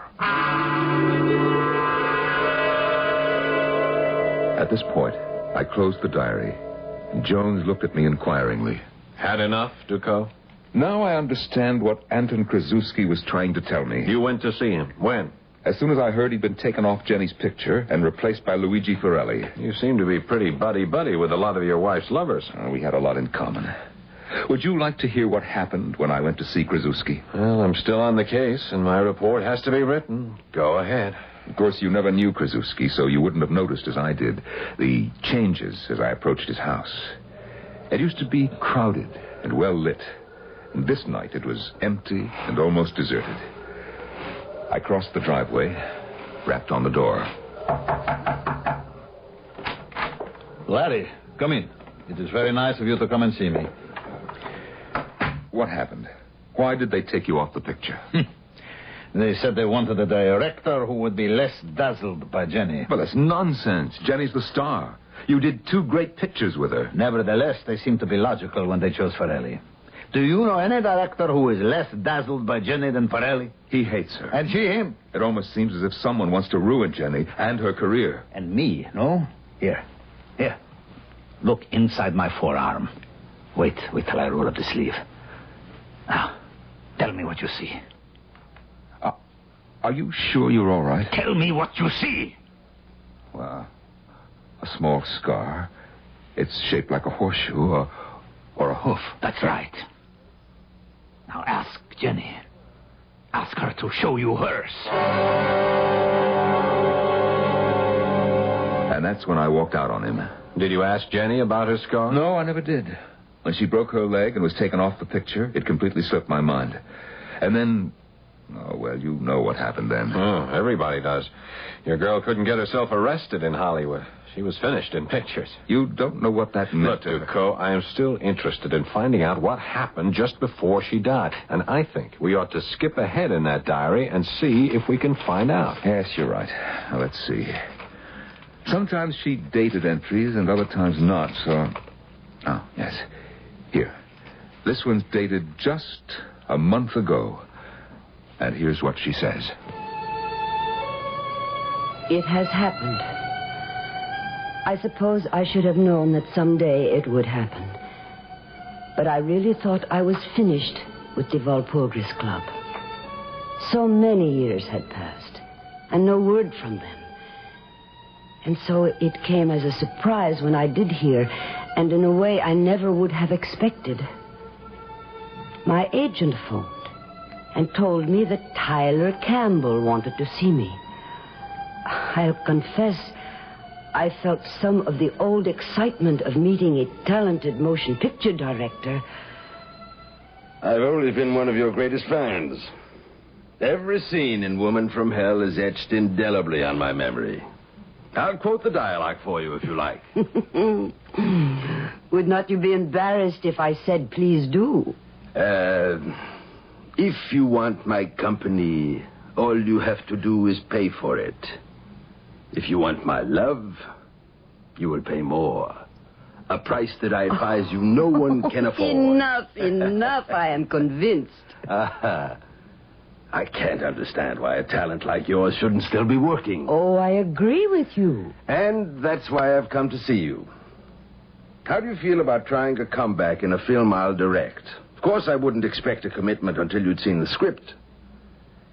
You haven't even asked what the film will be about. Well, I was not up to that in my mind. Mm-hmm. It's about witchcraft. Oh? Does that turn you off? Well, it is too soon to say. You know I don't do ordinary films, Miss Grinnell. Yes, I know. And I assure you the film is well worth doing. Today, witchcraft is in. But I intend to use it somewhat differently. I see you as fate. Beautiful, enigmatic, and inescapable. Interesting. Good. I promise that I shall shoot you so that even in the cruelest close-up, your scar won't show. My scar? Don't tell me that little mark inside your wrist is no longer there. Even plastic surgery won't eradicate it. And it's exactly the same as the one I have here, behind my ear, see? Yes, I see. So this was all a trick. You are a member of the Walpurgis Club. In good standing, Miss Grinnell. Which is more than I can say for you. But my offer to do a picture with you is very real. I am not interested. Too fast. You make a decision before you know any of the facts. We have nothing more to say. I suggest you listen. If you think you've paid your dues in full, you're mistaken. You betrayed us. And you betrayed your oath. I am finished with you and with the club. And you will be. I promise you. Do one small favor, and you'll be a big star again. And no strings attached. How do you mean, no strings? You will be allowed to resign from the Walpurgis Club. The only member in its 300-year history to be given that privilege. I have already resigned. I have not been to a meeting What we have in mind does not necessitate your going to a meeting. You've heard of Jason Albright. Who has not? He is the 6th or 7th richest man in the world. Mm-hmm. Did you know that Jason Albright is one of your greatest fans? No. He's worshipped you for years. How nice. Jason Albright is very ill. In fact, he's terminal. Well, that is too bad. My fan club will be reduced by 1. True enough.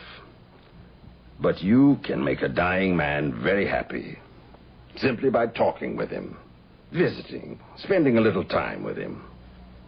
Are you out of your mind? Why would Albright has no heirs. His will leaves all his money to various charities. But wills can be changed. I see. Of course. Simplicity itself. Nothing for you to do except spend a little time with Albright. Be your charming self and persuade the old man that the Walpurgis Club is worthier than all of his other charities put together. Precisely. Couldn't have put it better myself. Before you answer that, I have a feeling it will be Jason Albright. What? We managed to get word to him that you'd be receptive to a call. I see. Hello. Who is this? No, this is not Miss Grinnell. She is not at home. She will not be in for some time. No, I do not know. Goodbye. That, Miss Grinnell, was very foolish. I want you to think carefully. Think what a small thing we're asking of you. And then consider the alternative. We can make things very definitely unpleasant for you, Miss Grinnell. Think it over. How long do I have to think? We can give you only 12 hours. And then we'll be here for your answer.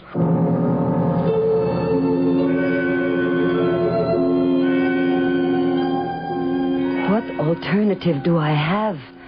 I cannot go to the police, and I will not have anything to do with the club or its scheme. So, I turn to my diary and write. And I get an inspiration. I cannot go to the police, but I can hire a private detective to protect me without telling him why I am hiring him. And I remember I have heard of a good one. I will call him this minute. There, I feel better. I have called, and he is on his way. I hope he is intelligent. And that may be too much to ask. But his name is... Don't bother, Ducot. I know my name. You were the detective Jenny called. I'll take that diary now. If you look closely at my wrist, you'll see the mark that her diary described so well. And now, of course, you understand why the cause of her death must remain a suicide.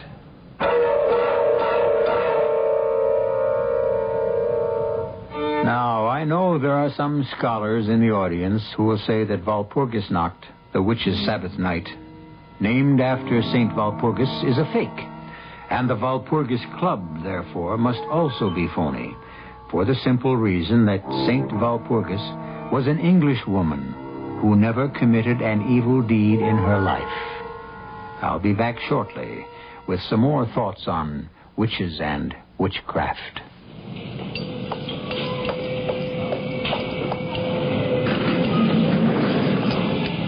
Welcome to Gurney's Department Store. What? Please announce your floor. This elevator is activated by your voice. I want the maternity shop. A 12th floor wants the door. Are you pregnant? Yes. Are you sure you're a recording? I am a recording.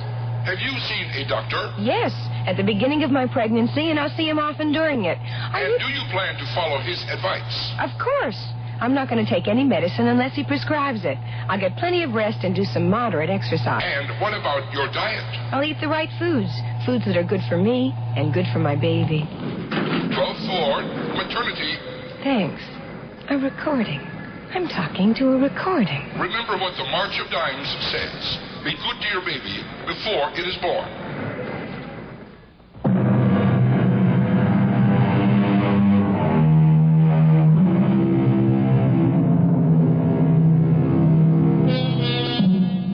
Witches and warlocks have been part of man's history and development since the beginning of time. And frightening demons and demonology abound in the history of civilization. And also in man's progress, scientists for years have solemnly announced that there are no demons, no witches. Then why do these myths persist? I think perhaps because we need them. If they really don't exist, then we'll invent them to answer this need. It's something to think about till next time. Our cast included Joan Lovejoy, Norman Rose, Mandel Kramer, Paul Hecht, and Nat Polan. The entire production was under the direction of Hyman Brown. And now, a preview of our next tale. How long does murder keep fresh? Forever. Even 20 years? Whose murder? He killed a priest. A priest? Father Jim Morgan, what have you got? What do you got? You got my word that your sentence will be cut. I made deals while you was in diapers. Now, we'll do it this way. My mouthpiece has to meet with a DA. Get dotted, and all the T's get crossed. How do I know you got anything? Only 3 guys know about something that could sit Mike Perry down in a chair. Mike, me, and Pop Morrison. I like you, copper. But first, my mouthpiece has to tell me we got a deal. Radio Mystery Theater was sponsored in part by Buick Motor Division and by the Florida Orange Growers. This is E.G. Marshall inviting you to return to our Mystery Theater for another adventure in the macabre. Until next time, pleasant dreams.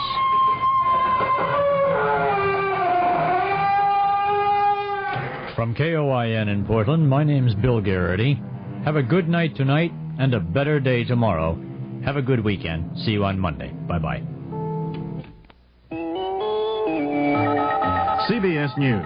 Space Agency doctors are optimistic the Apollo astronauts will recover from breathing possibly poisonous gas during re-entry. Probably will have no lasting lung damage. Good morning. I'm Mike Stanley reporting on the CBS Radio Network. Thomas Stafford, Vance Brand, and Deke Slayton probably will spend at least 3 days as patients at Tripler Army Hospital in Honolulu as doctors watch for the possible development of pulmonary edema, accumulation of fluid in the lungs. First X-rays, it was reported, showed lesions in Slayton's lungs. Condition appears to have stabilized. The astronauts, described as in good spirits and eating well, are receiving oral steroid drugs to reduce lung irritation. They're generally confined to bed, but were allowed up to telephone their wives. CBS News continues following this message. Are you an unpublished author? Do you have a book-length manuscript ready or almost ready for publication? Or do you know of anyone else who is an unpublished author? If so, Vantage Press invites you to write to a leading New York publisher for a free illustrated brochure titled To the Author in Search of a Publisher. It explains how you may have your manuscript printed and published in a matter of months. Just write to GPO Box 1414, New York, New York. Whether your subject is fiction, non-fiction, poetry, or even scientific, specialized, or controversial, this 52-page brochure shows you how to arrange for prompt publication. To get your copy, write to GPO Box 1414, New York, New York. That's GPO Box 1414, New York, New York. If this is your first book, you'll find this free brochure especially valuable and informative. Write to GPO Box 1414, New York, New York. GPO Box 1414, New York, New York. The Pentagon is withholding orders to some 7,000 U.S. servicemen in Turkey, pending clarification of just how severely American use of some 24 bases will be limited. Turkey, angered by congressional refusal to okay resumption of American arms shipments, ordered all activity to stop today by 5 p.m. Eastern Time. The situation is being watched carefully from Brussels, as we hear in this report from Michael Landers. NATO is waiting for clarification of just what the Ankara government has in mind. And alliance diplomats say what happens to the bases now is a matter for the United States and Turkey to work out, because the agreements covering the bases are between Washington and Ankara and do not involve NATO directly. There is no question that the American bases in Turkey are vital to the Atlantic Alliance along its strategic southern flank. They guard a common border between Turkey and the Soviet Union, and they provide NATO with extremely valuable intelligence about Russian military maneuvers several hundred miles inside the Soviet Union and in the Black Sea. And the loss of those bases, if they should be lost, would be a very serious blow to the alliance. Michael Landers for CBS News, Brussels. President Ford asked Congress to reconsider lifting the arms embargo to Turkey, saying at the same time he deeply regretted Turkey's decision to suspend American activities at the joint U.S.-Turkish military bases. The president, delivering his 35th veto, rejected the $7.9 billion Education Appropriation Act of 1976. Noting it increased his budget proposal by $1.5 billion, Mr. Ford said neither the federal budget nor the economy could afford it. The president has a request for Capitol Hill, as outlined by CBS News correspondent Connie Chung. President Ford reluctantly asked Congress for an additional $3 billion to continue funding the food stamp program for the remainder of this fiscal year. In a message to Congress, the president said he is forced to ask for the money over the $3.8 billion he requested in his budget because the existing law, quote, invited almost unlimited expansion of the program. The cost of the food stamp program, he said, has doubled in the past 6 months.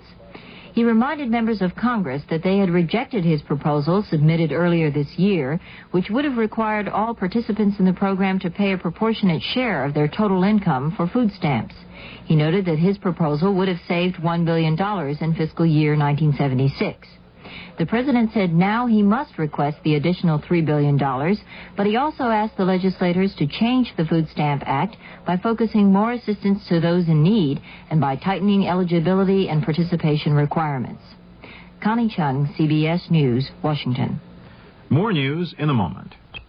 If you ever use a hemorrhoid preparation, you should know this. Vaseline Brands has news. It's Hemorrhoid Ointment. Hemorrhoid works fast, helps protect with a proven medical ingredient for soothing occlusion. And Hemorrhoid gives you only this key ingredient, so it gives you more than the leading preparation. Now, at your first sign of pain, burning, and itching, turn to soothing Hemorrhoid. Hemorrhoid from Vaseline Brands. Use only as directed. It doesn't seem like it, but it's been 25 years since Yul Brynner debuted as the King of Siam in The King and I on Broadway. Well, the King is back, shaved head and all, in a musical tale of Homer's classic Odyssey. This is Jerry Dunphy, your host for Entertainment West, heard every Saturday over most of these CBS radio network stations. Tomorrow I'll be talking with Brynner about the origins of his famous shaved head, his lack of vanity, and his strange definition of work. That's Entertainment West tomorrow on the CBS radio network. President Ford leaves today for a 10-day visit to 5 East and West European nations. The high point of the trip, a stop in Helsinki, where he'll join with leaders of 34 other nations in signing a statement of principles involving a code of conduct for the governments of Europe and North America. Mike Stanley, CBS News. 19-year-old Erman Rogers, Jr., a Navy sailor from Alabama, was placed on 5 years probation with 6 months in jail today for robbing Portland taxi driver Ronald Vrayler on April 26th.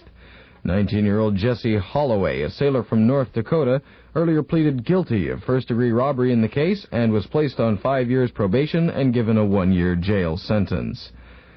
The Socialist Workers' Party has appealed to Portland Mayor Neil Goldschmidt to order Police Chief Bruce Baker to make public any intelligence files on the party and its political candidates police have accumulated.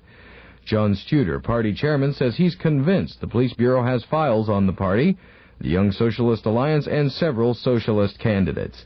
Baker, in reply to a June 17th written request to inspect such files, says it would be, in his words, improper even to say whether the Bureau has any intelligence files on the party. A Portland woman who alleges she was denied a job as a grocery checker because she is a woman has filed a class action discrimination suit in U.S. federal court in Portland against Fred Meyer Incorporated. Phyllis Cohen charges Fred Meyer also denies equal promotional opportunity to women in its food departments and other departments. A prisoners' strike at the British Columbia Penitentiary may continue until Monday night. A prison union committee spokesman says the strike was originally to last 2 days, but the spokesman says nothing positive has taken place, so it will continue. Prison officials say the strike, which began Wednesday morning, has been without violence. The differences between the Spokane School District and its 1,500 teachers will be examined by an impasse committee next week. The state superintendent of schools has appointed the committee to work with the negotiators in the state's second-largest school district. A Northwest climbing team is on its way home after failing to scale the world's second-highest peak in Pakistan. The team, headed by Jim Whitaker of Seattle, had attempted to climb the 28,700-foot mountain known as K2, but 20 days of severe storms stopped the climbers from reaching the top. At last report, the team is waiting at Skardu, about 200 miles north of Rawalpindi, for transportation home. Another cover-up is going on, and this time it's the tavern and bar owners who aren't happy about it. A Washington Liquor Control Board ban on topless table dancing has gone into effect. Although one court has already upheld the regulation, the tavern owners are preparing to appeal the ruling. The weather for Portland, Vancouver, and vicinity, sunny and hot today and Sunday. Highs both days 90 to 95. The lows at night will be 55 to 60. Winds northwest 10 to 20 miles per hour today. The chance of measurable rain is near zero today and tonight. I'm Pat Callahan. That's the news. Now more bright and beautiful music on KOIN and KOIN FM stereo in Portland. Mystery Theater.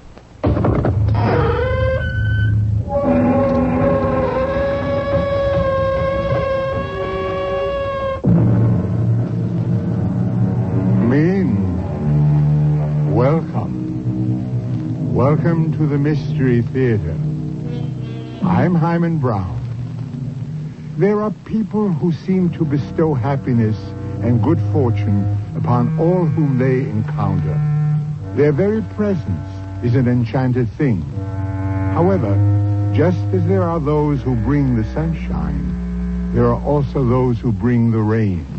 And not just the occasional refreshing sprinkle or the useful beneficial shower, but a cloudburst. Is there really, truly such a thing as a jinx? Is our fate cast forever at the moment of conception? They die because I fall in love with them. Yes, it's that simple. But you haven't told me how it works, Lieutenant. Well, I don't know how it works. It's nothing that can be proved, but whenever you fall in love with a man, it seems he dies. And I kill them? Well, they die. It's a matter of statistics. 4 men have been engaged to you. All 4 died of various causes. But there's one constant.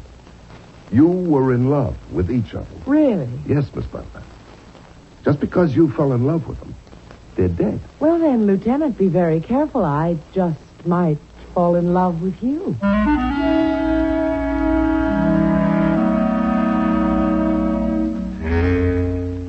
Our mystery drama, The Lady is a Jinx, was written especially for the Mystery Theater by Sam Dan and stars Larry Haynes and Marion Seldes. I'll be back shortly with Act 1.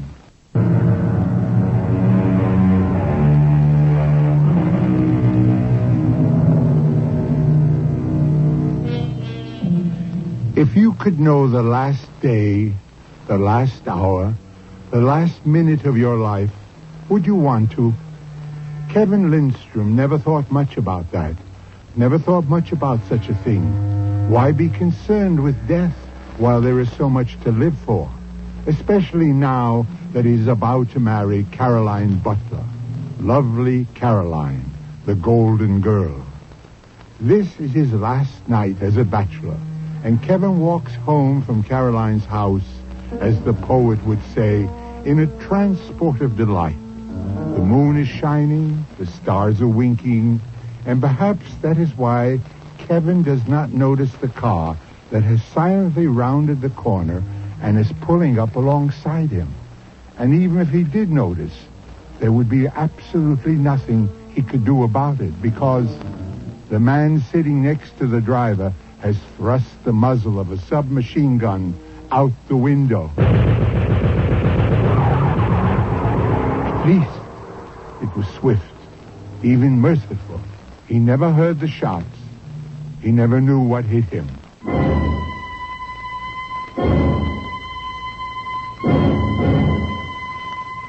Are you Lieutenant Pirelli?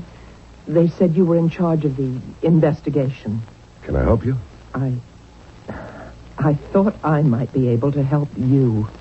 Oh, well, if you have any information that could lead to the apprehension of the killer or killers of Mr. Kevin Lindstrom, we'd appreciate it. My name is Martha Lindstrom. I'm Kevin's sister. Oh.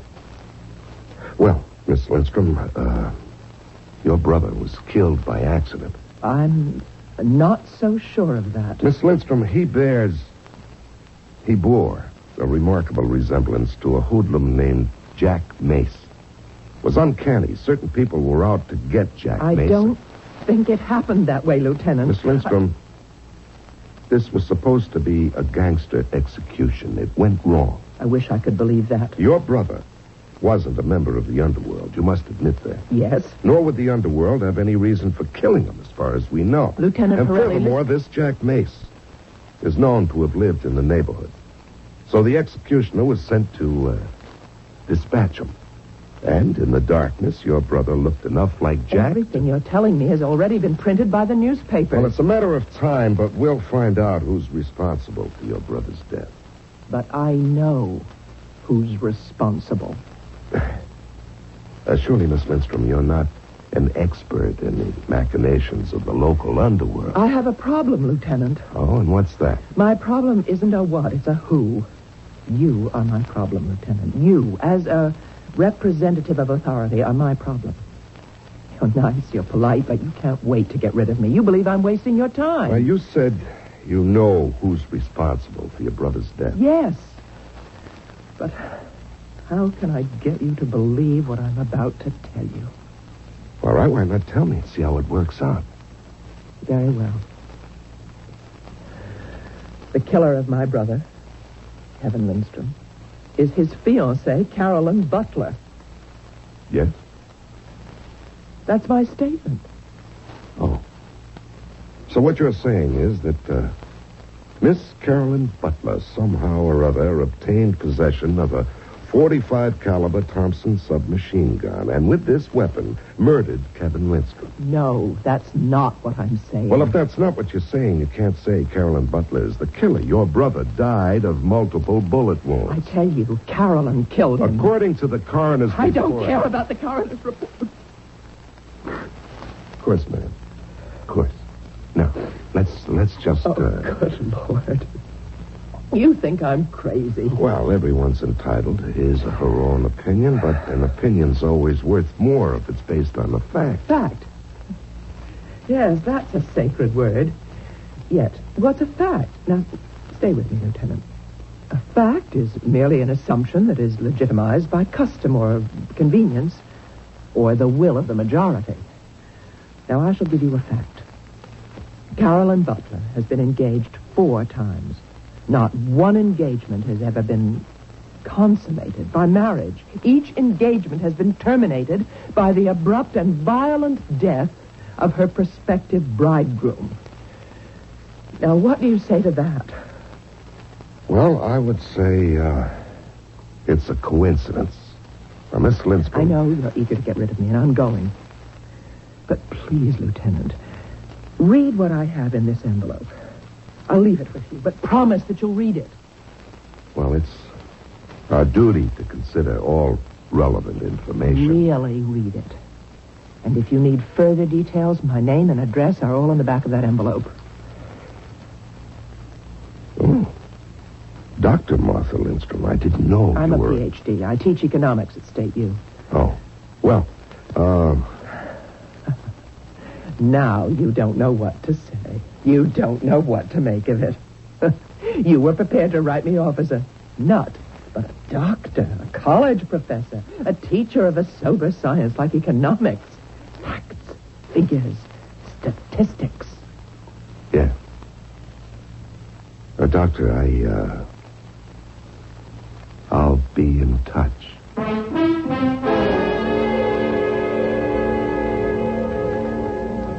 Well, Inspector, what do you think? Vince, what I think is you ought to put in for some leave. You got plenty of time coming. Oh, I see. If you believe a word of this, you got to be as nutty as she is. Maybe it's my fault. I think I've been working you too hard. Did you read what she wrote? Every single word. This dame, Carolyn Butler, has been engaged 4 times. Every fiancé meets with a violent death. That's right. So what? Miss Carolyn Butler never killed any of them herself. She didn't kill her latest. The guy before was an innocent bystander during a bank holdup. Then there was the guy who was a reserve officer and got killed accidentally on maneuvers. The first guy is scuba diving, and he makes a meal for sharks. Inspector, didn't you read what Dr. Lindstrom wrote in her analysis? Are you sweet on this dame, Vince? Oh, come on, Jake. Why not? You're 35. You ought to be married. I know your mom is a great cook, but you want to cut that cord. When something occurs with regularity, persistence, predictability, it must be classified as fact. Maybe this is the kind of a dame you've been looking for all your life. The studious, intellectual type. Jake, you're not listening to me. You're in love with her. Oh, for crying out loud. Don't you understand, Vince? It's love. Love at first sight. This dame knocked you out the split second you saw her. She isn't even my type. Famous last words. So you figure, how can I score with her? Hand her a line. Pretend to believe her. Okay, Inspector Coleman. If you want the truth, I can't remember what that dame even looks like.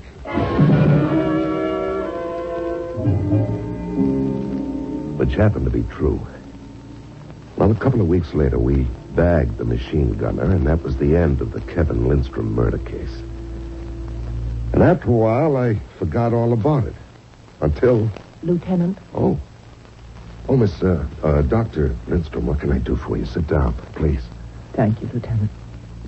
I want to apologize. I was angry last time, and I realize now, of course, it's easy to ridicule the police. But if I was sitting in your chair and someone told me the story that I told you, well, of course I... All right. How can I help you, Dr. Lindstrom? Did you by any chance read the Post yesterday? There was an item on the Society page. Well, I don't usually read the Society. Well, I clicked it out. I'm sure you'll find it of interest. Okay. Engaged. Charles Russell to Carolyn Butler. Well? Please, read all of it. Mrs. William Stephen Butler announces the engagement of her daughter, Carolyn Joy, to Mr. Charles Morton Russell, noted actor, son of Mr. and Mrs. Stanley K. Russell. The couple plan to marry Sunday, June 8th at St. Bartholomew's Church. Yes, now that's exactly 8 weeks from yesterday. So, Dr. Lindstrom? I'm asking you, Lieutenant Pirelli, can we permit this young man to die? I don't think I understand. I've already told you what happens to the men who are engaged to this woman. Just before the wedding, they die. Suddenly, violently. We've been through this before, Dr. Can you Lindstrom. take the chance? All right, what do you propose we do? I propose that the police alert this young man. See if reason cannot prevail on him to break this engagement. Dr. Lindstrom, the police do not have, nor do they want, the right to tell people they can't get married. Now, Dr. Lindstrom, I'm trying to be sympathetic to your problem. But it's not my problem. It's your problem, Lieutenant. What will your position be if this young man also dies before the wedding? Well, of course. You have no answer. See, you're accustomed to handling regular, predictable problems. And when something of a completely alien aspect emerges, you're helpless. Now, look, I appreciate how you feel. I wish there was something I could do for you. But I want to do something for you. We're moving more and more into a psychic age. Just bear me out. Now, till now, the police have operated on a superficial level. External evidence. The power to kill with a gun or a knife, a weapon. But now, there are people who can kill through the force of the mind. Dr. Lindstrom, I know, you're very busy, I know. But she has it. Carolyn Butler has it. She may not be aware of it, but it emanates from her.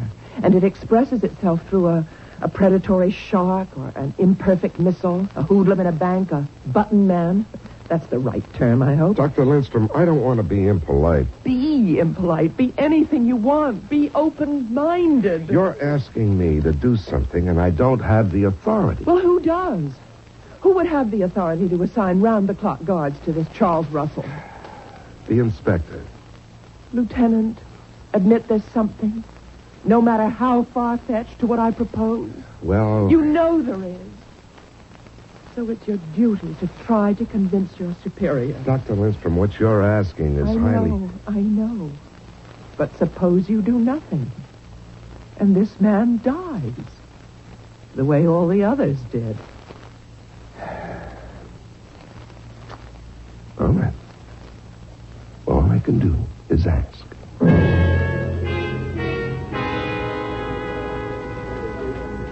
You sure got it bad, Vince. Inspector, will you get it through your skull? This lady means nothing to me personally. I'm not trying to score points. Now, suppose there is something to a story. Okay, suppose there is. Well, then we've got to do something to stop it. We're not set up to stop it. I have no way of justifying this kind of expended manpower. Okay. Here's a girl who obviously has found some way to get people killed. Now, can she be allowed to get away with murder? Yes, Vic. Until somebody can furnish legally acceptable proof, this Butler dame will get away with murder.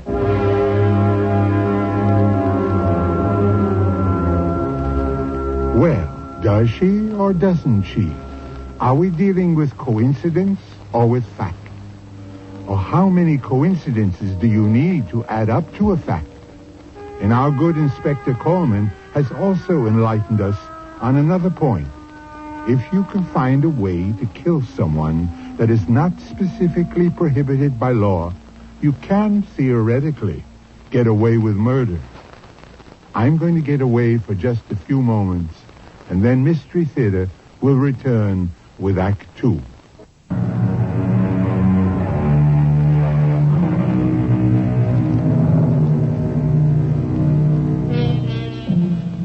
It is the stated function of the police to prevent crime.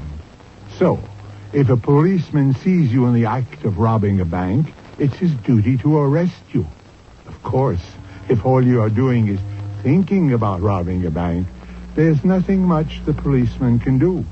And if, through some sort of mystical mental telepathy, you can convince somebody else to rob a bank, or even to commit murder, well, not only are the police helpless to act against you, they won't even believe you could do it. And neither would anyone else, except just possibly Dr. Martha Lindstrom.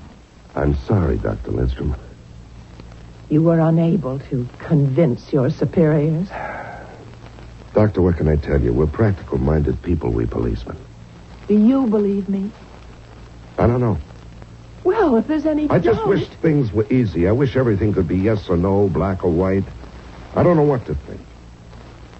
And that's exactly why you should... Why should what? Do something to help save the life of Mr. Russell, who is about to become Carolyn Butler's 5th victim. But we don't know that. And even if he dies, we can't prove she's guilty. Well, how many more men must she kill before... I'll give it to you straight, Doctor. She could decimate the entire city, and we couldn't even touch her. Oh, surely there must be some way. Yeah, sure, there must be a way, but we don't have it yet. I'm sorry. Sorry. Well, you've been kind and you've been patient, and I mustn't abuse your tolerance. Goodbye, Lieutenant. Goodbye, Doctor. I shall attend to this matter myself. What do you mean? Exactly what I said. I shall attend to it myself. Well, life goes on. And so does death. We get other murders, other problems. And so Dr. Lindstrom sort of slipped out of my mind. Anyhow, one night I'm driving home. I pass a theater. The marquee reads, Charles Morton Russell, starring in Don't Kill Santa Claus. On the spot, I decided to see the play. I must tell you, this guy Russell is tall, good-looking, and a pretty good actor. The play isn't much. A bunch of bums sitting around a rubbish-filled room, just shooting the breeze. Well, Russell's in the middle of a long-winded speech. I did steal his girl, but I did him a favor. He thought, if you kissed a girl, you had to marry her. Do you take this woman, marry her? Suddenly he stops. He stands there, dead still. He's holding a cigarette, and it just falls from his fingers onto the floor. You can hear a pin drop in the theater. He's frozen and frightened. The curtain comes down, and I go home. But that isn't the end of it. Because the very next day, I'm sitting in the office, and in walks the most gorgeous girl I'd ever seen in my life. Maybe 27, 28. Bright golden hair, deep blue eyes. And she seemed light as a feather. She almost floated into the room. I may be in the wrong place, but perhaps you can't help me at all. What can I do about a vindictive person who's trying to destroy me? Well, let me take the information down and make it official. Your name, please? Carolyn Butler. Carolyn Butler. Why do you look at me like that? Like what? Do you know me? Are you the Carolyn Butler who was engaged to Mr. Kevin Lindstrom? Oh, yes, Kevin. He was murdered, and you would remember my name in that connection. Well, that is what I want to talk to you about. His sister is trying to destroy me. How? It's insane. What is she doing? She goes around telling everyone that I'm responsible for Kevin's death. And not only Kevin, but the other men I was engaged to. Uh-huh. And, how does she do this? How? She just says so. Well, does she do it in a harassing manner? Does she disturb the peace? She harasses me. She disturbs my peace. Now, what I'm trying to discover, Miss Butler, is if we have any grounds for police action. Well, so am I. This poor lady is... Well, she's sick. She says that I exert an evil influence on the men that I've been engaged to, which causes their death. Now, doesn't that sound sick? Have all of them died? Yes. But it's coincidence. I didn't kill any of them. I see. Now, what I was thinking is that perhaps you could have someone talk to her, tell her. You see, Kevin was her baby brother. She raised him, sent him to school, and so she resented me because I was stealing her darling little brother. She did everything she could to break us up. Yeah, but Kevin's dead. Why does she persist with the story? She believes it. She firmly and devoutly believes that I'm a witch or an evil spirit. How do you account for the fact that all the men you were engaged to did die suddenly, violently? Lieutenant, I can't believe what I'm hearing. Am I required to account for it? Well, do you have an opinion? Well, obviously, I have a weakness for men prone to accident. But when I think of it, it's more than that. Each of them seemed to have a death wish. What do you mean? You're a police officer. You see it. There are those people who go around actively looking for danger. Now, the first man that I loved was a scuba diver. He would swim in dangerous waters deliberately, it seemed. How long could he gamble with death? Well, my second, an army officer, died on maneuvers. He was testing a piece of equipment of doubtful safety. He disobeyed orders, but he wanted to be a hero. Uh-huh.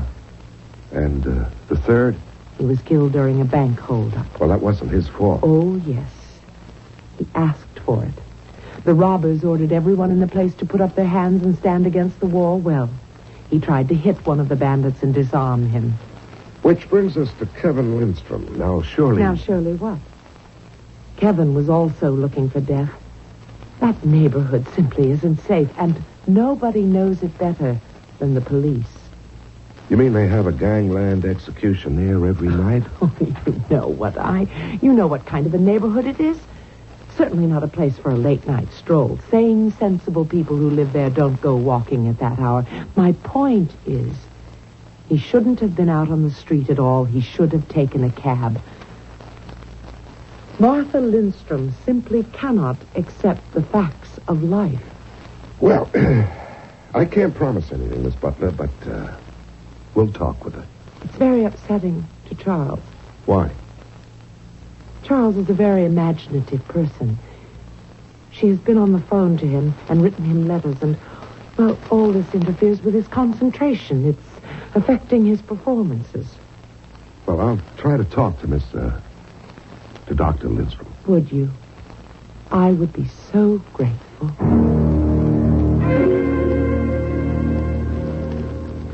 I don't know what to think, Inspector. I know what to think. I saw a picture of this Carolyn Butler in the papers. I think you're being unfaithful to Doc Lindstrom. Oh, Jake, please. You have these fantasies about things. According to Carolyn Butler, Martha Lindstrom wanted to hold on to her brother. I believe it. Women are like that. For instance, doesn't your mother want to hold on to you? Now, that shows what you know. She keeps blasting me all the time. When are you going to get married? When are you going to get married? Yeah, sure. So why does she feed you so good? Why does she keep such a comfortable house for you? And why does she find something wrong with every girl you bring home? Well, because none of them are good enough for her son. Inspector, what do we do about these 2 days, huh? What do we have to do about them? I've been asked to warn... No citizen is entitled to use a police force as a private detective agency. Oh, you're a big help. Hey, wouldn't it be great if you could marry them both?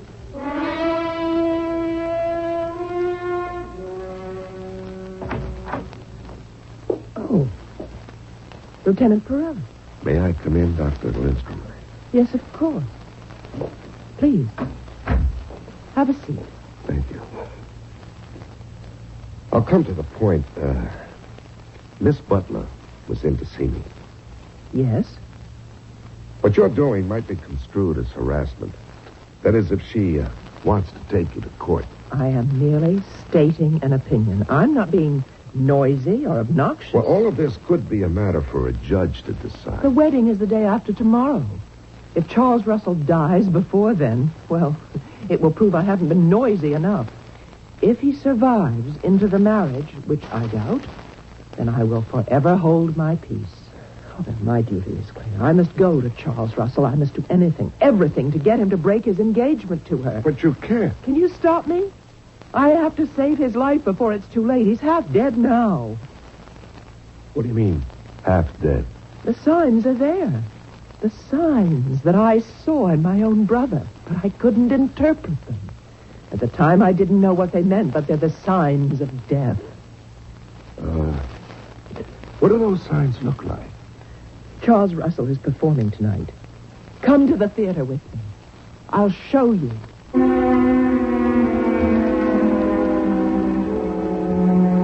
We have 2 ladies to deal with now, and each is out to destroy the other, no matter how ladylike they may be going about it.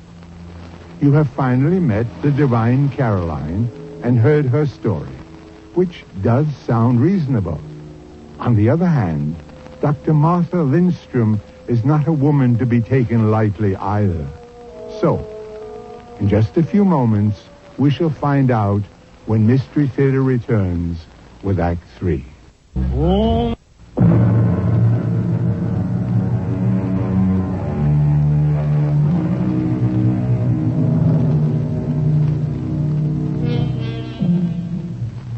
Do you believe it's possible for someone to be a jinx? Don't answer too quickly. We've done some research. It's an old word, jinx. It comes from the Greek Onyx, which means the wry-necked bird, the bird of ill omen, of misfortune, of death. Well, we're dealing with a pair of what our British cousins would call birds here. But neither is ugly or old-fashioned. Yet one of them is accused of being a jinx. What are these signs of death you're talking about, Doctor? You'll see them. You'll read them on Charles Russell's face. Oh, but I'm being unfair. How can you be expected to understand? You're a rational 20th century person. And aren't you? Listen. Listen without interrupting and without arguing. Just listen. What do you think happens to the old gods? The old religions? Well, I wouldn't know. I guess they were proved false. But no religion is ever provable. It's only acceptable. And people abandon one set of gods and they go on to another. That's the story of history. But what happens to those old gods? Well, I never thought about it one way or another. The gods of the ancients, the Greeks, the Assyrians, the Norse. They were all similar. Now, what does this have to do with... They were all warriors. War and feasting with heroes. That was their main occupation. And all of them had goddesses who fell in love with earthly heroes and brought them up to heaven or paradise, Valhalla, whatever. Well, who are we to say that they aren't still doing it? You know, there's a lot to be said for being in uniform out on the beat. In time of war, you have no shortage of heroes. The field of battle is filled with them. At least your problems on But the in street are simple. peacetime, you must find your heroes one by one. And that is what Carolyn Butler is doing. What? What is Carolyn Butler doing? The bidding of the gods. Which gods? It doesn't matter. And she may not even be aware of it. They may be acting through her. She may be an unconscious instrument. And you teach economics? She finds the hero, and then fate arranges for him to die. Okay. Okay, I think we're at the end of the line, Dr. Lindstrom. For your own good. Fate. Fate is also an ancient For your god. own good, you should see Fate a doctor. Arranges for the sharks and the defective weaponry and the bank robbery and the gangland execution. What has been arranged for Charles Morton Russell? Now, look, all I can do is tell you that if you persist in annoying Aren't Miss you Butler- curious? About what? About how Charles Morton Russell will die? Who says he's going to die? It's the night before she becomes his bride. It's the night he must be killed. Lieutenant, take me to the theater. Watch with me. If nothing happens to that man tonight, then everything Carolyn Butler says about me is true. I'm a jealous sister who has constructed a fantastic fable. But what if he dies?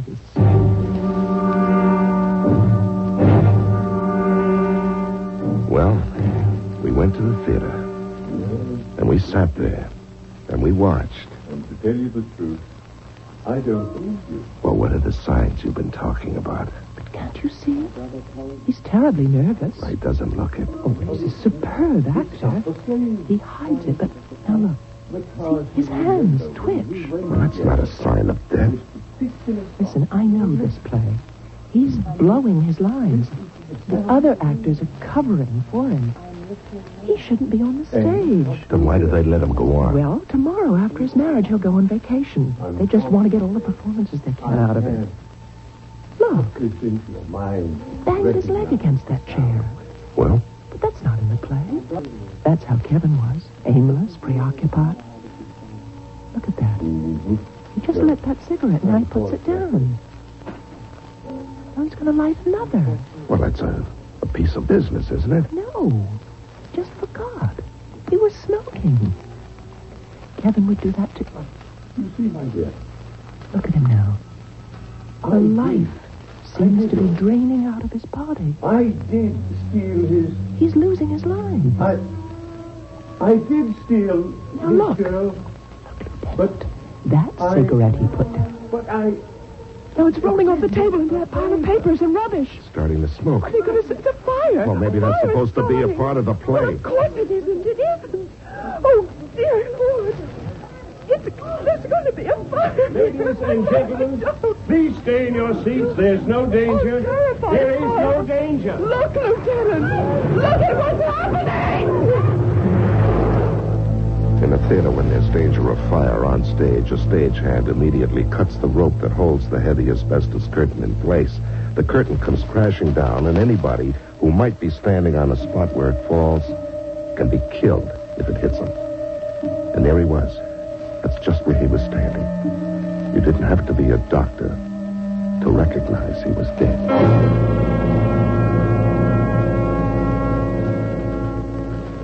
Well, Vince, it could be your girlfriend, Dr. Lindstrom, was right. Inspector, she's not my girl. Ah, quit fighting her. I believe her. You believe her? Yeah. After a while, you have to see the light. Carolyn Butler's doing something to these guys. What or how, I don't know. But they die. They all die the night before they get married. Okay. So what are you going to do about it? Nothing. You mean you believe it and you're not going to do anything about it? There's lots of things we can't do anything about. A lot of people get away with murder. We know they're guilty, but we can't touch them. But somehow, I just can't believe it. That Butler girl seems so sincere, honest.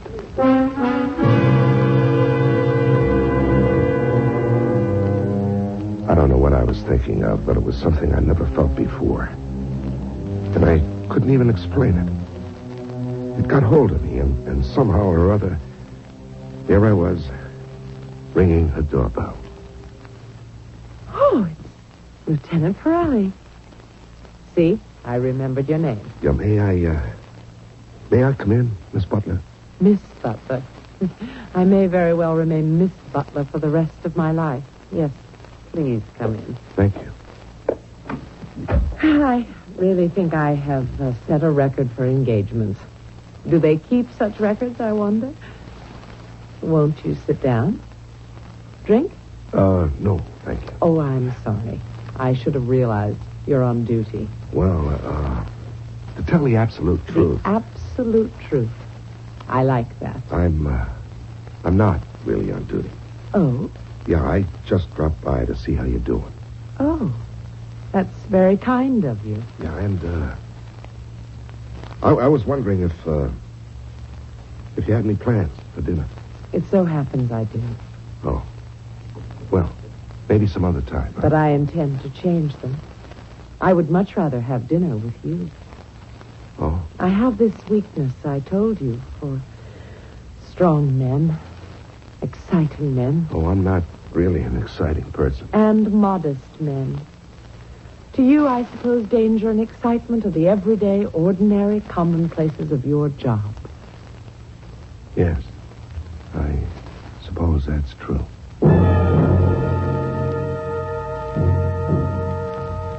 I couldn't tell her all about it at dinner that night, so we continued the following night, and the one after that. And soon we were having dinner together regularly. And I kind of liked that. We also discovered that both of us liked to hunt, fish, ride horses, climb mountains. It was wonderful. You're a sly one, Vince. I have to find out about it by reading the paper? Find out what? Yeah. Pirelli Butler. Mrs. William Stephen Butler announces the engagement of her daughter, Carolyn Joy, to Police Lieutenant Anthony Pirelli, son of Mrs. Serafina Pirelli. Vince, how could you do this to me? You want to be my best man, Jake? Sure, if you live that long. Now, that's nonsense, and you know it. There was a time you didn't believe it was nonsense. Jake, all that was before I knew her. She's so wonderful, so filled with life, so generous, so good. When is the happy event? A week from Sunday. So soon. I can only wish you the best.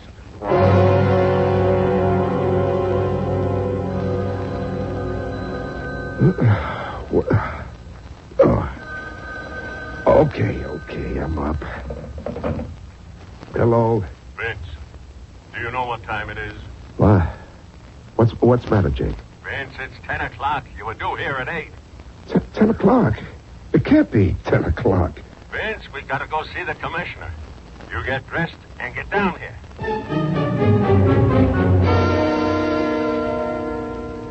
Vince, what's wrong with you this morning? Wrong? Nothing. What could be wrong? First you oversleep, and you're 2 hours late. That never happened before.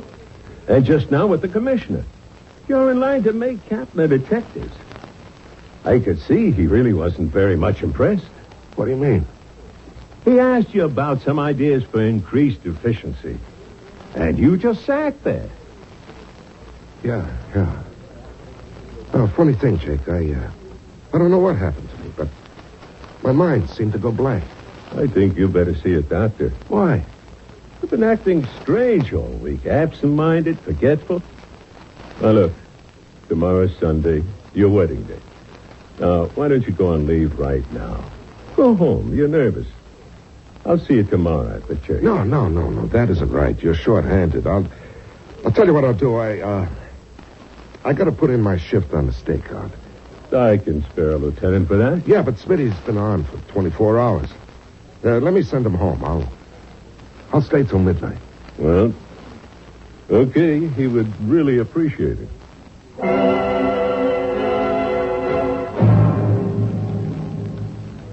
Inspector Coleman? Yes, ma'am. Can I help you? Yes, I'm Martha Lindstrom.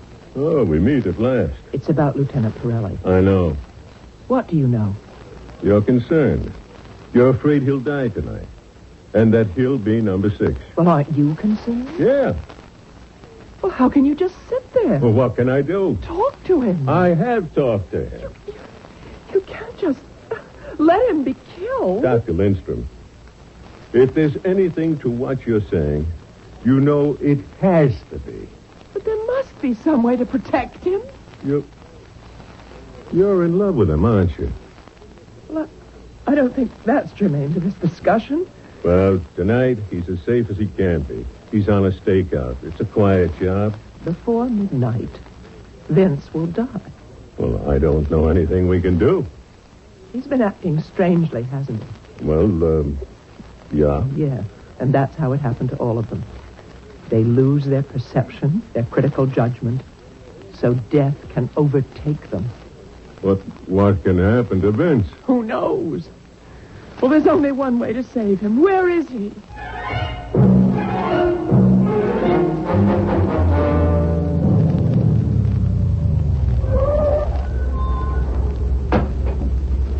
He's parked over there, across the street.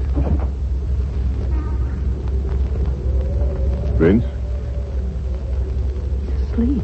Vince. Vince. What? I told you to go home, Vince. Oh. And he, asleep on duty. Oh, I'm okay. Jake, I just closed my eyes for a second. Lieutenant. What? Doctor, what are you doing here? I want to save your life. What are you talking about? Break your engagement. What? That way you're safe. You're no longer her hero, her intended. She no longer has to bring you to the Valhalla, the place for heroes. Jake, what are you doing here Remember with her? Charles Russell. You saw him die. That was an accident. Yes, because he couldn't think straight. He couldn't hear. He couldn't think. He was half dead before that asbestos curtain hit him, and you're half dead now. I'm okay. Recognize Carolyn Butler for what she is. She's beautiful. It's the face of death. You don't love her. Yes, I do. I do love her. How can you love her? How can you love death? You love life. You love me. I love you. Say it. Say you love me and you're free from her. Say it. Well, Say it before it's too late. Say you love me. Hey, that guy driving the truck, he's acting crazy. Say you love me. Hey, he's going to hit the car, Vince. Get out. Say you love me. I love you. Say you love me. I love you. Oh.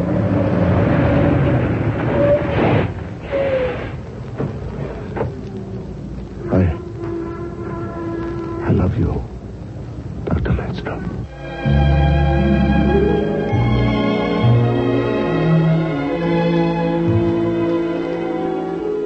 I'll be back shortly with a final thought. Bring...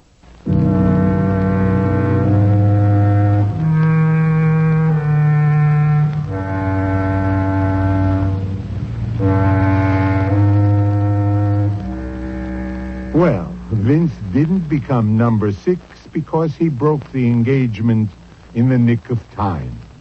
Or maybe because the truck driver was able to apply his brakes in time. We always give you more than one perspective on Mystery Theater.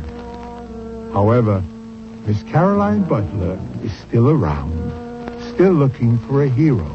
So, if you are a hero, what can we tell you?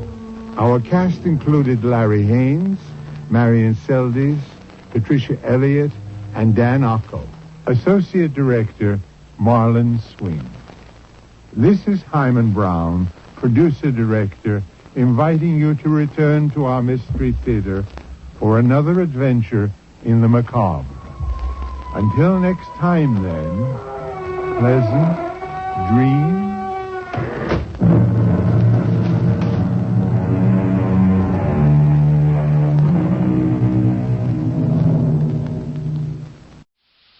The CBS Radio Mystery Theater presents...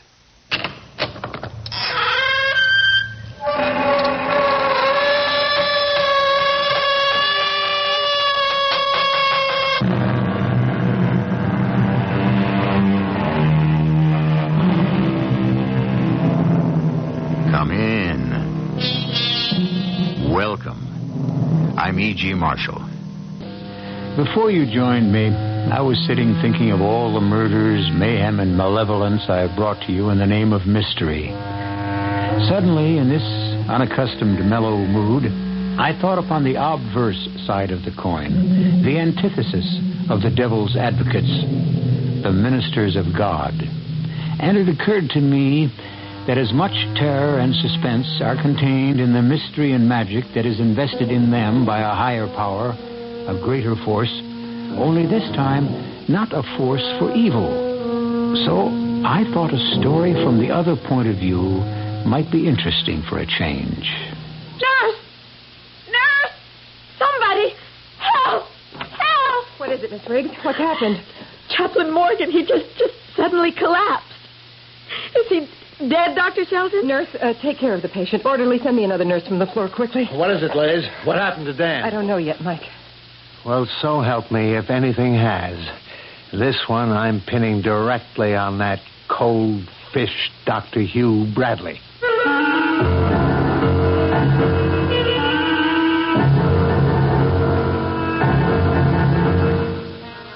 Our mystery drama, He Moves in a Mysterious Way, was written especially for the Mystery Theater by Ian Martin and stars Terry Keane. It is sponsored in part by Sign-Off, the sinus medicines, and Anheuser-Busch Incorporated, brewers of Budweiser. I'll be back shortly with Act One.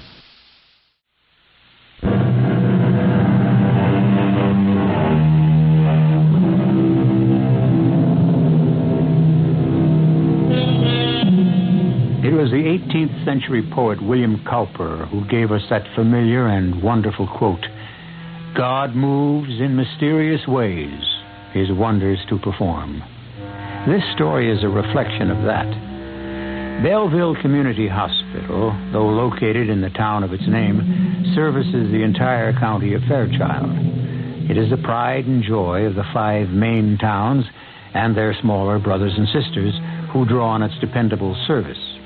But Belleville Hospital is stretched beyond its usual adequate capacity at this moment as a result of a train wreck on the line to New York. This is Dr. Shelton. Just want to alert you, Brownie. We can expect 20 to 30 more casualties according to police estimates.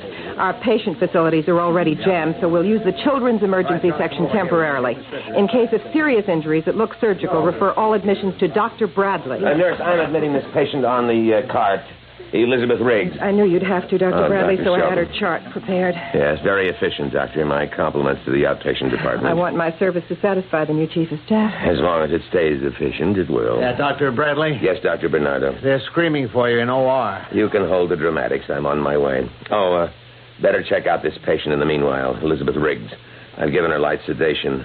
She's pre-op. No need to diagnose her. I've already done that. Slight concussion, fractured patella, calcaneus, and some messy damage in the ankle to the fibular and tibial termini. You'll find it all on the chart. Well, I'm on my way to the OR. I would like to take his chart. Mike, remember who he is. Sure. A genius at getting my back up. Come on, orderly. Let's go. Fly easy, Paisan. What do you want from a crazy Italian? Liz, I got here as fast as I could. What is it? Train wreck, Chaplain. Sorry to haul you out of bed in the middle of the night. Only time anyone really needs a chaplain or a minister is when there's trouble. You look a little under the weather. You all right? Oh, just half asleep. I'm the last one to be worried about. Not my leg! No! Not my leg! What's going on in here, nurse? Miss Riggs. I won't let them. I won't let anyone. Miss Riggs. Yes? Oh, you're the doctor I treated you when you came in. What's the matter with my arms? You had to be put under restraint. It's imperative you stay as still as possible. I can't. Don't you see? I can't. Miss Riggs, you are not the only victim of the train wreck. Train wreck? Oh, that's it. My leg. I lost my leg. Now, don't be silly. You have some broken bones, but you have not lost your leg. Now, give me that, nurse. You're lying to me. I can't feel it. Help me hold her, nurse. Now, where's Dr. Bernardo? Right here, Doctor. And you hold her. Now, lie still, Miss Riggs. We only want to help. I don't want to be helped. Sure you do, baby. That's what we're here for. You want to walk out of here as soon as possible, don't you? Are you a surgeon? just hired help. I'm the surgeon. Swab that, nurse. This is Dr. Bernardo. If you're the surgeon, I want to know something. Why can't I feel anything where my left leg ought to be? Because I immobilized it till Dr. McNeil, the orthopedist, has time to operate on it. I don't believe you. I haven't time to argue. I want to see you a moment, Dr. Bernardo. Now convince this grown-up child that she has 2 good legs, will you? I'll try to the best of my limited ability. I don't ask for any more than you have to give. Why, you cold, inhuman... Nurse, bring me that hand mirror from the bureau. Surest way to convince you, Miss Riggs. Let you see for yourself. Oh, thanks, nurse. You want to pull the bedclothes back? Okay. Now, see? One of them in a light plaster bandage cast, but both where they belong. Oh. Why didn't Dr. Bradley show me that? Well, he might have if you'd given him a chance instead of throwing a wingding. Oh, I shouldn't have, but my legs are very special to me. I can see where they would be. I didn't mean the way they look. Oh, neither did I. Although I wouldn't knock it. But I know you're a dancer. It's my whole life. If I couldn't have... Oh, especially now. Nothing to worry about at the moment. But I've got... Oh, I feel woozy. Well, that's the sedation. What is that surgeon going to do to me? You have a cracked kneecap and a broken ankle. He's going to fix them. I don't want an operation. No, we'll work that out when the time comes. You rest now and let the sedation work. I don't want to be alone. I just wish that... What? You wouldn't understand. I'm scared. I think God is punishing me, and I want to... Oh, I don't know what I want. There's a chaplain in the hospital, Reverend Dan Morgan, real good guy. Want to talk to him? Could I? I know I can't sleep until... Would he have time for me? Miss Riggs, Dan Morgan could be drawing his last breath, and he'd hold it till he got through helping anyone who needed him.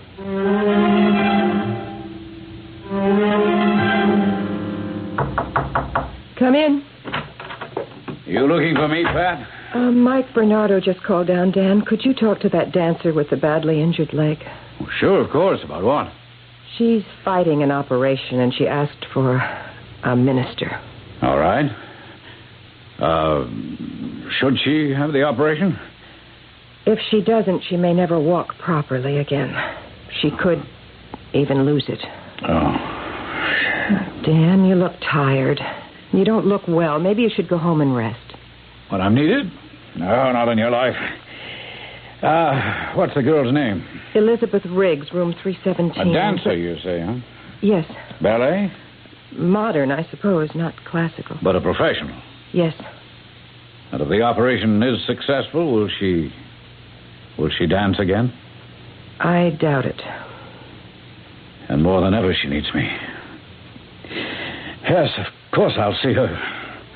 God's will be done.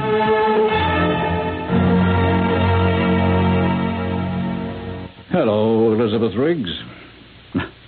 I'm Chaplain Dan Morgan. Oh, how good of you to come. Was I asleep? For a while. I'm sorry. It was good for you.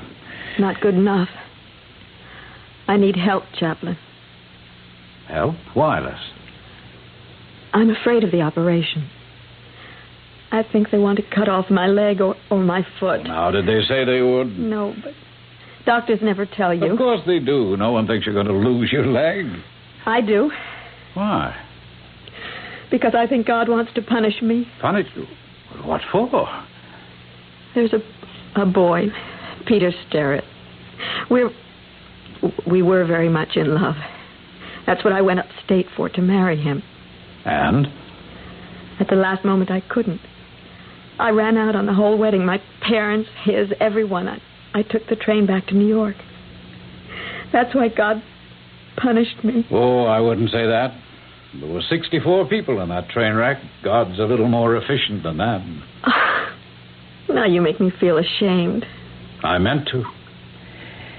I don't believe in a God of vengeance who reaches out to hurt and punish, and neither should you, Liz. We make our own punishments. Well, I didn't make the train wreck. No, but you climbed aboard that train to run away. But I had to.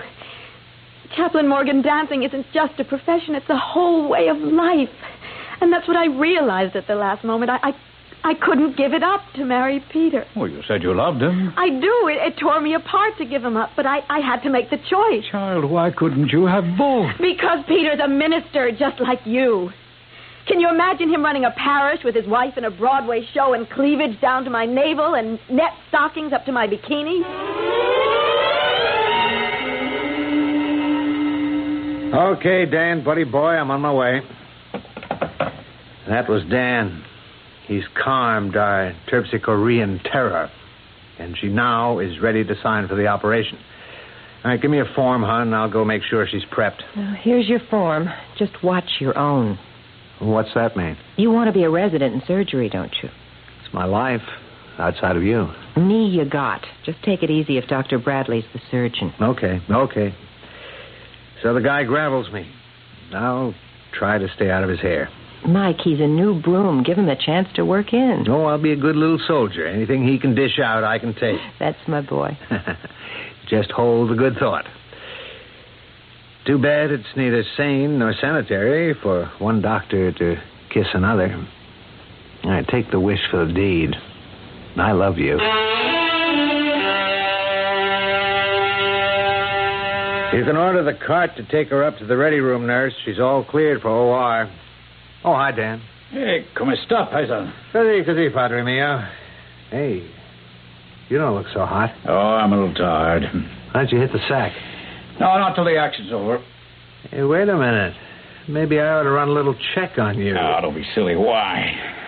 What are you rubbing your gut for? Oh, come on, Mike. A little indigestion. Somebody sneaked some cucumber in my salad again. No. You don't double over like that from cucumber. I'd better take You assisting Dr. McNeil? Yes, Dr. Bradley, but... Then you ought to be up in the scrub room already. Now, let's go. I was on my way, but the chaplain here needs a checkup. The chaplain can take care of himself. Has Miss Riggs been prepped? Yes, sir, but... Get in the elevator, Doctor. Yes, sir. Dr. Bradley. Yes, sir. Private Bernardo reporting for duty. But may I recommend that the chaplain be temporarily relieved from his? Do you want to be relieved, chaplain? Oh, come on, you have enough to worry about besides me. Now, if you need a rest... No. I think I'll go in and sit with that poor child when she's taken up to OR. She needs me more than I need anything. Well, how are you feeling, Liz? I don't know. Far away, but still scared. Oh, now you mustn't be. I won't lose my leg. You mustn't think about that. Even if it's saved, will I dance again? Whatever is to be, just leave it in God's hands. It's so easy for you. Words, just words. No, never just words, Liz. I've stayed with you because I wanted to help you find strength. Don't let it be for nothing. Let me have achieved at least that. Nurse! Somebody, help! What is it? What's happened? Chaplain Morgan. He just suddenly collapsed. Nurse, take care of the patient. Orderly, get me another nurse from the floor right away.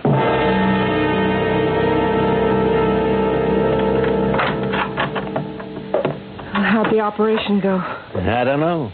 Good, I guess. McNeil's the best bone man around, but that leg, it was a mess. How's Dan? I don't know. Running fever? Low grade, but he's still in coma.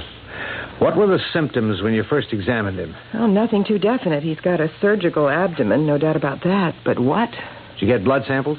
Waiting for them now. You haven't been able to bring him to at all? No. If God owes anyone a break, it's to him.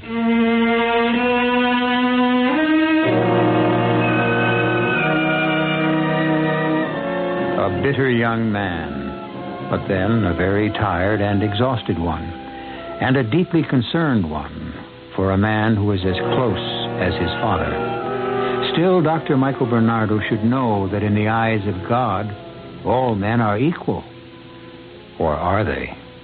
We have listened so many times to the triumph of evil on this program, perhaps the power of good is not as strong. I'll return shortly with Act 2.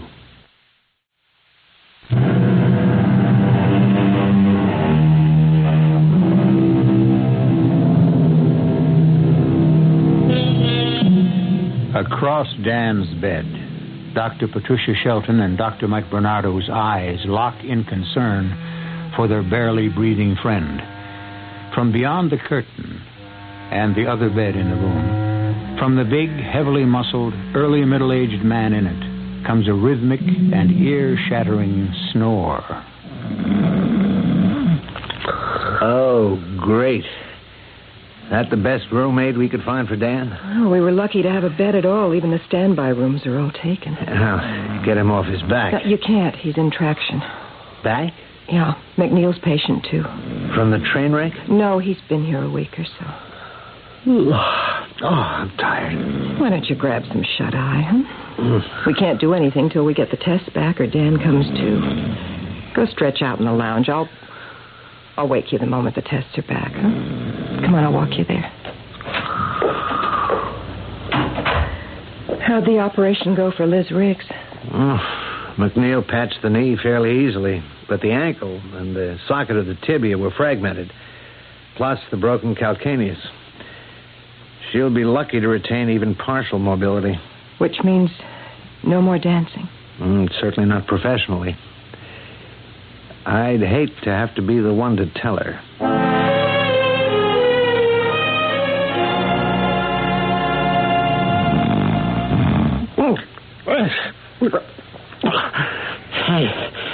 Hey, where is Sam Hill? Is that? Damn.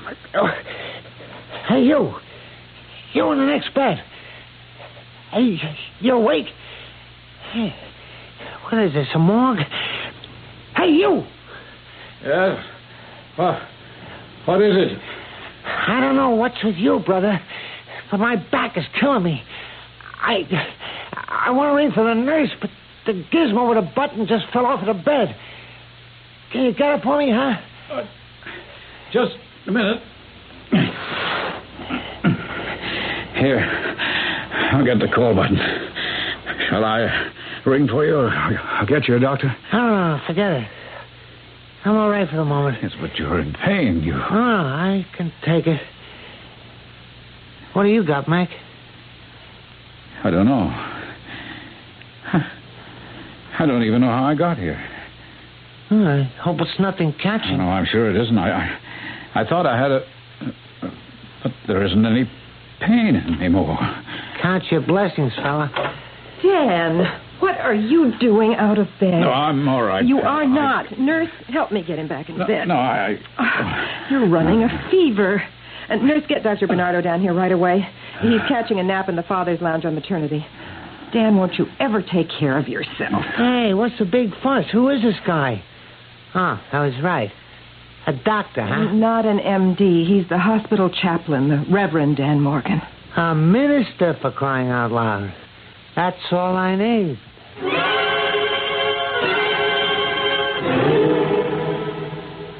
Okay, Dan. Let me know if and where it hurts. Oh, there. Uh-huh. How about here? Tender. Doesn't hurt as much. Okay, Dan, that's it. Confirmed? The WBC will bear it out this time around. The peritonitis caused by a ruptured appendix that perforated. How did you ever take the pain, Dan? Oh, it wasn't that bad. Everyone was busy with real emergencies. My help was needed by others. So you just let your appendix explode. All right, roll him to you, Pat. Streptomycin too, nurse. Your technique is too good, Mike. I didn't feel any needles. Of all the bonehead stunts to pull. So many people. I couldn't let them down. Fever's rising. I don't like it. You in pain still, Dan? no. I was just thinking about that poor little dancer. Look, concentrate on yourself. Let us worry about Miss Riggs. There's no problem of her losing her leg.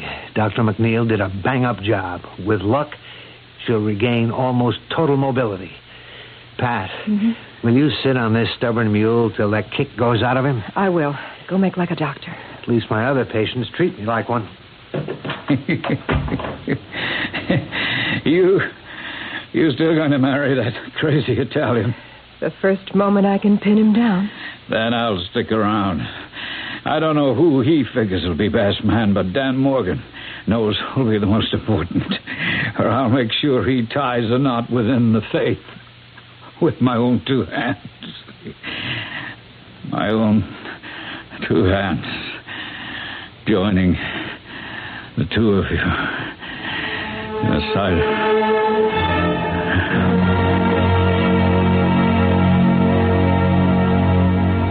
Morning, Miss Riggs. Morning, Dr. Bernardo. Well, you look pert and pretty this morning. Oh, I feel wonderful. I can almost feel the bones knitting. I could just jump right out of bed, do a jeté, or handle a waltz clog just like that. Yeah, well, I wouldn't rush things. Well, not without a warm-up, anyway. I bet you I'll be dancing in no time. Thanks to Chaplain Morgan. How is he today? Is he better? I wish I could say he was. Didn't they take out his appendix? No, not yet. You mean it's serious? It could be very serious. Oh, I wish I could do something for him. You could. You could see a young man who's waiting downstairs. Peter Starrett. How did he find me? As sick as the chaplain was last night, he managed to contact him. What for? He knows it's all over between Peter and me. Why? Because you just can't bear to hang up those little red shoes? Something like that? I think maybe what Chaplain Morgan wanted to tell you was that a dancer has a short life. And sooner or later, she has to hang them up. A marriage can last a lot longer. I can't. It wouldn't be fair to Peter or to me. That's the message you want me to give him? And the chaplain? Dr. Bernardo, I will be able to dance, won't I? I'm not the one to ask that question to, Miss Riggs. You'd better ask it of the surgeons, Dr. McNeil or Dr. Bradley.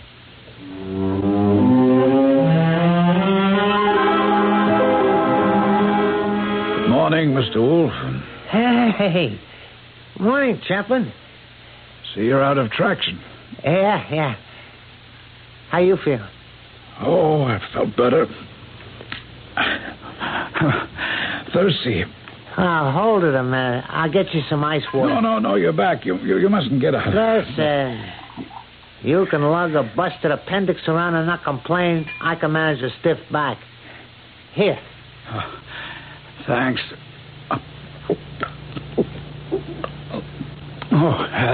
Yeah. Thanks. You want some more? Please. That was good. It's good. Hey, what is it, Parson? A knife. I'll get the doctor.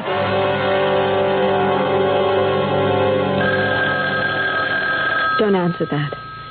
It might be Peter for me. Could be a call from me, too. But if it should be Peter, I'm just not ready to talk to him. Couldn't you just let it go? Sure. Nothing so urgent it won't last till I get to the nurse's desk. I'll be seeing you, Miss Riggs.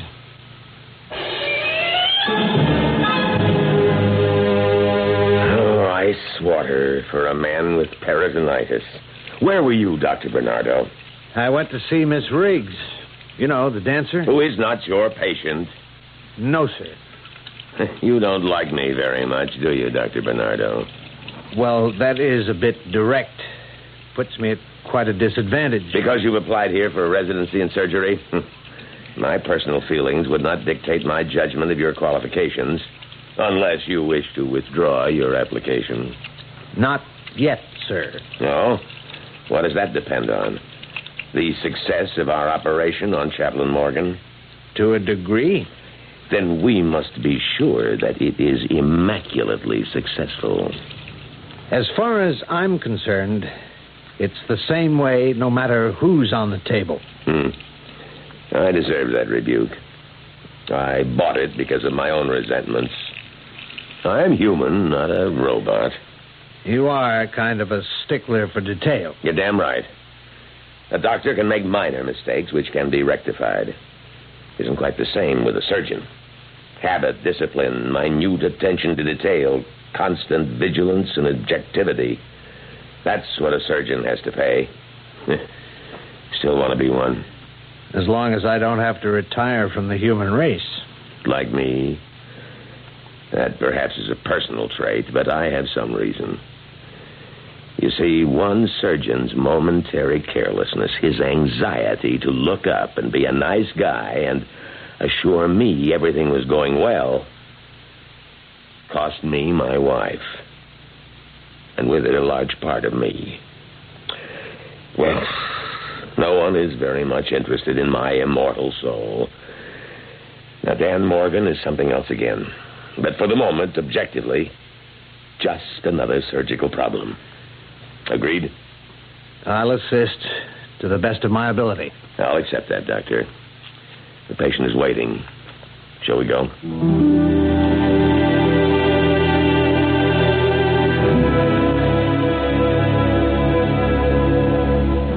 The great poet W.H. Auden had a craggy face so masked with wrinkles that Igor Stravinsky once said, "Soon we'll have to smooth it out to see exactly who he is." Dan Morgan's face is like that. Only now, under anesthetic, it is smoothed out. The only difference is that as the two surgeons approach, it is less a revelation than a mask. The mask of encroaching death. I'll return shortly with Act 3.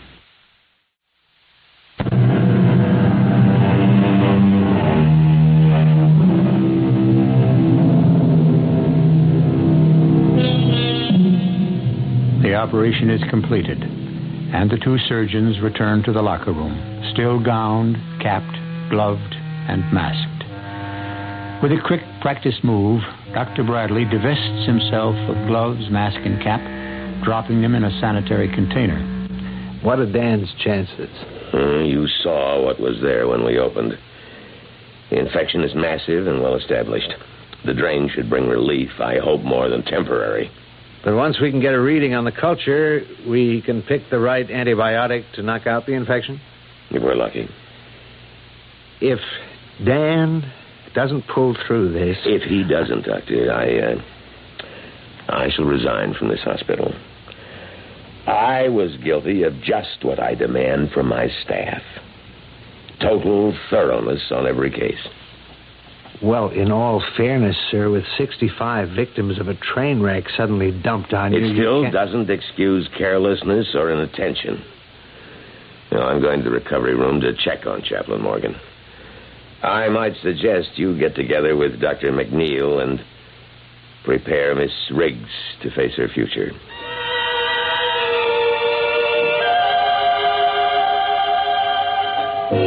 Yes, Mike, I guess I understand. Oh, he's here in the waiting room, all right, looking pretty forlorn. What? Well, I'll do my best. Yeah, okay, I'll talk to him. Hello, Reverend Sterrett. Oh, hello. Dr. Sheldon. Oh, yes. Excuse me, I know the others, but I wasn't as sure of you. Because I'm a lady, Doctor? No. Because I only met you once, briefly. I know. Have you seen Miss Riggs? No. She doesn't want to see me. That's because she doesn't know the truth yet. The truth? That she'll never be able to dance again. But he didn't tell me that. He didn't know it then. Does Liz? Reverend Sterrett, after the accident, your fiancée was in psychogenic shock. It took Dan, the chaplain, to persuade her to have any operation at all, just so she could walk again. All the doctors agreed that since her career was so vital to her, the news that she didn't have one anymore had to be broken to her carefully. Oh, I agree. Elizabeth has to be told the truth. And we've got to figure out how.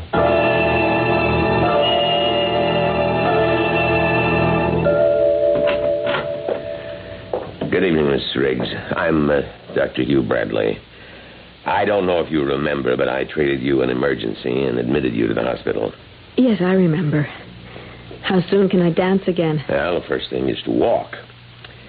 As for the other, Miss Riggs, I think you'll have to make an adjustment in your mind. Now, I don't believe in hiding the truth from patients.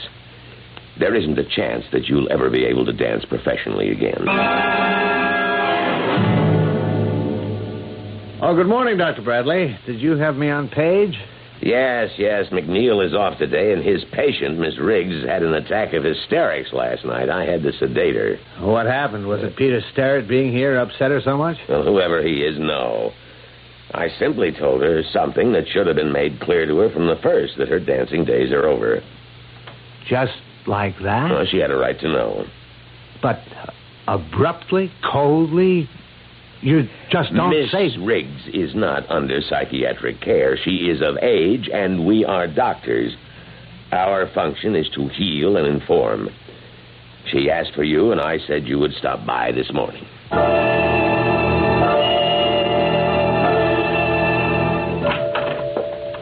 Hi, Liz. Do you want to see me?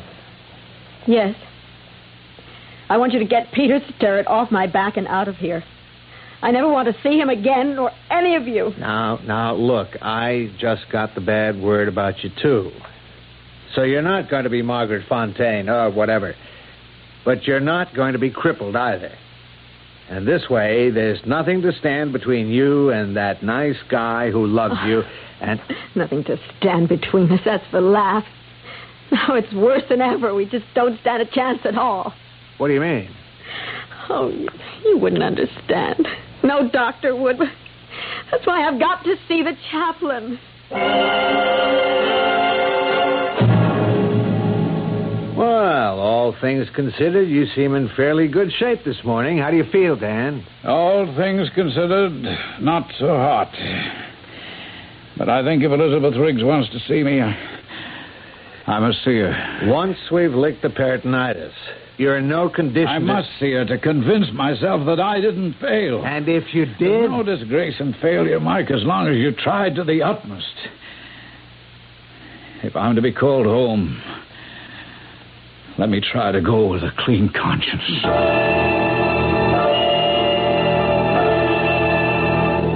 You're sure you feel all right, Dr. Bradley? Well, of course. You know you're supposed to rest after donating blood. I realize that.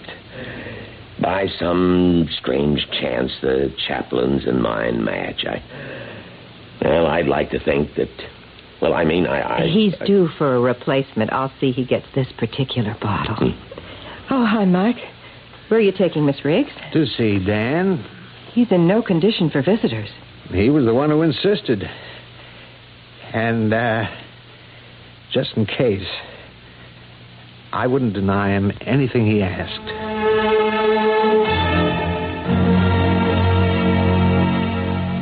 Well, I've wheeled it to you, Dan, although you shouldn't be seeing any visitors. I wonder, Doctor, if I might claim the privilege of the confessional. Well, not for long. You have less strength than you think you have. And maybe Liz and I can find a lot of it between us.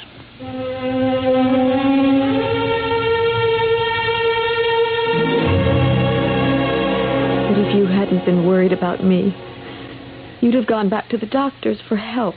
If I hadn't been worried about you, I would have no right to the principles I serve. I should say principle. Will you still turn your back on him? I'd rather talk about you. There may not be much time to talk about me, so I have to be abrupt. Because I have so little strength left. Are you going to marry Peter? I can't. More than ever now. Why? Don't you love him? I've always loved him. But I broke that love for a simple thing like a wish for a career. Chaplain, when Dr. Bradley told me that I could never dance again, of all the reactions that I had, the most definite and unshakable was that I cannot believe in a God who would take away from me the one thing that I have worked all my life to achieve. And because of that, even though it removed another less important barrier, you can't go back to the man who loves you. Of all men, how can I? He's a minister like you, and I no longer believe in God. Oh, Liz, I don't believe that. I don't think you're like all the people who put on religion like a Sunday dress just for the occasion. You can't deny him any more than I can. Or Peter. Because no matter how hard all of us try, in the end, we must have a personal God. Take him to your heart. How can I? Forget me. How can he destroy a man like you? Can't I convince you that death is not destruction? Certainly not. Not for me. What would you ask? A miracle? I don't know. I don't know what I want. Just for you not to die. All right, then help me to live. Don't deny him. Liz, I once prayed for you. Now, if you want, try to pray for me. Oh, Chaplain, don't you see it would just be a mockery when I don't believe? Chaplain, are you... Oh, I've got to get the doctor. Excuse me, miss. Oh, who? It's okay. I've been Chaplin's roommate these last days. I was in the bathroom shaving and cleaning up to go home. And you overheard? Yeah. I couldn't help hearing some of it. And you got to listen to me, because I got something to say. No, I can't listen now. The Chaplain... It'll only take a minute.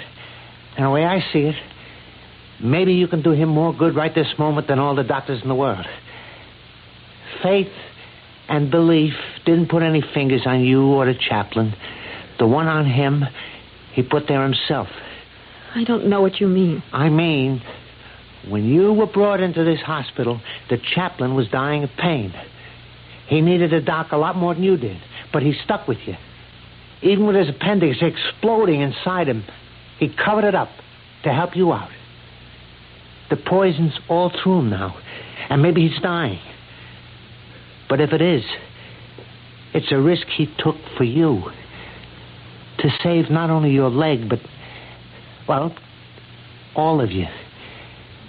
Now, are you going to make the belief that made him sacrifice himself for you the way he did be all for nothing? Or are you going to give back something of yourself in return? Well, I'll go get the docs now and leave you to think about it.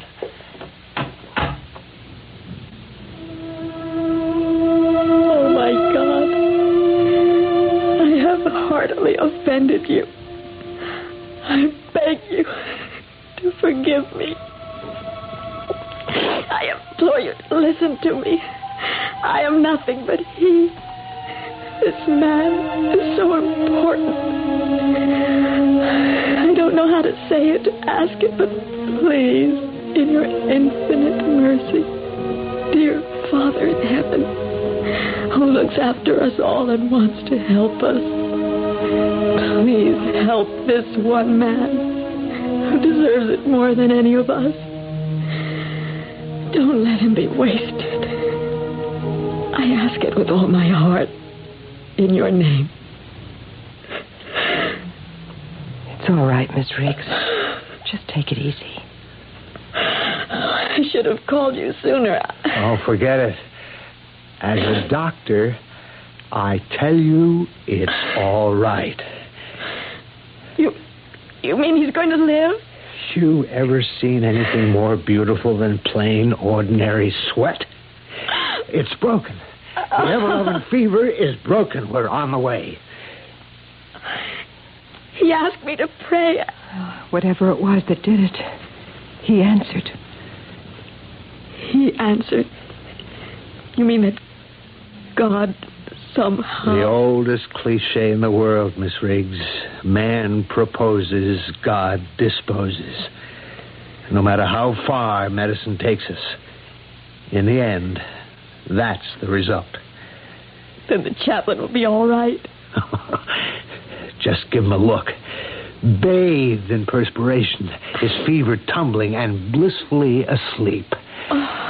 We're all getting out of this lucky. Except you, maybe. Oh, that's decided. Oh, it isn't all that much of a life as a dancer.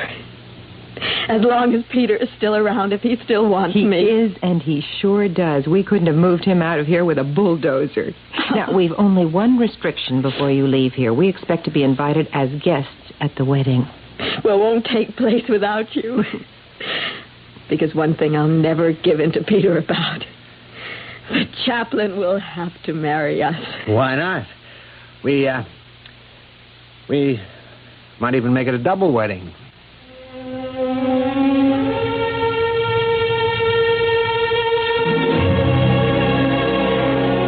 Well, there it is.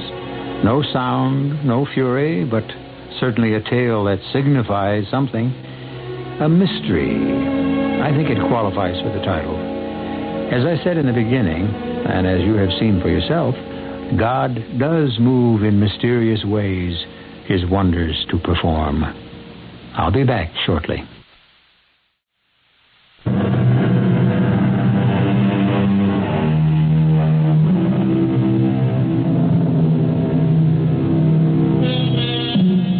The Reverend Daniel Morgan did recover.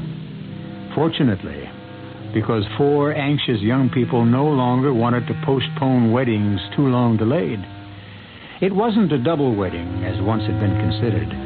Mike was operating the morning Liz and Peter were married, but he was able to make the reception afterwards.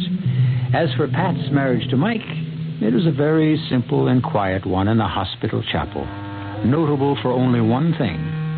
The best man was Dr. Hugh Bradley. Our cast included Terry Keane, Patsy Bruder, Leon Janney, Robert Dryden, and Ian Martin. The entire production was under the direction of Hyman Brown. And now, a preview of our next tale.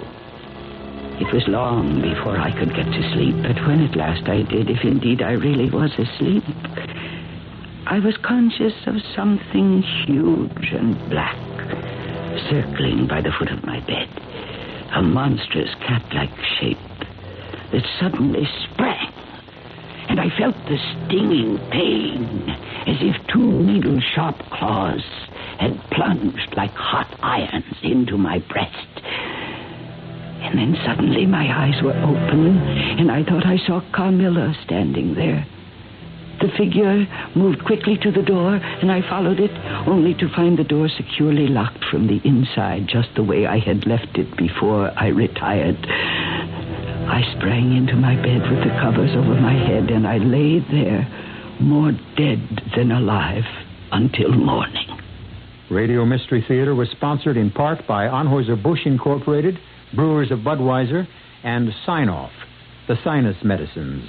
This is E.G. Marshall inviting you to return to our Mystery Theater for another adventure in the macabre. Until next time, pleasant dreams.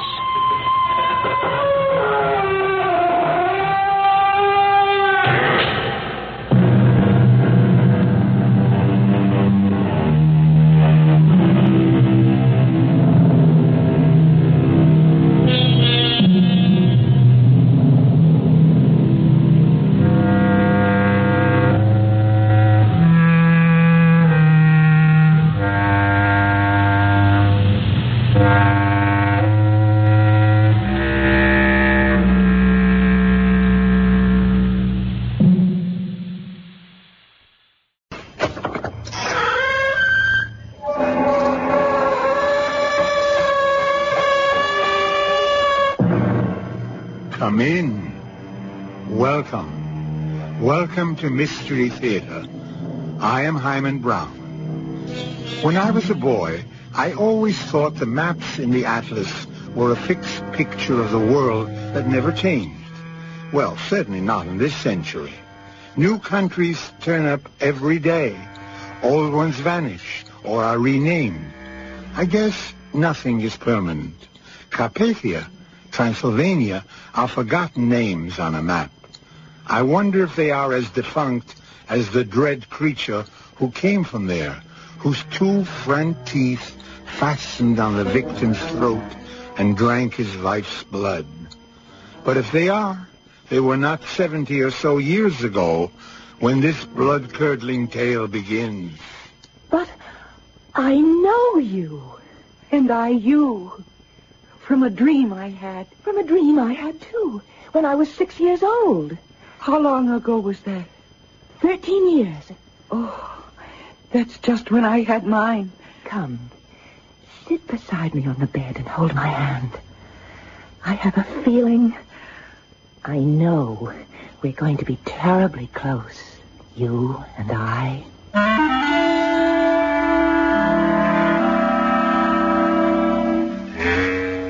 Our mystery drama, Carmilla, was especially adapted from the classic novella of G.S. Stefanu by Ian Martin and stars Mercedes McCambridge.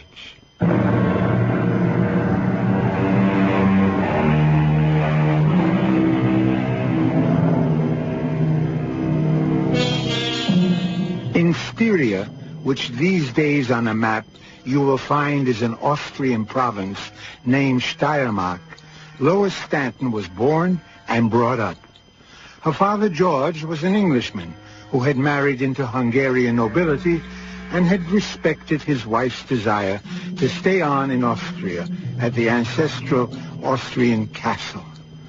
But at the end of the Middle Ages, the huge old fortress mansion was a lonely place for a young girl to grow up in, lying as it did deep in the heart of the country.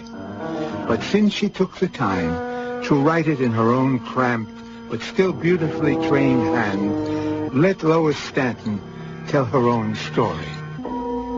I started writing this over 50 years ago. But my confused and horrible reactions then persuaded me to lay it aside.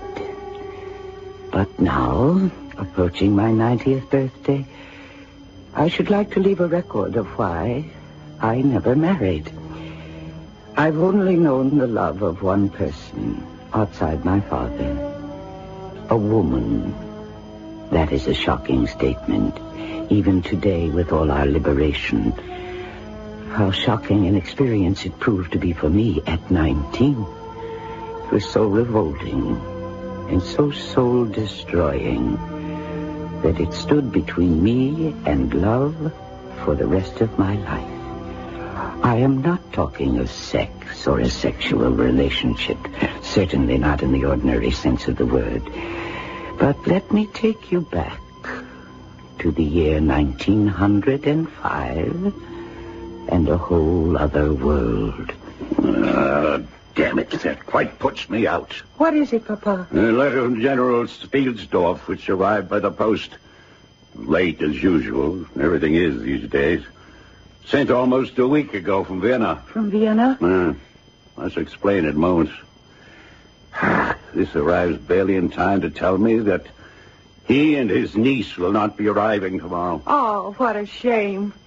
I was looking forward to making the acquaintance of Fräulein Reinhardt. Even if the general had come, my dear, that would have been impossible. Why? The reason for canceling his visit is because of his niece's sudden death. Her death, Papa? But she was only my age. That's what's so tragic. Was he still coming here? No. There is some mystery. He appears to blame Bertha's death on some young guest they had. A mysterious young woman. Well, what could it have been, Papa? An accident? Or some sort of disease that was catching? There's no way of telling. I'm really quite shaken. My poor old friend. And I'm disappointed for you. Oh, Papa, you mustn't think for a moment about me. Well, I do all the time. Locked away in this great labyrinth of a mausoleum with no companions? Oh, I have you. And Madame Perrodon, the housekeeper. And my governess, Mademoiselle de La Fontaine. I meant companions of your own age. Not dried-up old sticks like us. Oh, you mustn't talk about that, Papa. You know I've always loved it here. Next year, we must move for the season to Graz, or perhaps even Vienna, so that you could meet some nice young gallants. Oh, I have a gallant who takes very good care of me. Little creaky in the joints, I'm afraid. No, Laura. You're so retiring and self-effacing. It might be time to inject a little hussy into your bloodstream. Papa, I think we have talked enough about me. And as for how happy I am, just look out at our garden. Where else but at the Schloss could we see such romantic, misty beauty? It's a full moon. And a lovely, soft, clear evening. Shall we take a little stroll down by the drawbridge? A moment, dear Papa, till I fetch a shawl, and I'd love it. I have the strangest feeling that tonight something very special is about to happen. By the time we reached the bridge, the moon was high and brilliant, and as we turned back, the whole landscape was a mezzo-tint, shimmering and dreamlike. This moon tonight, it's full of magnetic force, an odyllic influence, which if... Odyllic, Papa? That's a strange word. What does it mean? Oh, I'm sorry. I didn't mean to be literary. Actually, I'm being quite literal. It means the effect of one animal's magnetism upon the other. Look back at the Schloss, for example. Oh, yes. All its windows flash and twinkle and reflect the silvery splendor. As if unseen hands had lit them all to receive some special royal guest. What's that? It's a carriage. But it's coming too fast. Step back, Laura, to the protection of this tree. It must be driven by a madman. It was a closed carriage, richly appointed, drawn by 6 horses, traveling at top speed. As it came round the blind corner to the bridge, twisting and swaying wildly, a female voice screamed in terror. Coming off the bridge, the lead horse panicked, pulling the whole rig to the right, so that what was coming was inevitable. The wheels on one side, passing over the projecting overground roots of one of the great trees, and in a moment... My father was wonderful, as always in a crisis. First he rushed to calm the terrified lead horses so that they in return stilled the panic in their followers. And the coachman, John Clear, joined to help him, while I, avoiding the still spinning wheels, clambered to open the door and to help out the occupants of the coach itself. I only gave assistance to an elderly lady, clad in a long cloak with a hood, whose sole concern was for her daughter. While I took her aside, my father and the coachman lifted out a younger lady who seemed to be unconscious. Ma pauvre petite fille, are you all right? I should not worry too much, Madame. I have sent your footman to the Schloss for assistance. And shortly we shall have the conveyance here to conduct you and the young lady to accommodations where you may rest, and we can send for a physician's help. You are too kind. Monsieur, Carmilla. Carmilla, are you all right? I'm just dazed, Mamma Mia, but I feel so weak. Oh, regardessa. Oh, now, what do I do? If you could tell me what troubles you. This much only can I tell. You are a gentleman and must be well aware of the gathering clouds of war. I am returning to my husband in the haste you witnessed because I carry assurances and information only I can impart to him. For me to waste an hour, or a moment even, endangers our whole future.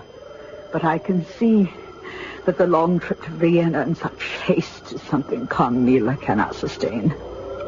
Now, is there some hostelry, inn, or even sanatorium where I can leave my precious child to be well cared for till I can send for her at more leisure and with adequate protection for her travel? Papa, why can't she stay with us? Bertha's room was all prepared and is ready. It is true. We would be happy to put up your daughter and see that she has immediate medical attention. Oh, you could save an empire and relax a mother's heart. I would feel more comfortable about all things if I knew exactly who I'm assisting and where. That is impossible as of the moment. All that counts now, if I can feel my child safe, is for my men and yours to right the carriage so that I may be on my way. I promise you that it is a matter of more than even life or death. But, Papa, where do you suppose they were coming from? On that road, it's hard to say. They must have lost the main road and approached this way by accident.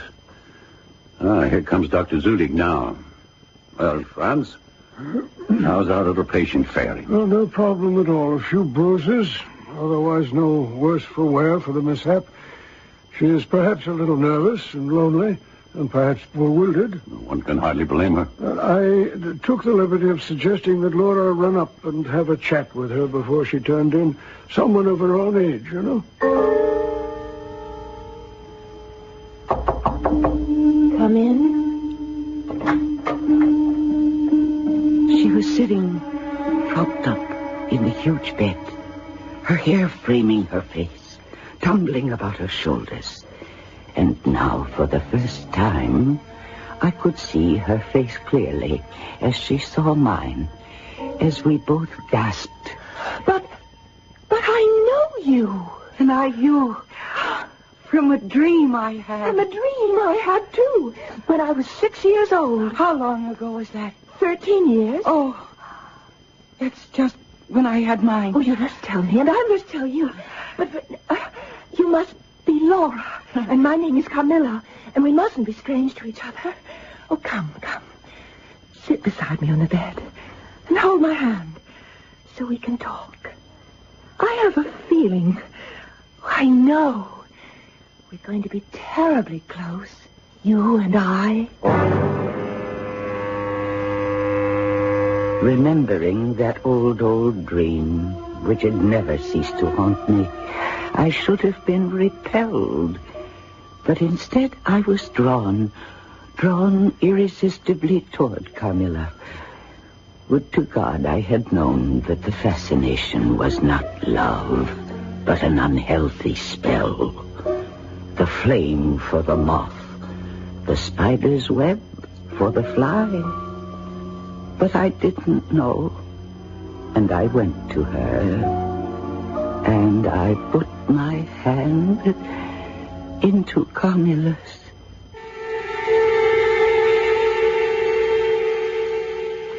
Two beautiful young women, one blonde and blue-eyed, the very quintessence of innocence.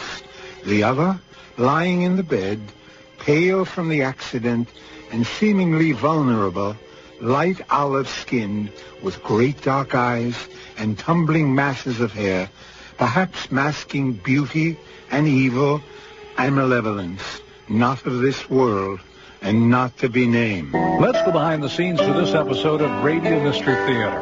Martha Greenhouse is Contessa. Martha's career began with the 1957 TV movie Cinderella. A year later, she had a spot on the show Naked City. Greenhouse got her break in 1961 when she landed a recurring role in Car 54, Where Are You? She played Officer Gunther Tootie's sister-in-law, Rose. Several movie parts followed in such pictures as Up the Down Staircase, Bananas, and The Stepford Wives. Martha Greenhouse was cast over 30 times on Radio Mystery Theater. Some of her more exotic characters were a Russian scientist and the patient at a sanitarium. In her final appearance, she depicted the secretary of a murdered atomic scientist. And that was a behind-the-scenes look at this episode of Radio Mystery Theater.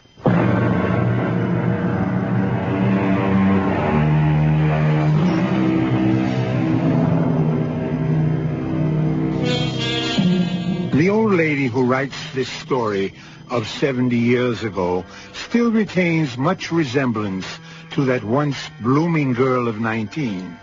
Oh, the china blue eyes are faded, the hair is ash gray instead of golden blonde, but the figure is neat and trim and somehow vulnerable, not only to the encroachment of 90 years, but as if it had always been so.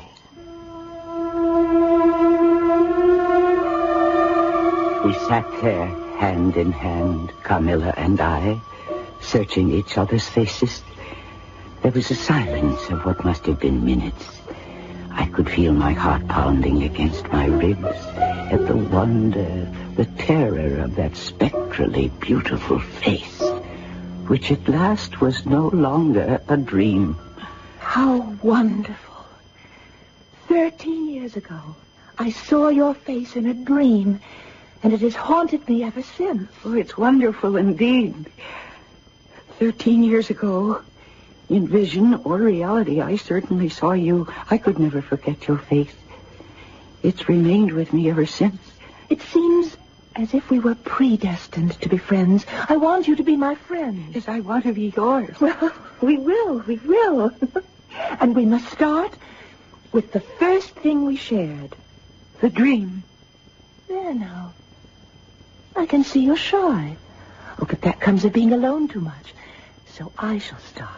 I told you, it was when I was 6, and I woke up from some troubled dream, and I found myself in a room that was nothing like my nursery. It had dark wood wainscoting and great heavy beams sloping over the bed. And did it have a big iron candlestick by the bed with 2 branches made out of serpents? Yes, and they held the candles in their mouths. That was my nursery. It's still there on the top floor, just as you described it. You see, it's more than a dream. Now I remember, I was only 6, and being in a strange room, I was scared, and I was about to cry out, when all of a sudden, this fairy princess with golden hair and blue eyes sat up in the bed next to me and held her arms out to me. It was you! As a child? No. As you are, now. Your lips, red and full, smiling at me, beckoning me. I climbed in beside you. You put your arms around me, and softly, so sweetly, I went to sleep. And that was all?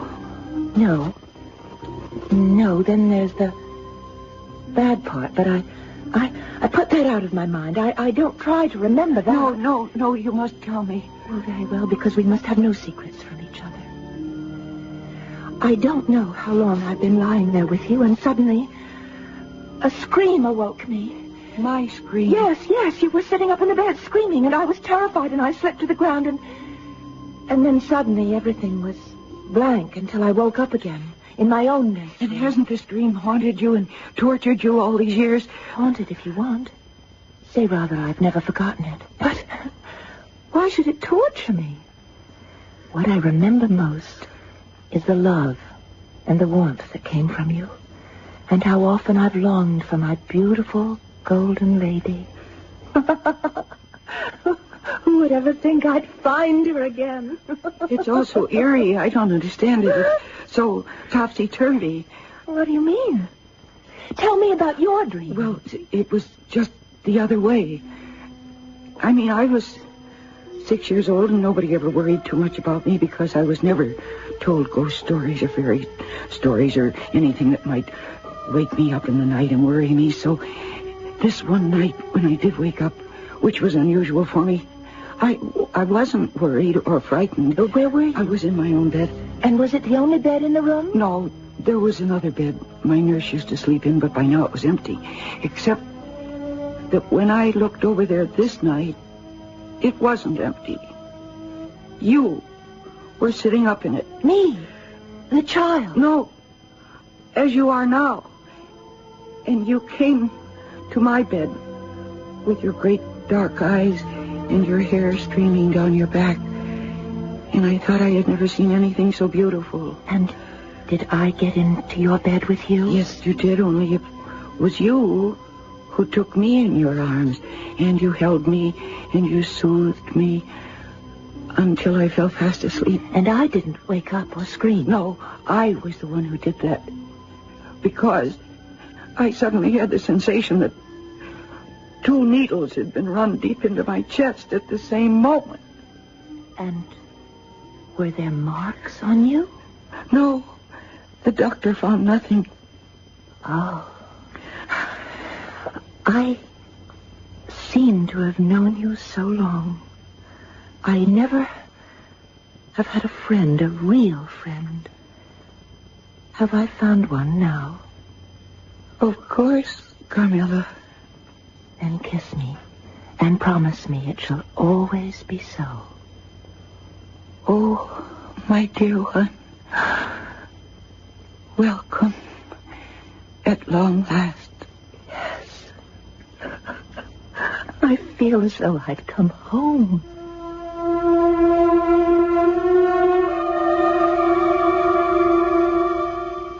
I have said that I was drawn to Carmilla from the first. There's no doubt about that whatsoever. A strange feeling. It's hard to describe, except I could have wished she were a boy. For there is no doubt I was under her spell. And she embarrassed me often when she spoke so freely of her love for me. Come and kiss me good morning, my dearest. Oh, how wonderful to wake up to you. Good morning, Carmilla. No, not just a passing hug. Come on, kiss me.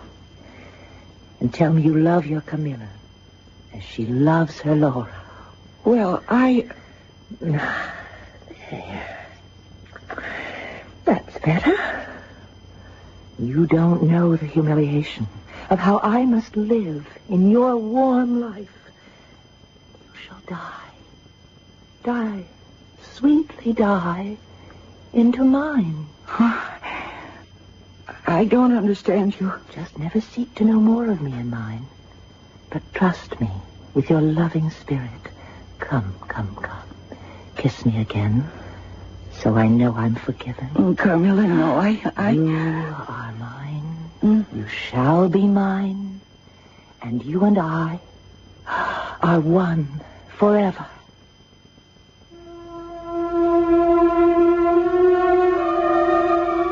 I seem to be showing you the worst of her. Because at most times she was sparkling and a vivacious talker. She kept my father and all of us in rounds of laughter with her bright wit. The apathy which afflicted her was only bodily. Her mind was always alert. Laura, are you afraid to die? Oh, yes. Everyone is. But to die together, as lovers may, so that they may live always together? Well, that's something I'd rather not talk about. Oh, I just remembered. What? We must go meet the family. The family? Yes. Didn't you notice there were no pictures in the gallery? They've all been to the restorer, and today's the day that they're to be returned and rehung. And most of them are from my mother's family. She was Hungarian, you know. It should be quite exciting. Oh, just some musty old portraits? That's exactly what they were. They were so covered with smoke and the grime of centuries. I've never really seen any of them. Come along, Carmilla. Do let's go have a look.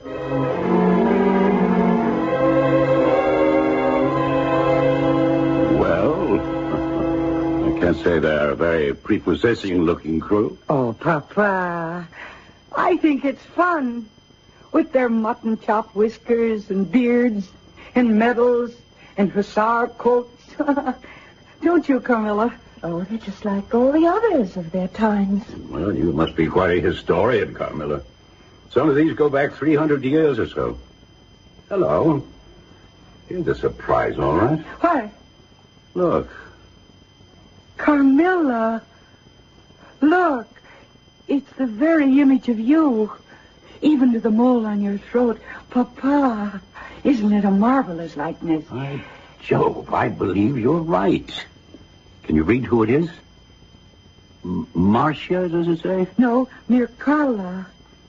Mircalla Countess Karnstein, and the date is 1698. Well. I do remember that your mother was descended from the Karsteins. As am I think, a very long time ago. Are there any Karnsteins living here now? Well, none who bear the name, although it's interesting. The ruins of their ancestral castle is not much more than 3 leagues right to the west of here. It was destroyed, they say, during the Civil Wars. I should like to see it sometime. Papa, this is just a small portrait. Could I have it to hang in my room? Well, if you like, I'll have Hans put it up for you. And then, once you've arranged that, could we, dear Laura, take a stroll in the moonlight? It's so beautiful.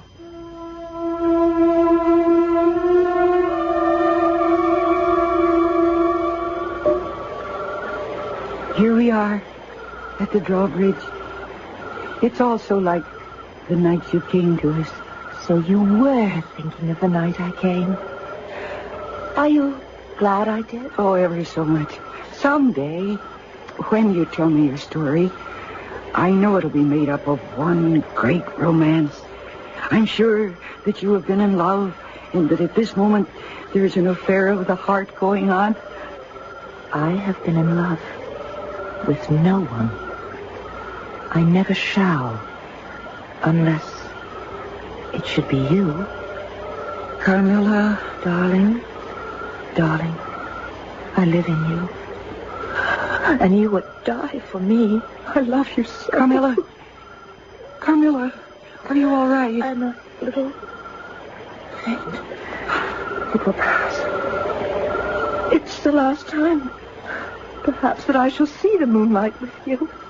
What do you mean? The time is very near when you shall know all.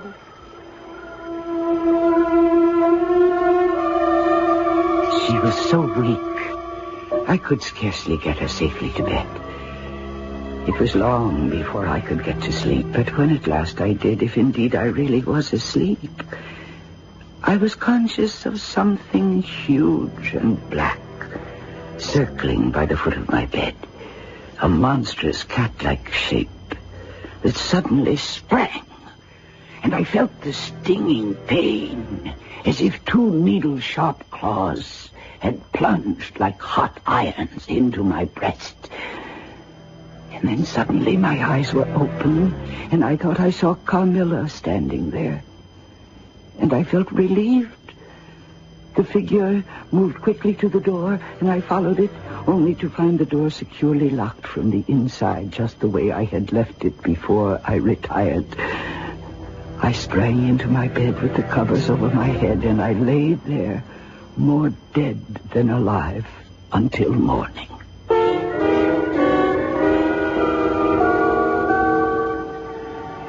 There are none so blind who will not see.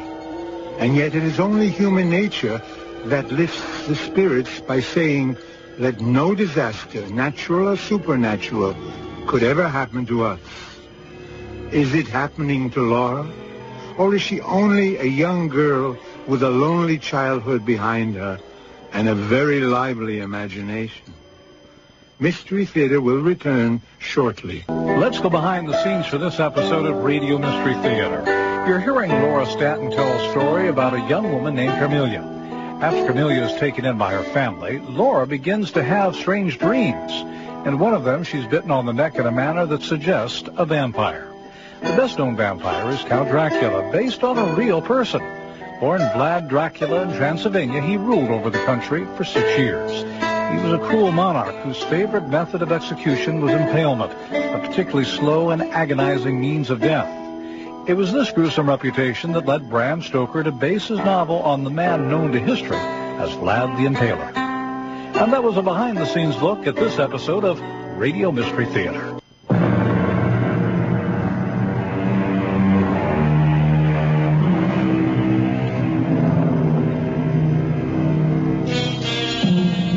With the morning and the coming of light, nothing seems more insubstantial than a dream. Certainly, although it may leave some residual shock to the dreamer, a nightmare loses its terror, and there is a natural inclination not to recount one except to someone very close to you, for fear of being laughed at. Or in Laura's case, something different. I should have told my father, but I didn't. Mostly because, to my surprise, quite early that morning, in answer to a knock on my door, I opened it and found Carmilla up and about. May I come in? Of course. Dearest, you don't look well. No, I don't feel very well. I had a bad dream. I knew it. And I felt these two hot pins plunge in and puncture just beneath my throat until I thought I'd strangle. Oh, awful. Let me see. Huh? Why, darling. Darling, it was a dream. There's nothing there. But we shan't take any chances with you. Here. You shall have my amulet to protect you. The next night and the nights following, my sleep was deep and dreamless, although the nights were followed by days of lassitude and a melancholy that was strangely not unpleasant. This was well enough for a time, until new and vague sensations began to disturb my sleep. Sometimes a hand drawn across me, sometimes the feeling of lips kissing me, longer and more lovingly, until they reached my throat. Within a week, my eyes were dilated and dark underneath, and I was pale. And my father noticed the change and insisted on my seeing the doctor. It was just as well that the doctor was called, for that night, everything came to a head. No!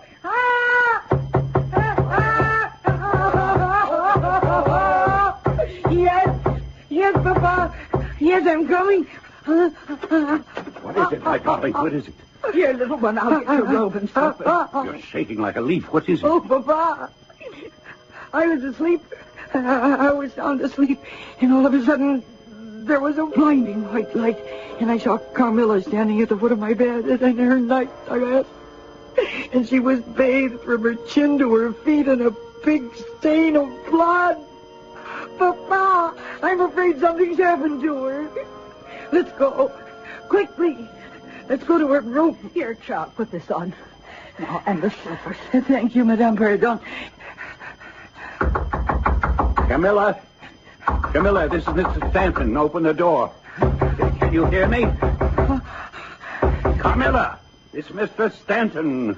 Open the door. Oh, Papa. Suppose something terrible has happened to Carmilla. Madame, ring for the servants. Get them up here right away. Oh, Papa. I'm going to have to break the door down.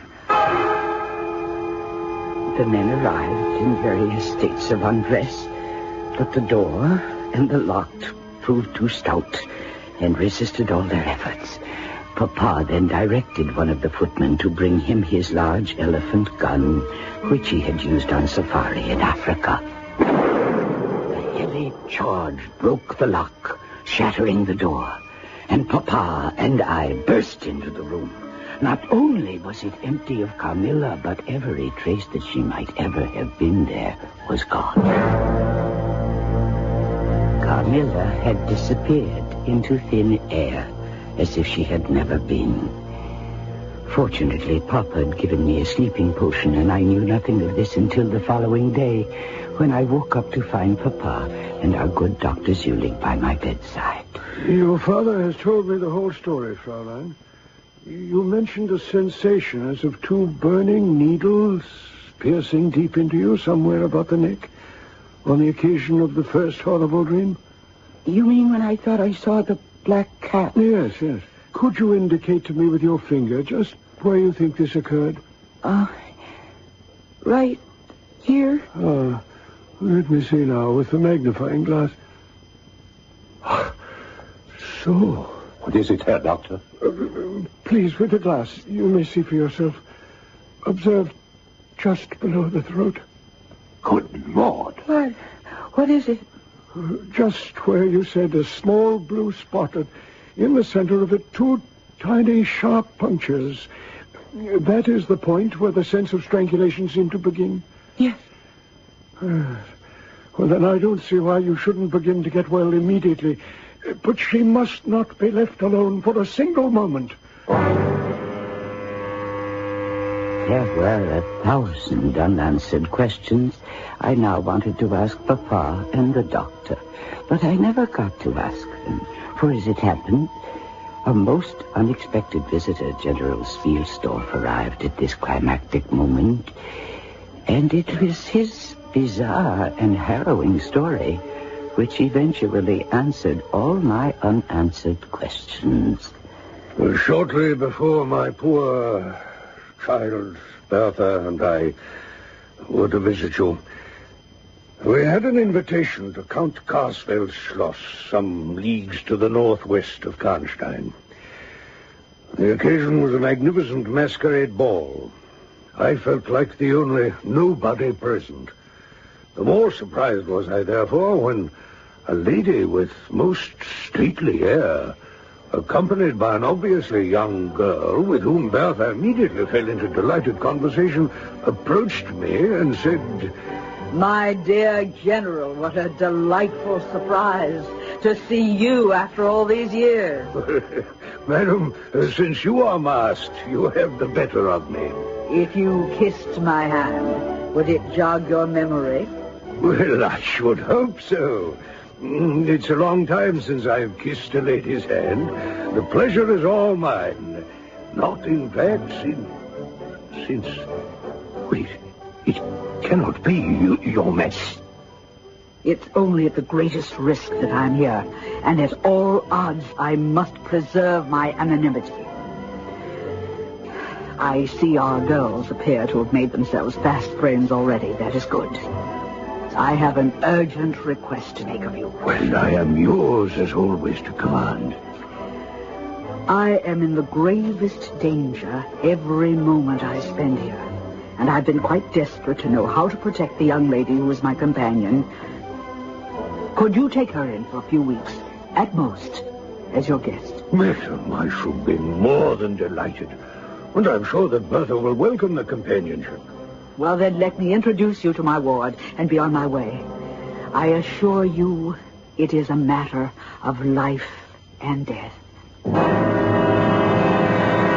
Papa, it's just the same. It's just like Carmilla and the lady. Ah, yes, the lady that I, too, like the general, mistook for royalty. Even for the Empress herself. Well, go on, General. What happened? It couldn't have been the same as it was. I am afraid so, my dear. My poor Bertha suffered from the same dreams as you, of a great black animal and the piercing double-pronged punctures beneath the throat. She was wasting away, despite all potions and powders the doctors tried, till one of them suggested what seemed a piece of arrogant nonsense to me. What? Legend has it that 200 years ago, the Countess Karnstein, Miracalla by name... Papa, that's the one who looks like Carmilla, the portrait I... Hush, dearest. Finish, General. Yes. Your father has told me about Miracalla, and I have verified her existence from other sources. What the doctor told me was that she was a vampire and has never died. I would have scoffed at this, except, well, because of my birth, I was so desperate. I concealed myself in a closet the last night before her death. Papa, I don't know if I want to hear what happened. You must listen. There was a full moon that night, and it flooded the room.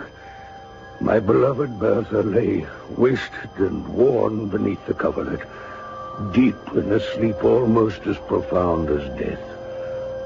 Suddenly, beside her bed, a black, amorphous shape bubbled up out of the pure moonlight, moving toward Bertha as though prepared to smother her. Hold! General, what do you do here? To stop you, Milaka. You have no power against the background. We shall see. Rather than let you harm Bertha more, I will cut you to... Powerless! You see, with this small hand I hold you helpless as a babe. Take comfort, old man. You are still too late. Your daughter is mine. Mine. Suddenly she was gone, and I was alone with Bertha. By the time I was by her side, she had passed away. Oh, how awful. That is not the worst. If this friend, call her Carmilla, Milaka, Miracala, what you will, is not found and exterminated forever, your daughter is her slave. And even you. But Carmilla is gone.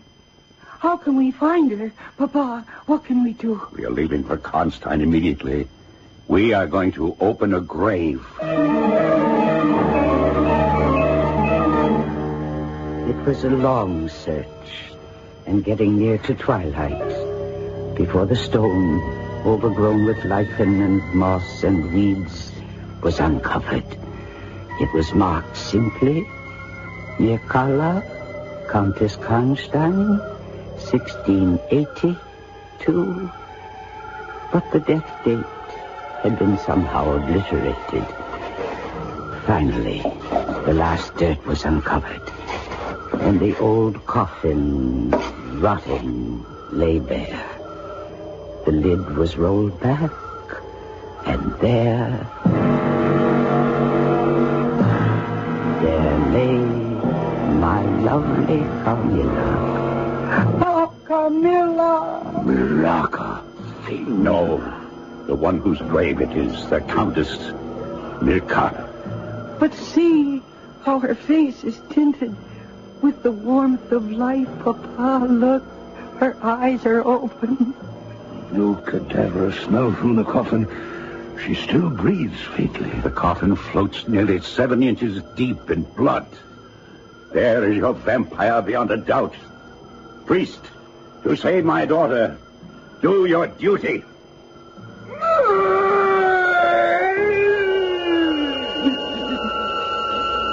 The priest drove the sharpened oak stake through the body, and that fearsome shriek, which still sounds in my dreams, rent my ears. But I know now, more and more as the years have passed, that it was not Carmilla who died, but that ancient 2-century-old corpse who had roamed in lonely agony till at last she was brought home to the peace of God.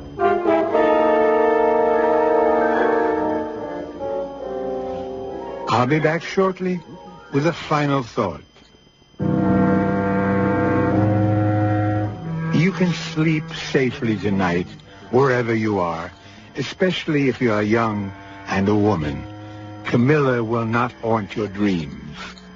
Just for the record, and to keep it all tidy, we should mention that all the proper protocol was followed in the extinction of a vampire.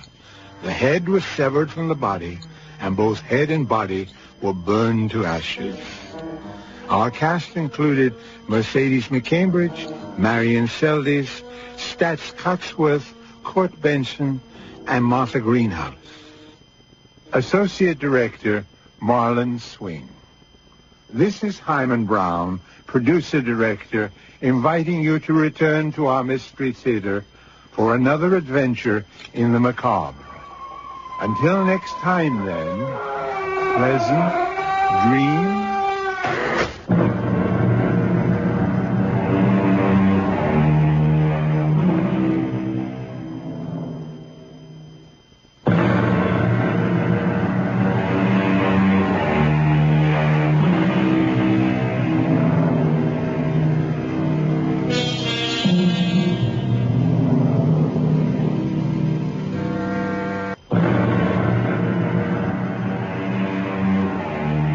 Next time, Mystery Theater brings you another tale of the macabre.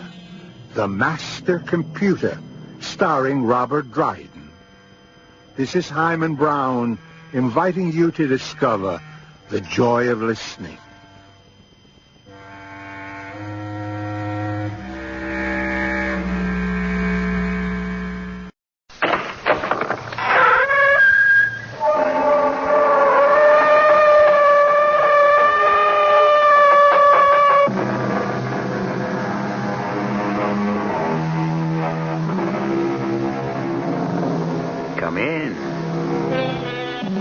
Welcome.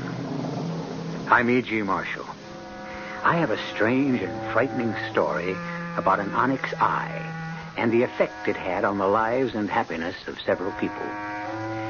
It is a well-known law of physics that any action has an equal and opposite reaction. If you press down on one side of a seesaw, the other side goes up. If you drop a stone into a puddle of water, the water rises in exact proportion to the displacement of the stone. If good luck is on the face of the coin, wouldn't the other side bring the reverse? It's for you, Kathy. Oh. A birthday present. Now close your eyes and hold out your hand. There. You may open your eyes now. Oh, why, it's beautiful. You don't like it? Oh, yes. Yes, I do. It's very unusual. It looks like an eye. Well, the little man I bought it from said it would bring us luck. It's onyx. The eye in the onyx makes it valuable as an oddity. Oh, oh! What's the matter? It moved. It moved in my hand. Take it away, Jack. Take it away. Please!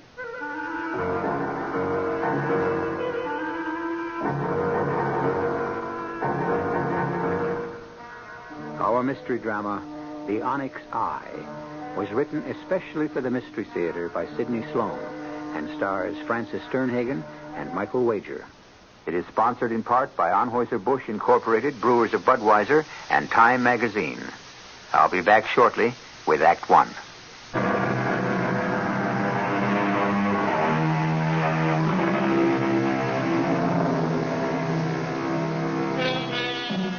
It was a cold, slushy day in January that Jack Evans found himself on the run-down side street in a section of town in which he had seldom been before. He was weary and cold from job hunting, but he knew he couldn't go home and face Kathy, his wife, on her birthday without some small gift. Then he saw it, a little curio shop. He looked in the window at the collection of junk jewelry, second-hand objets d'art, when his eye was attracted to an interesting egg-shaped object, dusty and half covered by other things. He immediately knew that was what he was going to buy for Kathy. Hello? Anybody here? Yes. Can I help you? Oh, I didn't see you. What can I do for you? I haven't much time. I was just about to close. At 3:15 in the afternoon? Young man, I am closing the doors and leaving. I will not return. I have been here for over 60 years. Long enough. Long enough, wouldn't you say? Why, yeah, I guess so. So, you will be my last customer, and I will be generous. Name your own price for the thing you want. I haven't made up my mind about anything, but I did notice a white egg-shaped object in the window. Why, yes, how did you know? I knew. I remember my mother had a china egg when she used to darn socks. You know what I mean? Yes. And I thought I'd like to get one for my wife. It's her birthday. Ah, yes. I know it isn't much of a present, but, well, I can't afford more at this time. Oh, it will bring you luck. And if you ask to buy it, I must sell it to you. What? Would you like to see it? I'll take it out of the window. Well, yes, please. Here. Here it is. But I must tell you, this is not a china darning egg. It is onyx. Here, don't drop it. Oh, feels heavy. Heavier than I thought. Turn it over. course, it's an eye. It looks like an eye. If you still want it, you may have it at your price. Whatever you offer, I must accept. But you must be sure you want it. And all that goes with it. Because you will have it with you forever.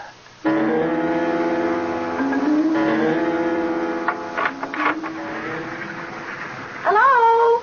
Is that you, Jack? Home, Kathy. Come on into the kitchen. It's warmer here. Okay, dear, as soon as I get my galoshes off. Oh. It does feel warmer in here. Ooh, the heat's been off all day. I think we've run out of fuel. I've kept the oven on so the house wouldn't freeze. Well, did you call Holder's Fuel and tell them? Oh, a lot of good that would do. We owe them. Well, we're way beyond our credit. Oh, but in weather like this, let me call them. Didn't you tell them you're expecting a baby and that the cold wouldn't... Phone's out, too, Jack. They sent us 2 warning notices. Oh, great. Fine thing to happen on your birthday. You should have married a guy who could take care of you, Kathy. Oh, you're the nicest husband in the world. And you're going to be a marvelous father. But... No buts. Having you for my husband is enough. Enough for me. What did you do all day, dear? Walked around looking for a job. Any luck? I had one promise from Ellsworth Manufacturing. You think it's a possibility? I wouldn't bank on it. I think the guy in the employment office, Mr. Mazurek, was just trying to brush me off. But, look, I don't want to talk about that. I want to celebrate.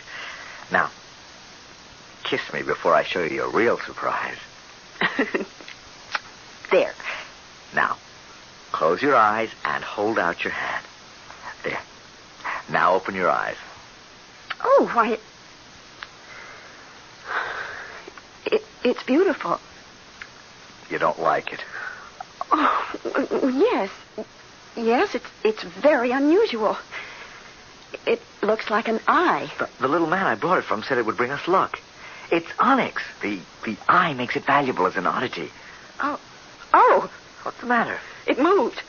It moved in my hand. Oh, Kathy, it didn't move. That's just your imagination. Take it back and get your money. I don't want it here. There's something... I don't know how to say it. There's something about it that I... Look, I'm sorry, Kathy, but it seems so different, so unusual. Yes, different, but not in a pleasant way. It's ugly. Take it back, dear. I can't take it back. What? I don't want to. The old man said it would bring me luck. Well, we could use a little. I don't believe in luck, Jack, and you know it. I just can't have that evil-looking eye around. Luck or no luck. The phone. It's been off all day. Answer it. Answer it, Jack. Hello? Who? Yes, this is he.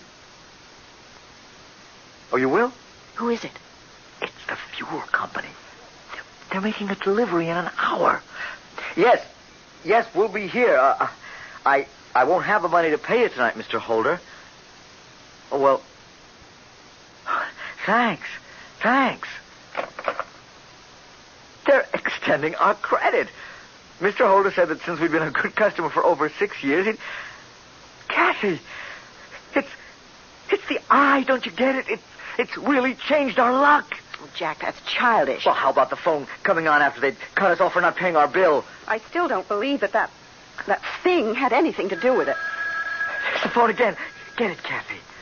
Hello? What? Yes, he's here.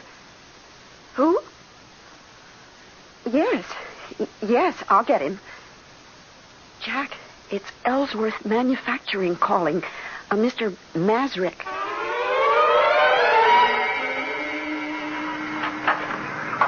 Oh, good morning. Can I help you? Oh, Mr. Evans.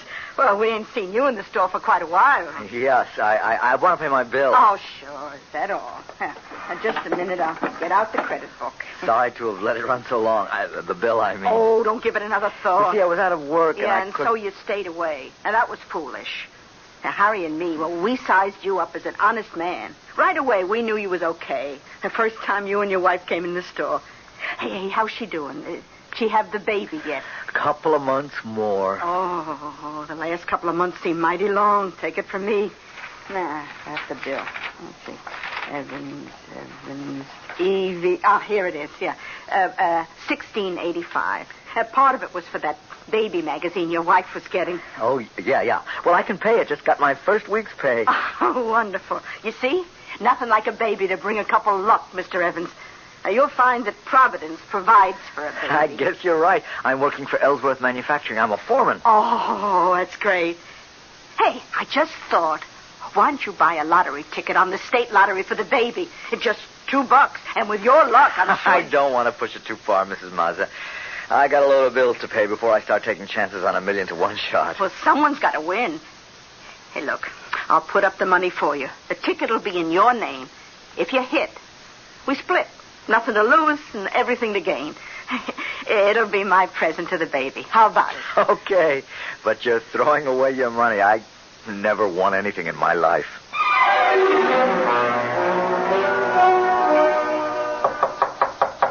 Come in. Mr. Ellsworth? Yes? They told me in the plant that you wanted to see me in your office. Your secretary told me to go right in. Yes. You are Mr. Evans. Jack Evans. Oh, yes. I have your name right in front of me on my pad here. Pardon me while I read this memo from your supervisor. I would like to say something, if I may. Yes? I need this job very much. I know I'm new at it, and I probably made many mistakes. My good man, you're getting yourself needlessly upset. You're in no danger of losing your job. I'm not? Oh, yeah, I thought I was coming to see you to get fired. You are here to see me because of a memo from your supervisor, who praises your hard work and dedication. You see, there's a new opening in supervision on the executive level. A big step up from the plant job you hold now. And we think you can handle it. What do you say?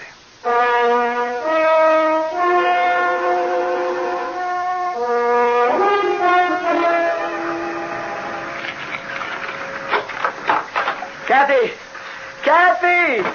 I've got wonderful news! Kathy! Well, that's strange. She doesn't go out at this hour. Kathy! A note. Jack, dear, I'm getting pains. I thought I'd better not wait. I'm asking Mrs. McCarthy next door to go with me to the hospital. Love, Kathy. Good Lord. It's too early. Too early. Yes? Yes, this is he. Oh, yes, I know. She left me a note. How is she? Yes. Yes, I'll be there in 10 minutes.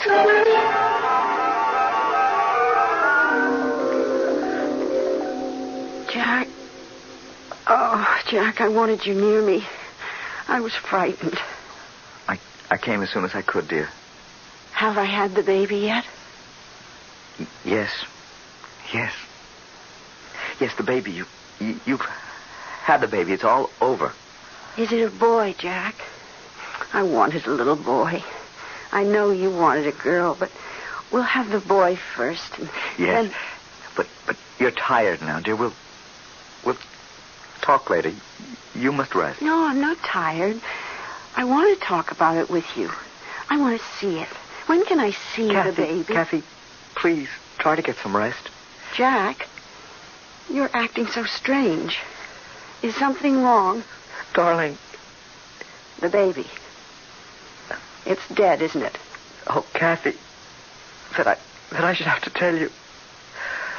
Oh, my darling. Was it a boy? A beautiful little boy, the doctor said. Well, why? Why did he have to die? I have no answer, dear. Doctor said everything was going fine, even though the baby was premature. He didn't feel there was any danger. Then suddenly the little heart stopped beating. They did everything they could. It was God's will. No, it was that evil thing. That ugly, frightening thing. That eye. Kathy. Get rid of it. Throw it away. I've felt its evil presence ever since you brought it home. Oh, darling, if that eye disturbs you, I'll get rid of it. Before I get home, Jack, promise me you'll sell it or give it away. And if you can't, then destroy it. Yes, Kathy, I'll do whatever you say.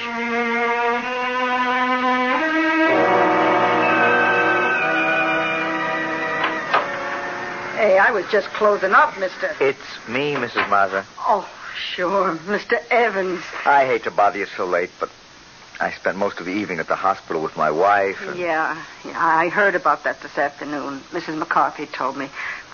Oh, God, that's a terrible thing to happen to a nice young couple like you two. I sent your wife a card. Yeah, thank you. Listen, what I came in to ask you... You know this neighborhood well, don't you? Uh-huh. I lived here all my life. Do you know Quentin Street? Oh, about 6-7 blocks north? Yeah. Used to be a nice residential street, but it's real run down now. Do you know that little curio shop at the corner of Westerly and Quentin? You mean did I know it, don't you? Oh, it's been closed for ages. Years. No. I was in there last week and made a purchase. You couldn't have. Well, that building's been empty for nearly 20 years. The windows are broken, falling apart. You know, I remember it when I was a girl. There was an old man. A small old man? Yeah, we were scared of him when I was a kid. But I bought something from him. A present for my wife on her birthday. It was just a few weeks ago. But you couldn't have. Well, the building's been condemned for over 5 years. It's supposed to be pulled down. But he was there, I tell you, in the shop. January 29th, my wife's birthday. Mr. Evans, I seen the ambulance come and take him away. Exactly 20 years ago. I think it was in January, too. He was dead. If you seen him, you saw a ghost.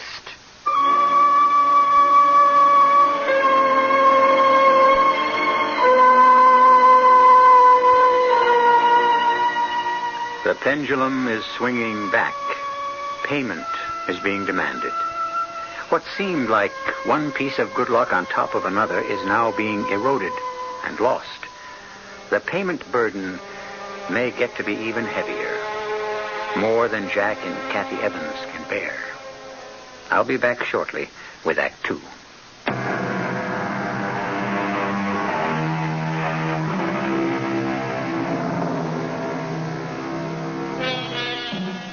When Jack Evans was told that the little curio shop where he had purchased the Onyx Eye had been closed for over 20 years, he couldn't believe it.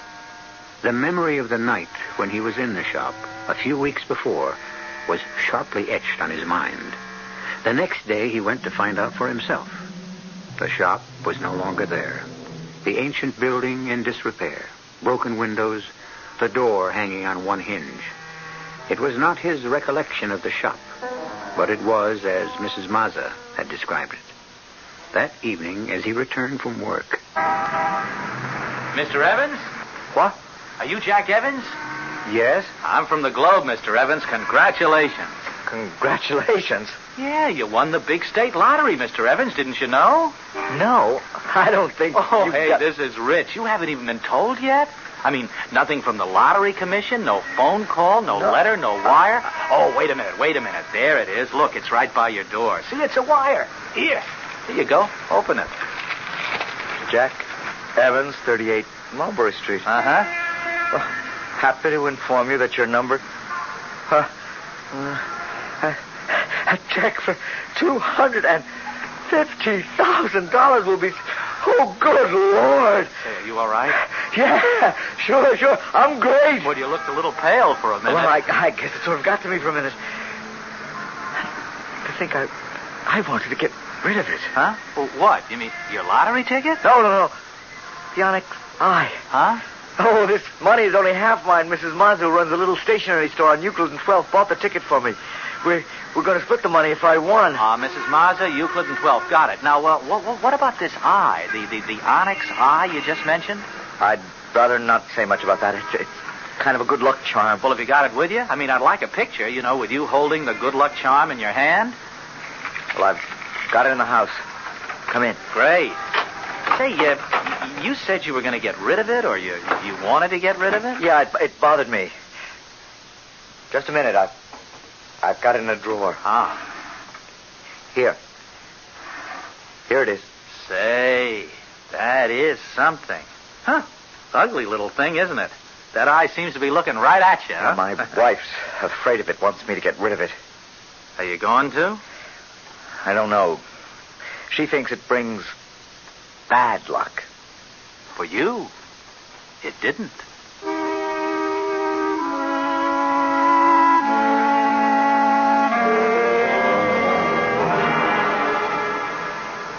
we are. Dear, we're home. Yes, Jack, we're home. Up the steps. Yeah. Take it easy. Mm-hmm. Hello. Welcome home. Oh, Mrs. Mazza. Mrs. Mazza volunteered to come over and get the house in order for your homecoming. Oh, that was kind of you, Mrs. Mazza. Oh, nonsense. Don't even say that after what you've both done for Harry and me with your good luck charm. Oh, it's beautiful. So many flowers. The entire room is full of flowers. A coming home present from Harry and me. I knew you'd like them. You shouldn't have been so extravagant. Oh, after what you've done for us, it's nothing. You know what we're going to do with our share of the money?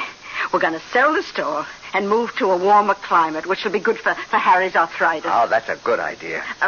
Mrs. Evans, what are you two going to do with your half? Kathy, Mrs. Mazza was speaking to you. What? Would you pick up the phone, Mrs. Mazza? There on the table. Oh, yeah, sure. Hello? Yes, this is the Evans residence. Oh, just a minute. Oh, Kathy, someone on the phone for you. The man said that the Globe newspaper. Oh, that newspaper reporter again. He called me several times at the hospital. I don't want to speak to him. Oh. Hello? Oh, well, she's busy and can't talk. What? Will she what? Sell?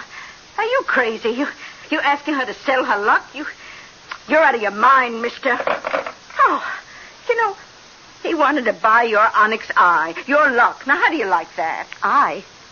Have you still got that terrible thing, Jack? Oh, Kathy, I haven't had a chance to get rid of it. You promised, Jack. You swore to me you would get rid of that ugly eye before I came home. You promised me that faithfully in the hospital. Calm down. You mustn't You go on lied like to this. me. You know what misery that thing has caused us. It took my baby from me. Kathy. It killed my baby. Oh, look, Mrs. Evans, if you really mean that, I'll take it.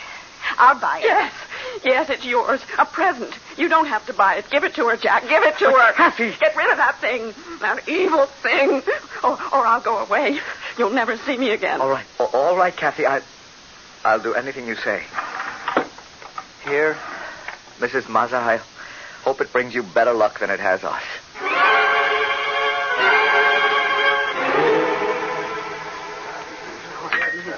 Well, Jack, like my choice of restaurants? I've never eaten in a place like this before. Well, you'd better start getting used to it.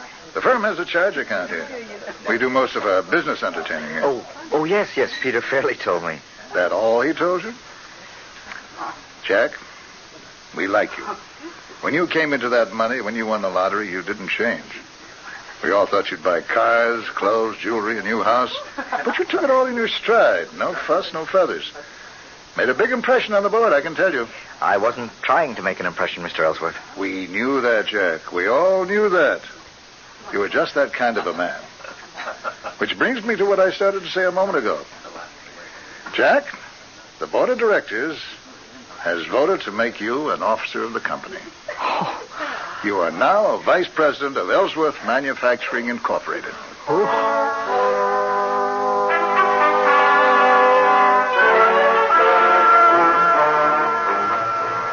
Oh, you deserve the job, Jack. But it is so incredible. They hardly know you, and they give you this big position. I couldn't believe this is all happening to me, Happened so fast. Oh, I'm so happy for you, darling. And you know, it was really you, your ability, your personality that put you where you are. It wasn't some stupid good luck charm, some magical eye. Oh, I'm so relieved since that thing is out of the house. I'm sleeping better. Feeling better? Oh, that reminds me. I went to the doctor today. He did some tests and a complete examination. What did he say about having another baby? He seemed very optimistic. He said he'd get back to me as soon as he had all the results from the test. Good. I'll get it, Kathy. Hello? Oh, hello, Mr. Evans? Yes. Oh, Mrs. Mazza?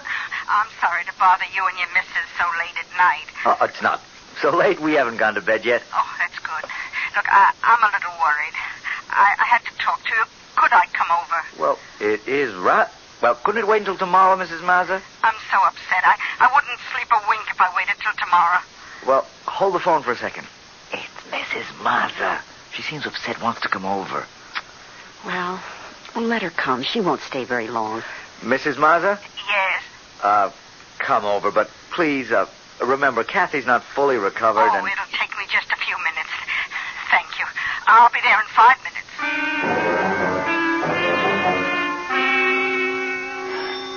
There she is, Jack. Let her in. Okay. I got it. Come in, Mrs. Mazza. Oh, I'm sorry to bother you. No bother for a friend. Come in. Thank you. Hello, Mrs. Mazza. Sit down, won't you? No, I'm only going to stay a minute. I just had to tell you. It's gone.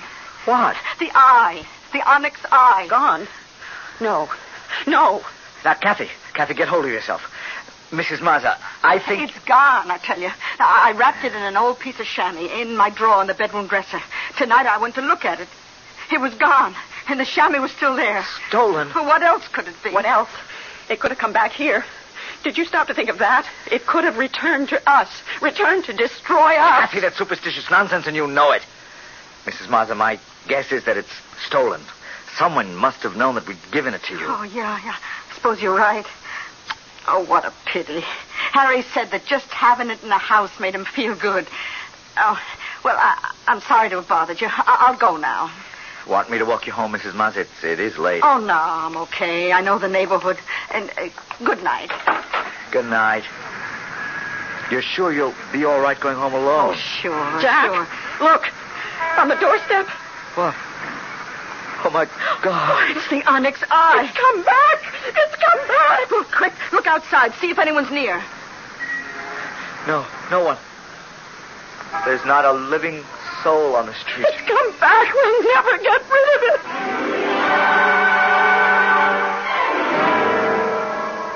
You have made an offer, and now you must go through with it.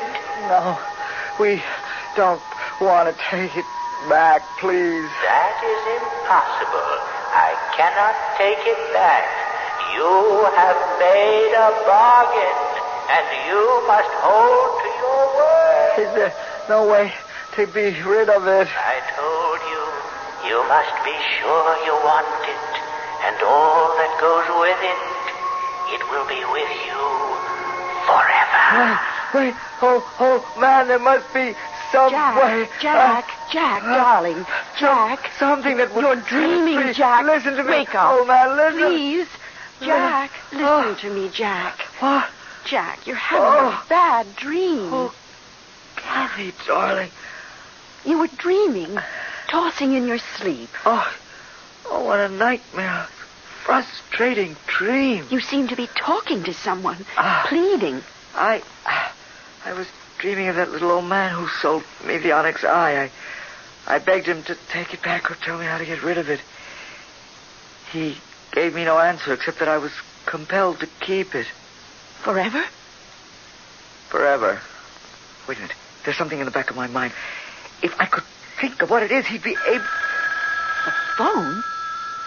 This hour? It's 4:15 in the morning. Hello? Yes, this is he. Who? St. Joseph's Hospital. Yes. I see. Asked you to call me. Yes, I'll come immediately. Thank you. What is it? Mr. Mazza. Stroke. Mrs. Mazza asked them to call me. She wants me to come to the hospital. It was that thing. Oh, no. That's becoming an obsession with you. Kathy, can't you forget it? Don't you see? Mr. Mazza benefited from the luck, the lottery ticket. And now he's paying for it, as we have.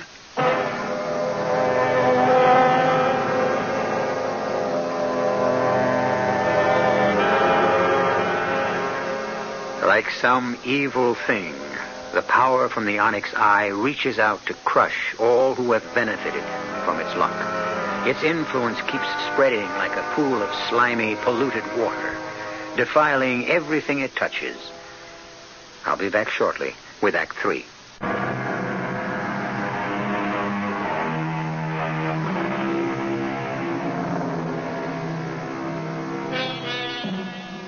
Jack went to the hospital that night and sat waiting with the wife of the stricken man through a long gray dawn.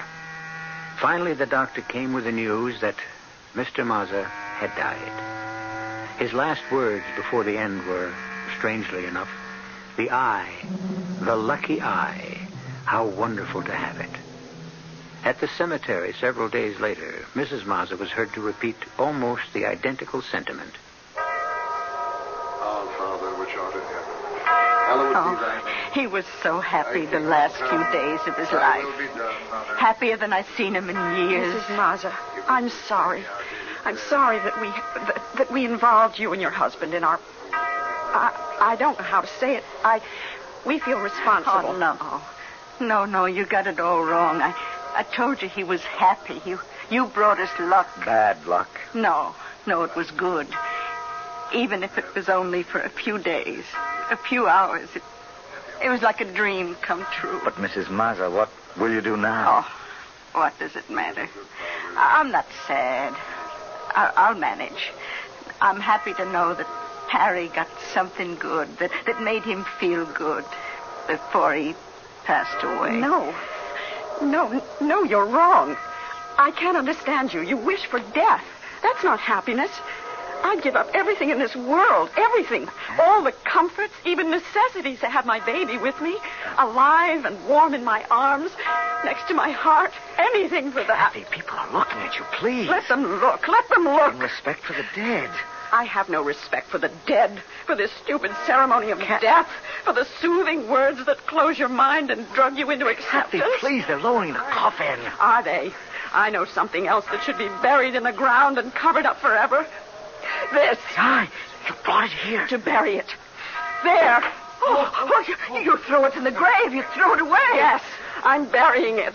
Burying it forever.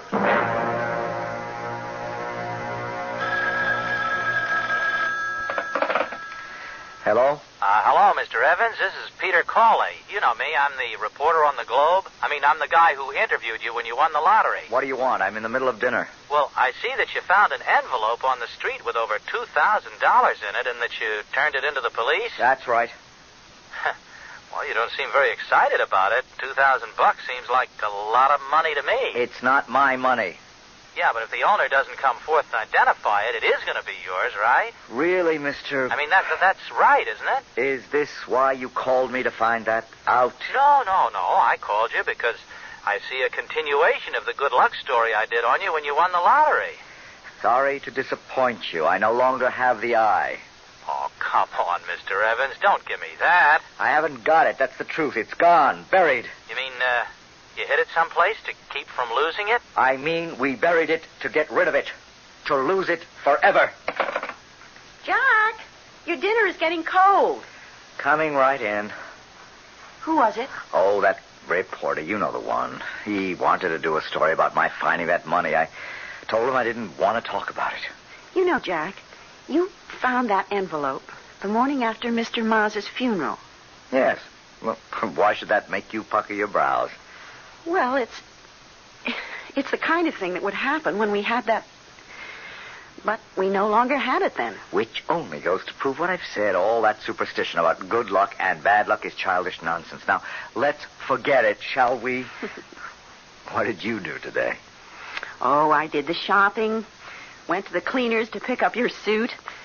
Oh, and I went around to the post office to pick up that parcel. What parcel? Don't you remember last Wednesday when we came home? From Mr. Maz's funeral? Yes. Well? There was that slip from the post office saying that they had tried to deliver a parcel, but we weren't home. Oh, no. Yes, I remember. Well, I went over this afternoon and picked it up. It's over there on the desk. Oh, yeah. Let's see what's in it. Jack, don't open it. What? Don't open it. It's that eye. It's come back. Then I've got to know. I've got to know. Oh, good Lord. I was right. It has come back. We'll never get away from it. Stop it. Stop it for good. I'll smash it to bits. Grind it into dust. There. It's shattered. We are free of it now.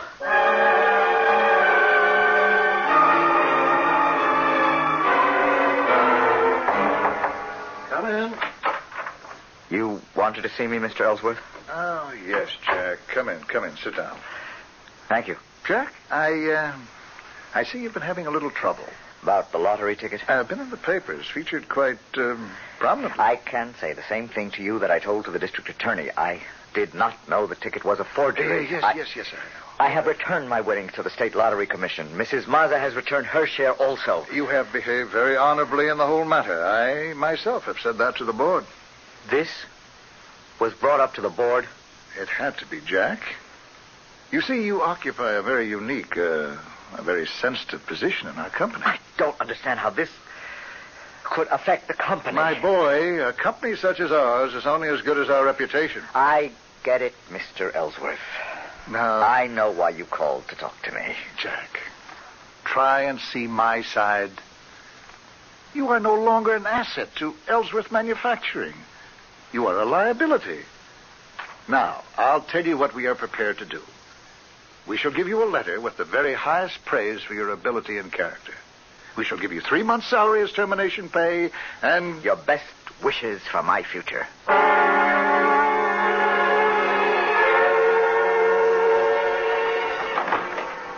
Is that you, Jack? Yes, Kathy. I got something to tell you, Jack. Yes? It's not good. I'm prepared for anything. What is it? There's no chance, Jack. We can't have another child. Oh, of course we can, darling. We'll go to another doctor. We'll leave here, start fresh someplace else. Sometimes a change of scene or environment. Oh, it's no use. It's happened a million times. Doctors can be mistaken. No, Jack. Nothing will ever be right for us again. Kathy, how can you say that? Look, I'm not giving up. We'll go away. You'll see things will be good again. How could you go? You couldn't leave your job. What job? I've been let go, fired. Oh, Jack. Darling. I knew it. I knew it when I saw. Look, Jack. Look what's on the floor next to the window. Oh, no. No. Your good luck piece. But I smashed it to dust, swept it up, put it in a cloth bag, weighted it, dropped it off at the ferry boat in the middle of the harbor. Look at it. Not a scratch. Not a crack. And that eye. That evil eye glaring at us. How did it get there? I don't know. I didn't see it this morning. And then when the phone rang, I came in here to answer it. And when I finished the conversation on the phone, I saw it. I screamed and ran out of the house. I'm going to beat this thing. There's some way to get rid of it. There has got to be. I remember there was something that little man said, but it seems blurred in my mind. I keep reaching for it, but it gets away from me. You can't give it away. When we gave it to Mrs. Mazza, it returned. But how could the old man give it to me? He did give it to me. And the door. Get it, Jack. I'll go into the bedroom and finish packing. Start packing for me, too. We'll go together. All right, dear. Not that I expect will do us much good to run. Hi, Mr. Evans. You. Hey, wait, listen. Leave us alone. Can't you stay away from us? No, please, I've got good news. I don't want to hear it. It always turns out bad. Oh, please. Now, don't shut the door, okay? Okay, what is it? Now, first, that money hasn't been claimed. You know the money you found? It'll be released to you at the end of the 30-day waiting period. I won't be here to claim it. Well, why? You going away? Yes. Because you lost your job? That's only part of it. But you haven't lost it. What do you mean? Look, the Globe carried the entire story in this afternoon's edition about how you were innocent and also that it was rumored that you had lost your job with Ellsworth Manufacturing because of the scandal. Yeah, that's about it. Well, 20 minutes after the paper hit the street, the paper got a call from Mr. Ellsworth himself denying the story and saying that the company had never doubted your integrity and all that sort of guff. You know, he told our editor to retract that story tomorrow or face a possible lawsuit. That's very funny. Only hurts when you laugh, huh? You going back to Ellsworth? No, I'm going away. Away from this place for good. You're serious? Dead serious. I want that good luck charm. That Onyx Eye. You don't. I want it. I know what it's done for you, and it could maybe... It's done nothing good for me. We've had nothing but grief and humiliation from it. I want it. and I'll give you $5,000. All I have. I want it. If you offer to purchase, I must accept. That's it. That's what he said to me. Then you'll let me have it? Look, I must warn you, it will bring you nothing, and its gifts are empty. And you'll pay heavily for all you get. Or think you get. I want it. I insist that you sell it to me. Very well. You are sure you want it. And all that goes with it. I'll get it for you. I've got the money with me in cash. Here. Here. Hold out your hand. Yeah. There. And here's the payment. And thanks. Thanks for parting with it. May the Lord have mercy on your soul.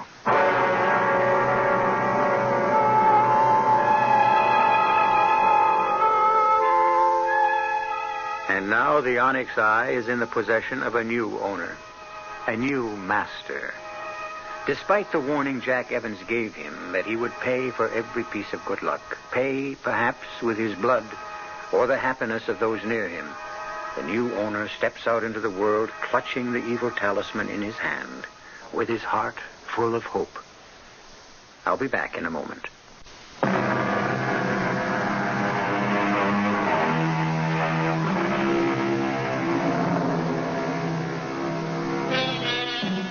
Over 2,000 years ago, Aristotle, the Greek philosopher, spoke of the principle of natural law. For every action, there is an equal and opposite reaction. He knew what a delicate balance there was between all natural forces. He originally spoke of a scientific phenomenon, but the irrefutable evidence of the balance can be found in our daily lives. Our cast included Francis Sternhagen, Michael Wager, William Redfield, Bryna Rayburn, and Sidney Sloan. The entire production was under the direction of Hyman Brown. Radio Mystery Theater was sponsored in part by Buick Motor Division and Luden's Medicated Cough Drops. This is E.G. Marshall inviting you to return to our Mystery Theater for another adventure in the macabre. Until next time, pleasant dreams.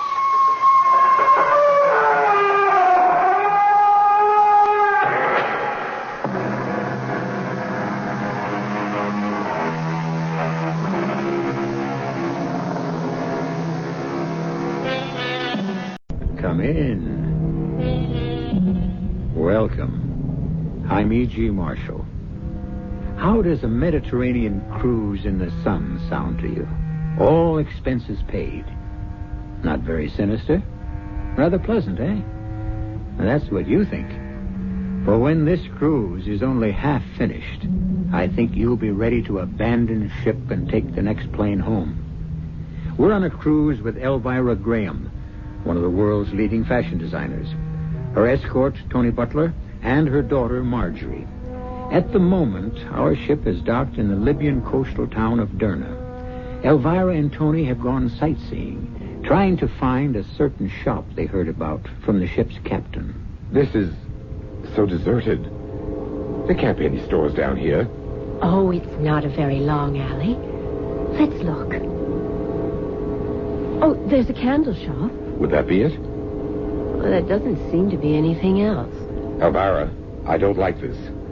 Let's get out of here. There's nothing to be afraid of. It's just too strange. We've gone almost the whole length of the alley, and there's nothing but that candle shop. And that's closed. Tony, wait. Look up ahead. The alley doesn't end. It makes a turn. Let's go back. Captain Miller said the store didn't really exist, and I believe him. We can at least look. Come on. Tony, look! There it is!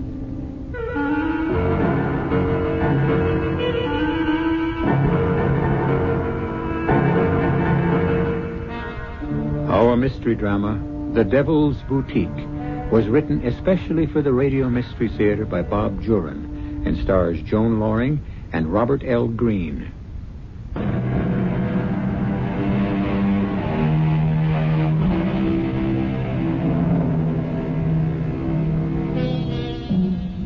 Elvira Graham found the Devil's Boutique.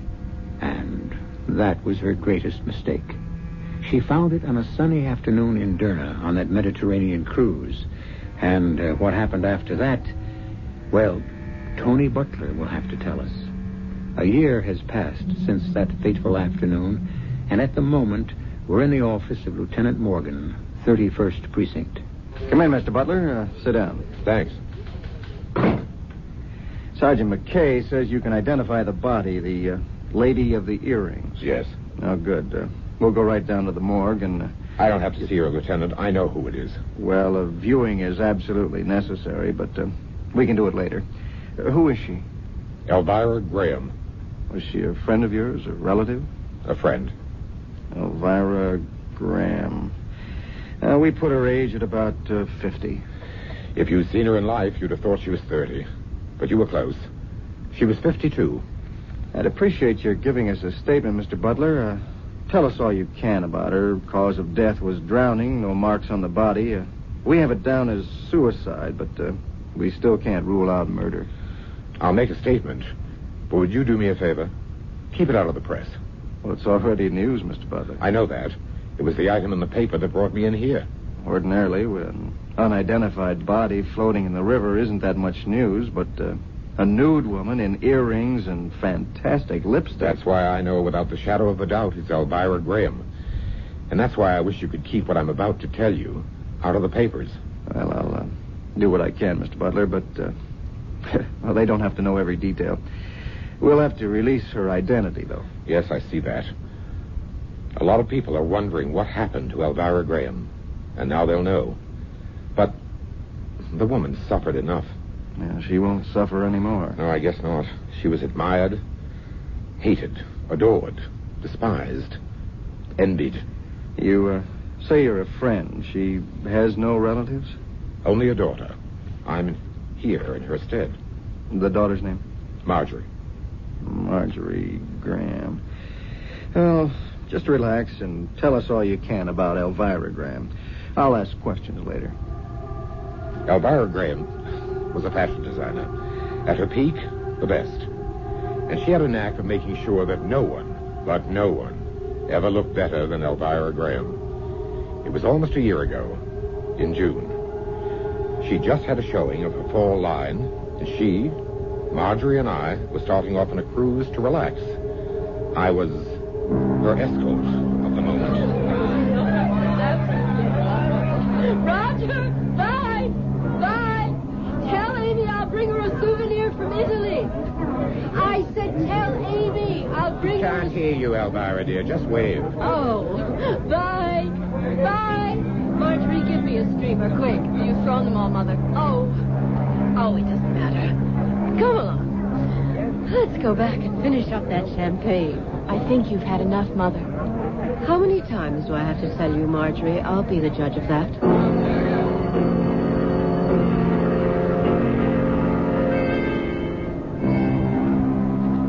Oh, I'm exhausted. Pour me one more, Tony. Thank heaven Marjorie's gone to her own cabin. She is so tiresome sometimes. Do you think I've had too much champagne, darling? Be honest.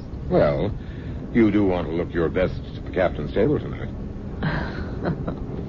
Sweet, sweet Tony. You have such a knack. For what, I'm not sure yet, but a knack. You're absolutely right. You drink this. I'm going to take a nap. I think I'll go up on deck for a while. Tony? Hmm? Do you think that dress Charlotte Remsen was wearing made her look slimmer? Maybe a little taller? Definitely. You designed it that way. Yes. Made her look almost too attractive, I think. Well, I'm not going to think about work anymore. We're here to relax. Kiss me, Tony. And let Elvira get her beauty rest.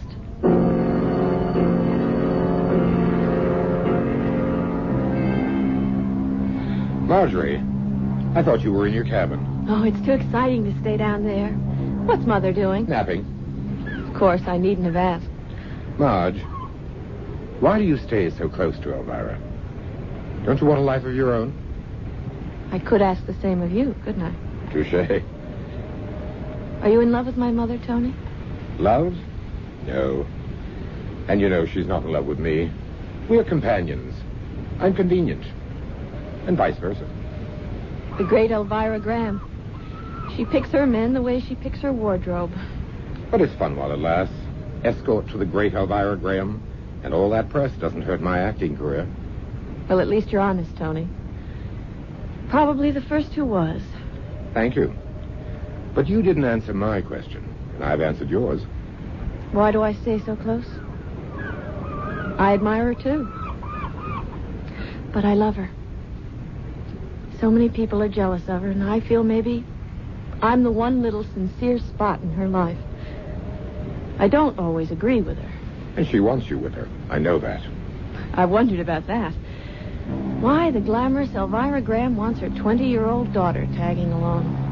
Ever stop to think she loves you? Yes, I think she does. And let's face it, you add to her image. Who would believe that anyone as young as Elvira could have a 20-year-old daughter? I've heard that before. Mother's always been vain. But lately, Tony, it's becoming more of an obsession. She's the acknowledged queen of fashion. What would you expect? She's putting it before everything else. She sold her soul to vanity. Such profundity from one so young. Don't laugh at me, Tony. I'm worried. I'm not laughing at you, Marge. But there's nothing we can do about Elvira's personality. We just live with it. Or what? Or leave it. And for the moment, it suits me to live with it. Come on. Why don't you take a nap, too? You want to look your best? We're at the captain's table tonight. How could I forget it?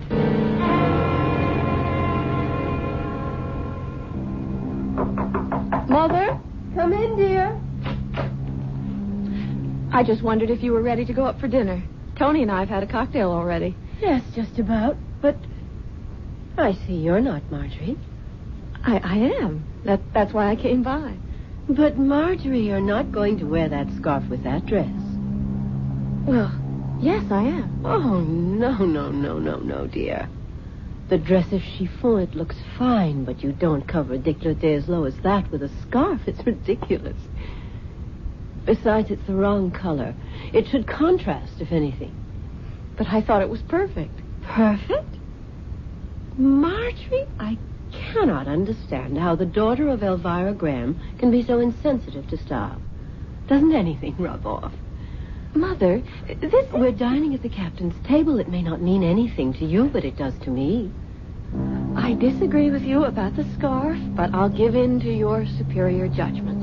No, darling, you'll find it's always right. Now, hurry and replace that dreadful scarf with a string of plain, simple pearls, and change your lipstick. It's too bright. I'll meet you in the dining room. You do understand. I just want you to look your best. Well, you must always look your best, my dear. But never better than Mother.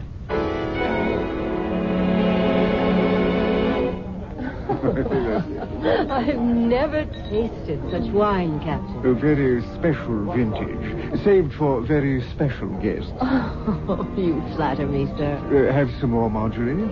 Oh, no, thank you. I'm fine. Do, Marjorie. It's bound to improve your disposition.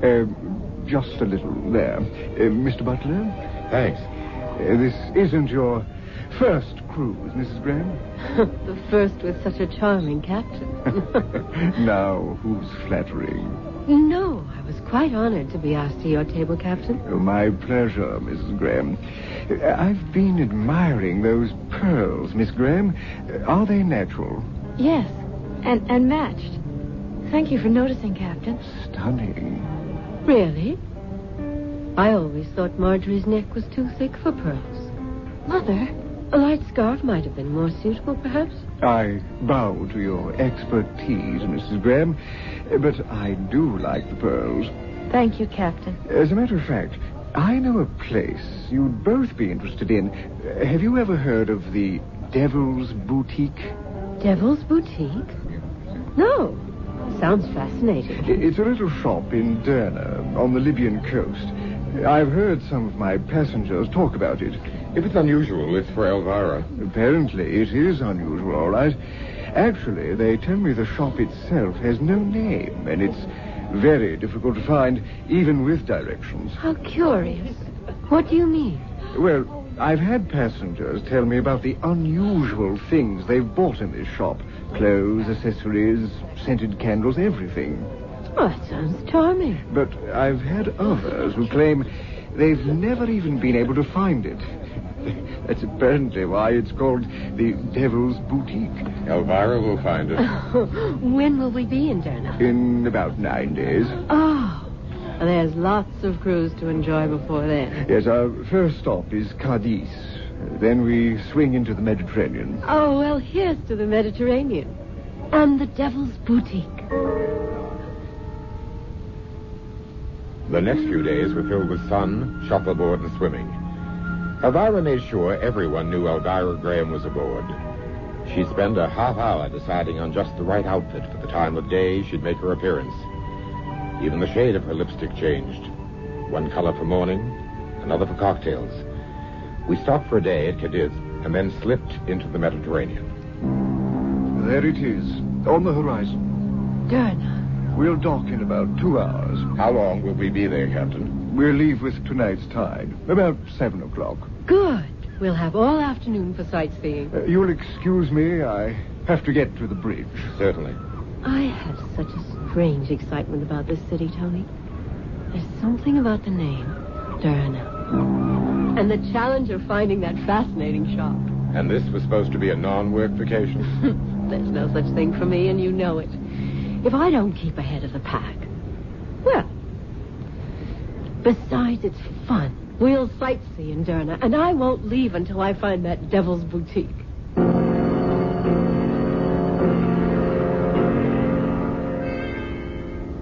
I can tell you one thing. You wouldn't catch me going near a place with a name like that. And I certainly wouldn't go out of my way to find it. But then, for a woman as vain and determined as Elvira Graham, it might be just the place. Vanity, like love, is blind.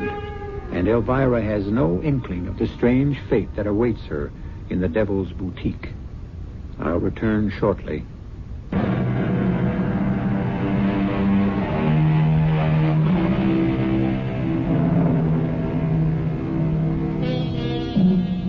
Most women are particular about their appearance, which everyone should be.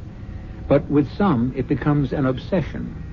Elvira Graham was pushed by an ego that demanded to be first, pulled by a vanity that demanded most of her attention. And both were responsible for her downfall. Marjorie, why aren't you dressed? We're going ashore. I'm not going, Mother. I feel like staying on the ship. Well, do as you like. Tony and I are going into town and find that shop the captain told us about. You go ahead. I'll be all right. I just don't feel like going. This is exciting. I've never seen a place like this. I wish we knew where we were going. The captain said follow the main street to the water well and then take the first alley on the right. If it's that simple, how come some people couldn't find it? They didn't want to find it badly enough. Come along, Tony. Why don't we just stroll and enjoy the sights on the way? Time for that later. Here's the alley. First right after the well. You're going down there? Of course. This is so deserted. There can't be any stores down here. Oh, it's not a very long alley. Let's look. There's a candle shop. Would that be it? Well, it doesn't seem to be anything else. Elvira, I don't like this. Let's get out of here. Well, there's nothing to be afraid of. It's just too strange. There's nothing but that candle shop, and that's closed. Oh, well, maybe we could knock and ask. Somebody might be in the back. I think we'd better get out of here. Oh, I hate to just... Wait, Tony, look. Up ahead. The alley doesn't end. It makes a turn. Let's go back. Well, we can at least look. This is crazy. There wouldn't be a store hidden back there. Captain Miller said it was hard to find, and it's probably worth it. I can't imagine why. Tony, look. There it is. There it was, just ahead of us. The windows of a quaint boutique, dimly lighted, and in the window, belts, dresses, slacks, scarves, accessories, beads. Elvira literally jumped with joy. Tony, we found it. And it's open. Come on. Oh, look at the things in this window. Tony, that belt. It is different. It's fabulous. I could design a whole suit around that.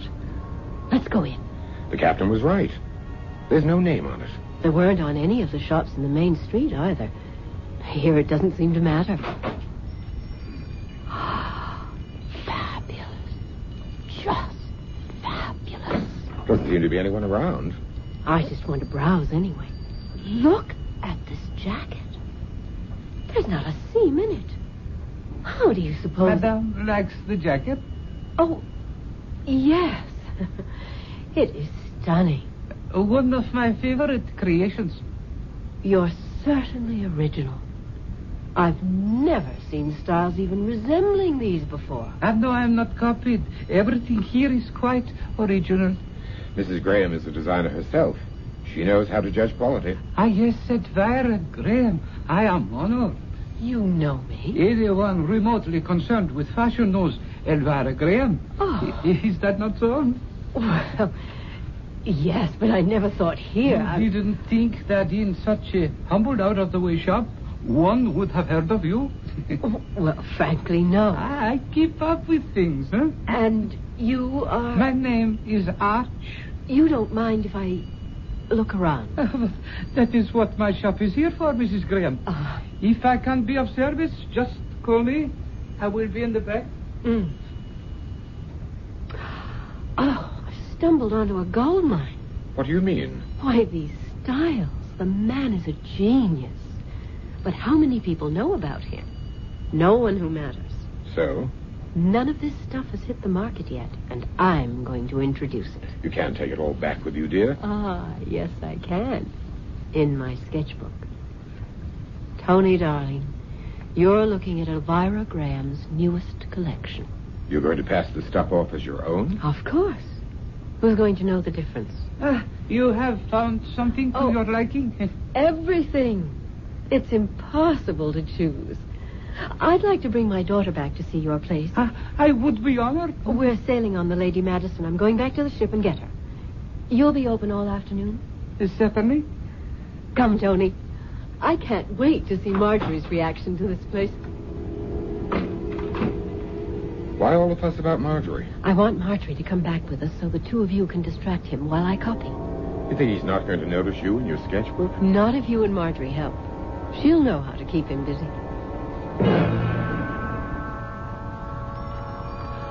Mother, this is unbelievable. I told you it was sensational. I just wish there were other customers around. Now, you know what to do, Marjorie. Yes.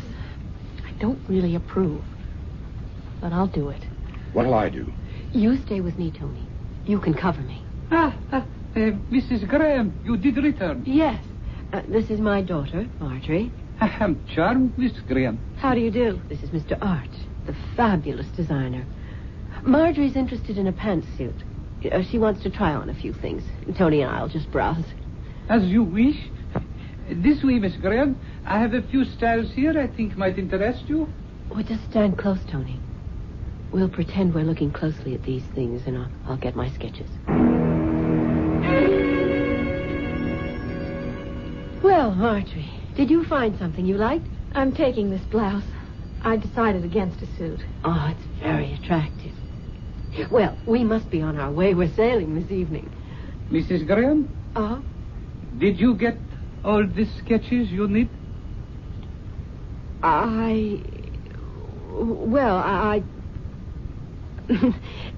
did jot down an idea or two. I hope you don't mind. I mean, imitation is the highest form of flattery or whatever. Is that exactly ethical? Oh, Mother. Well, perhaps not, Mr. Arch. I shall tear them up if you feel that way. No. I didn't say I minded. Perhaps we should leave. Tony, Marjorie. One moment, Mrs. Graham. Yes? Please, no hard feelings. I should not have mentioned the subject. After all, I am flattered by your very presence. The great Elvira Graham in my humble shop, huh? Would you accept the token of admiration? Well, I don't quite understand. Have you ever seen anything as exquisite as this? Mother, how beautiful. Wow.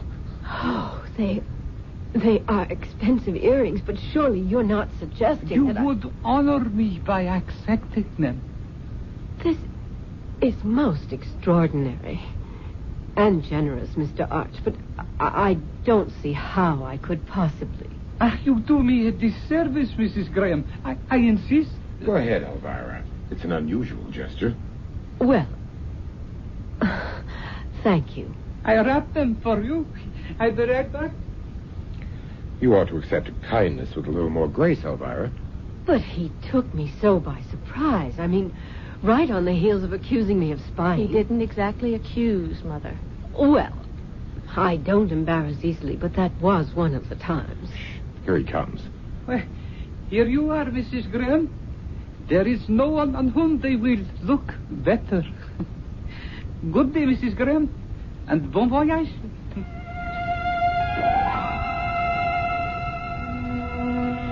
It was late afternoon when we got back to the ship. Marjorie went to her stateroom to dress for dinner.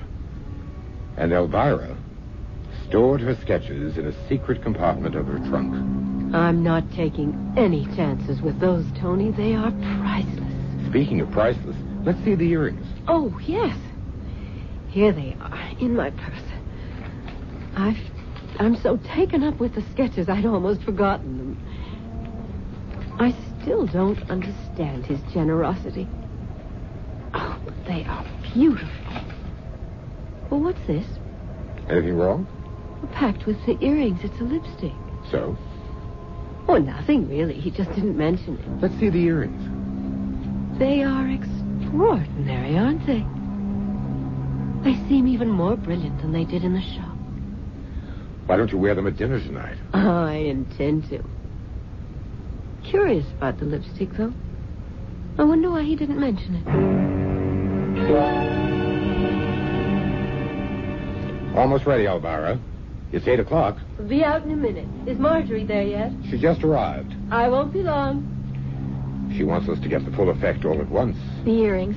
She's wearing them at dinner tonight? And the lipstick. The lipstick? The shopkeeper at that boutique slipped in a lipstick with the earrings. It seems to match the color of the stones. Well? Elvira. Oh, Mother.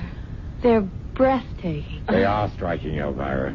The lipstick is perfect, isn't it? It lights up your whole face. It's almost uncanny. I've never seen you quite so radiant, darling. Watch out, you two. You'll turn my head. That has been done by experts. Oh, you're dreadful, Tony. Come on. Let's go to dinner.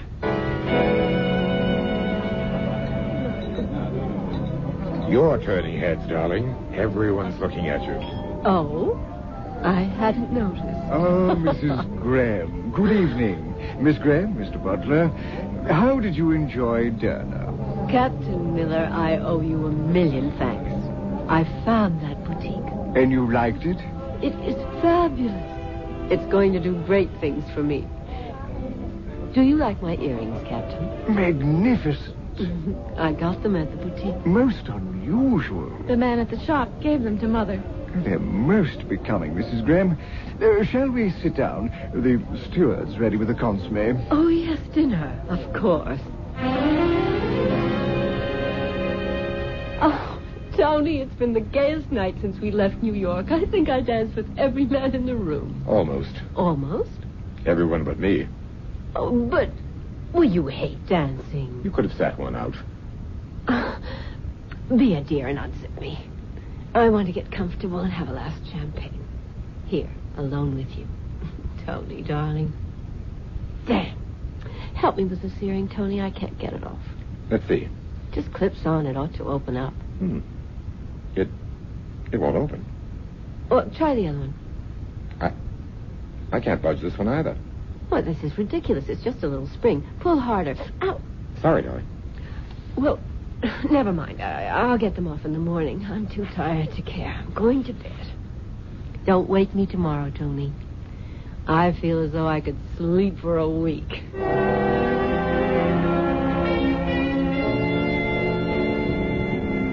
Good morning, darling. It's morning already.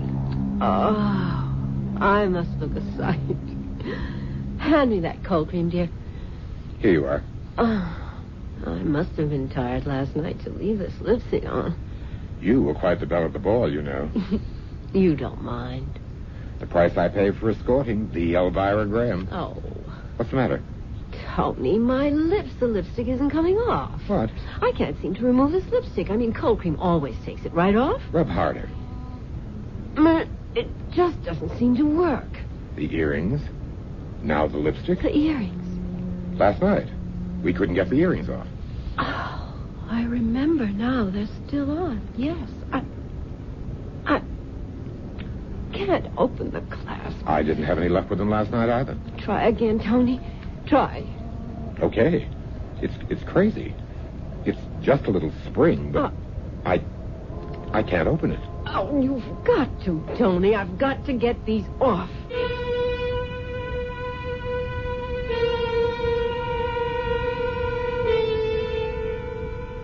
I told you I wouldn't go near a place with a name like the Devil's Boutique. You never know what you're in for. The earrings and lipstick the little shopkeeper gave Elvira were beautiful, all right. And she was immediately attached to them. Wouldn't you say? We'll see what happens next when I return shortly with Act 3.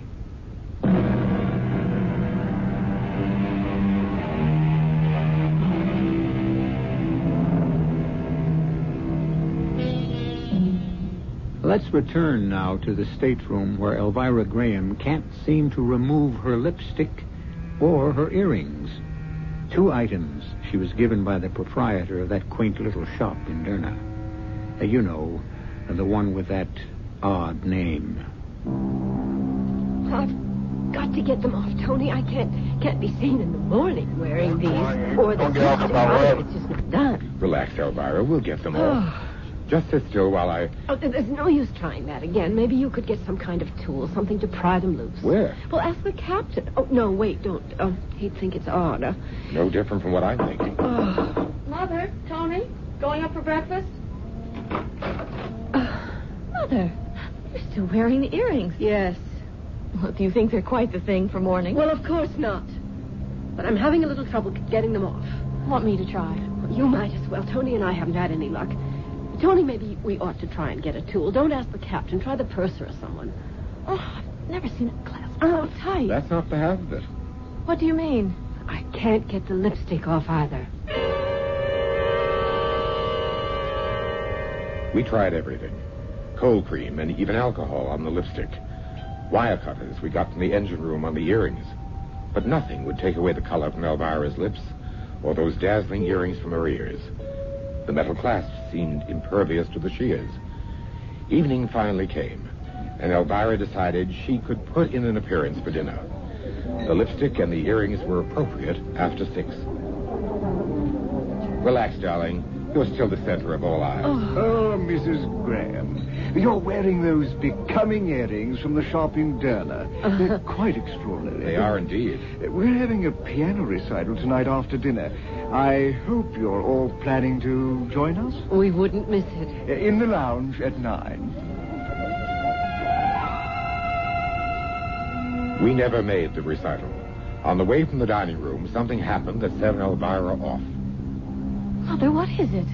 Stupid little tramp. Calm down, Elvira. Didn't either of you hear that woman as we were leaving dinner? No. You didn't? You didn't hear her say how gauche those earrings again? Do you? No, to our whole table. I wish I'd slapped her face.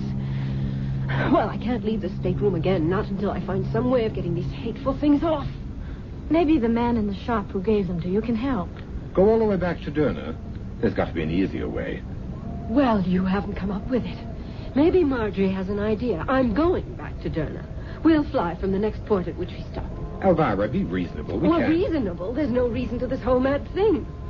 Marjorie, you go on with the cruise. Tony and I will go back to Derna and then meet you in New York. Oh, no, I'm staying with you. Oh, do as you like. I'm too upset to argue. Tony, see the purser or the captain or someone and see what arrangements we can make.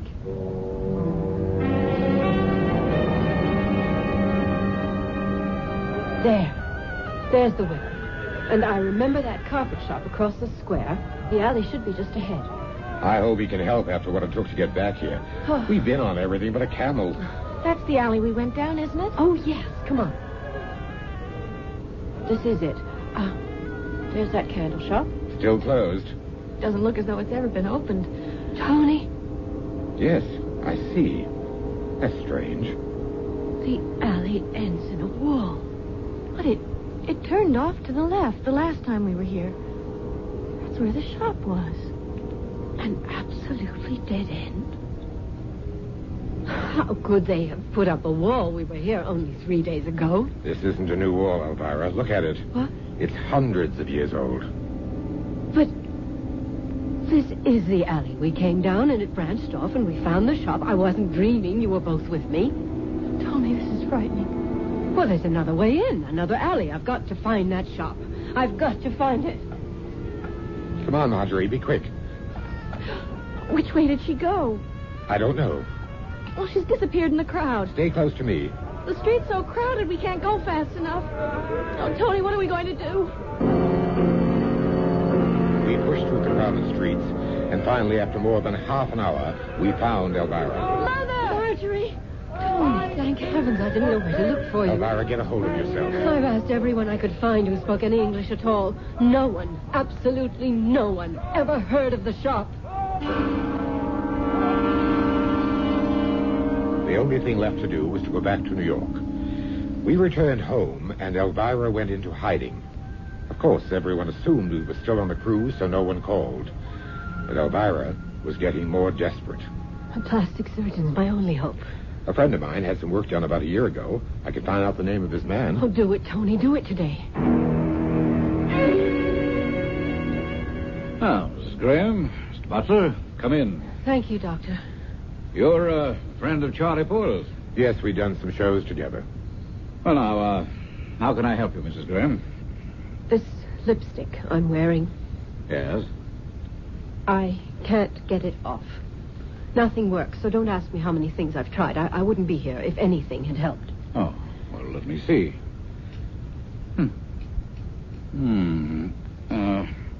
I'm just going to scrape your lower lip a little. It won't hurt. Yes, the color's embedded in the lip tissue. Seems to be a dye. Is there anything you can do?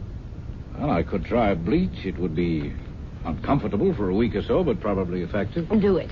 I'll do anything to get out of this clown makeup, but that's only part of my problem. There's more. Take my bandana, Tony. Those earrings, Doctor. They won't come off either. They're clasped completely around my earlobe. How long have you had this condition? It's been almost a month. I got the earrings and lipstick in a little shop in Libya, and frankly, they are bewitched. I know that now. Hold still a moment.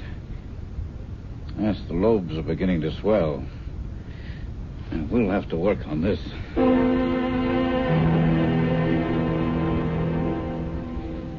Well, I'm sorry, Mrs. Graham. I'm at a loss to know what to do with these. Oh, have you tried... A machine shop, an auto garage, everything but an acetylene torch. I must admit I've never seen anything like it. No one has. Well, Doctor.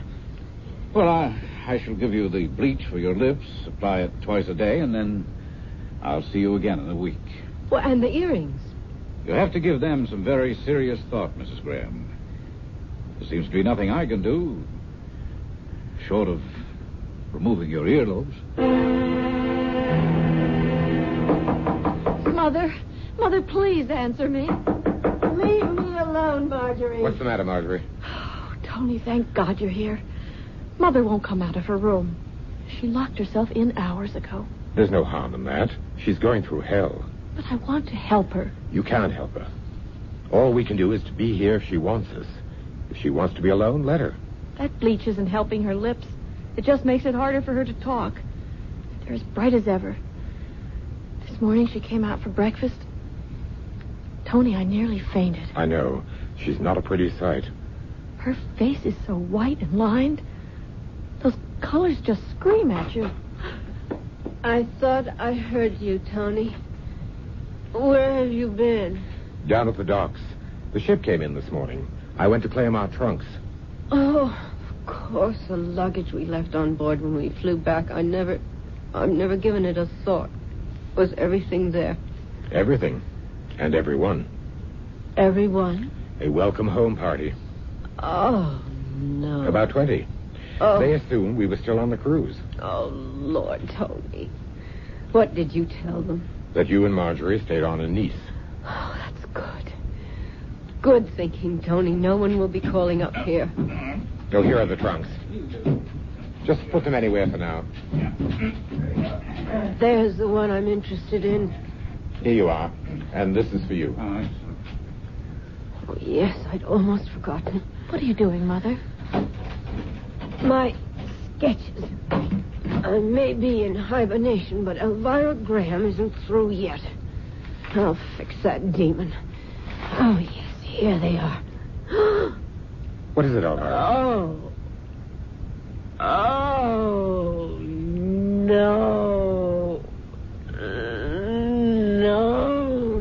No. Mother? What the... No wonder. Tony, they're blank. Absolutely blank.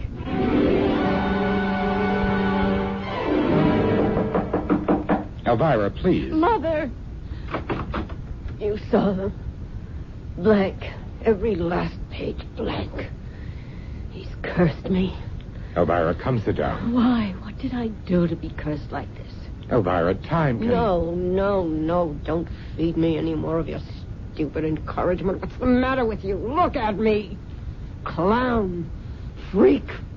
Tony, I can't stand this. I've got to leave. Stay, dear little daughter. Elvira. Dear, pretty light of my life. Your beauty won't change your freshness. But just look at your glamorous mother. Look, damn you. I've been damned. For what? Why? Is the answer to that in heaven? In hell? Ah, yes, hell. Where that demon came from. That demon who gave me this beauty. The devil himself in his quaint little boutique. The devil's boutique be damned. The devil himself be damned along with me. What did I do? Did I worship beauty too much? Elvira never spoke another word after that. She returned to her room, stayed there, night and day, and 3 days later she was gone. Gone? She'd vanished. You tried to find her? Oh, yes. We hired a private detective. We didn't want it in the papers or in the police files. After about 6 months, we gave up. Where do you suppose she's been all this time? Wandering, hiding. I don't know. Well, will you look at her body now? If you insist. I must. Well, that was quite a story, Mr. Butler. You a writer? You don't believe it? I don't know whether I do or not. It's too fantastic to be true. Then again, it's too fantastic to be made up. Well, here we are. Oh, there she... Oh, no. What the devil? The earrings are gone. And the lipstick. Now, do you believe me? Dear Elvira, you were beautiful, determined, and the world's best designer. You were on your way to becoming the greatest. But be reasonable, Elvira, and look at it this way. There wasn't room for the two of us.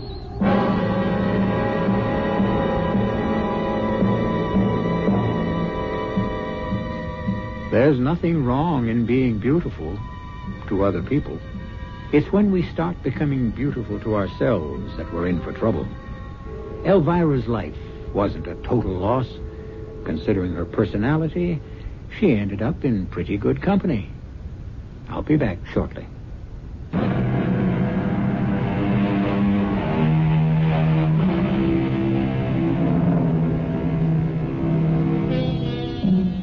I hope you won't think unkindly about the fashion world because of our play. Those worthy institutions strive to keep us looking our best and do a wonderful job of it. Where would we be without them? In jail for indecent exposure, no doubt. But I would like to leave you with a friendly suggestion. The next time you buy a lipstick, jewelry, a garment, be sure there's a label on it. Be safe. Know your designer. Our cast included Joan Loring, Robert L. Green, Jada Rowland, Bob Caliban, and Ian Martin. The entire production was under the direction of Hyman Brown. This is E.G. Marshall inviting you to return to our Mystery Theater for another adventure in the macabre. Until next time, pleasant dreams. Mystery Theater.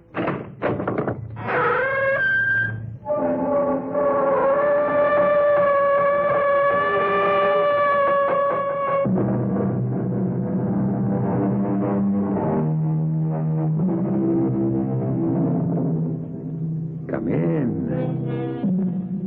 Welcome. I'm E.G. Marshall.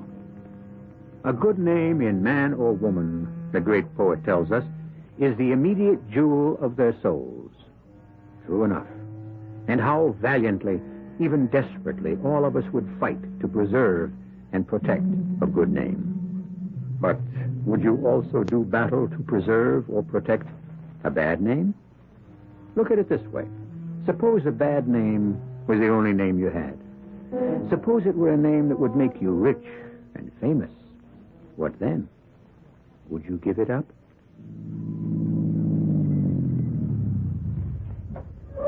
Having trouble? Yeah. Thanks for stopping. Well, what seems to be the trouble? Well, I think it's the carburetor. Well, let me take a look. Don't bother. Huh? I'm onto the game. You're working with Jim Kuick, aren't you? What are you talking about? Don't move. Mister, what are you pointing that gun at me for? I'm just going to kill you before you kill me. Kubick monkeyed with the carburetor, so I'd have to stop along here. Look, I figured you were in trouble and I wanted to help. Well, if you're religious, I'll give you a couple of seconds to pray. You got it all wrong. You look like you were in trouble. I only want... Oh.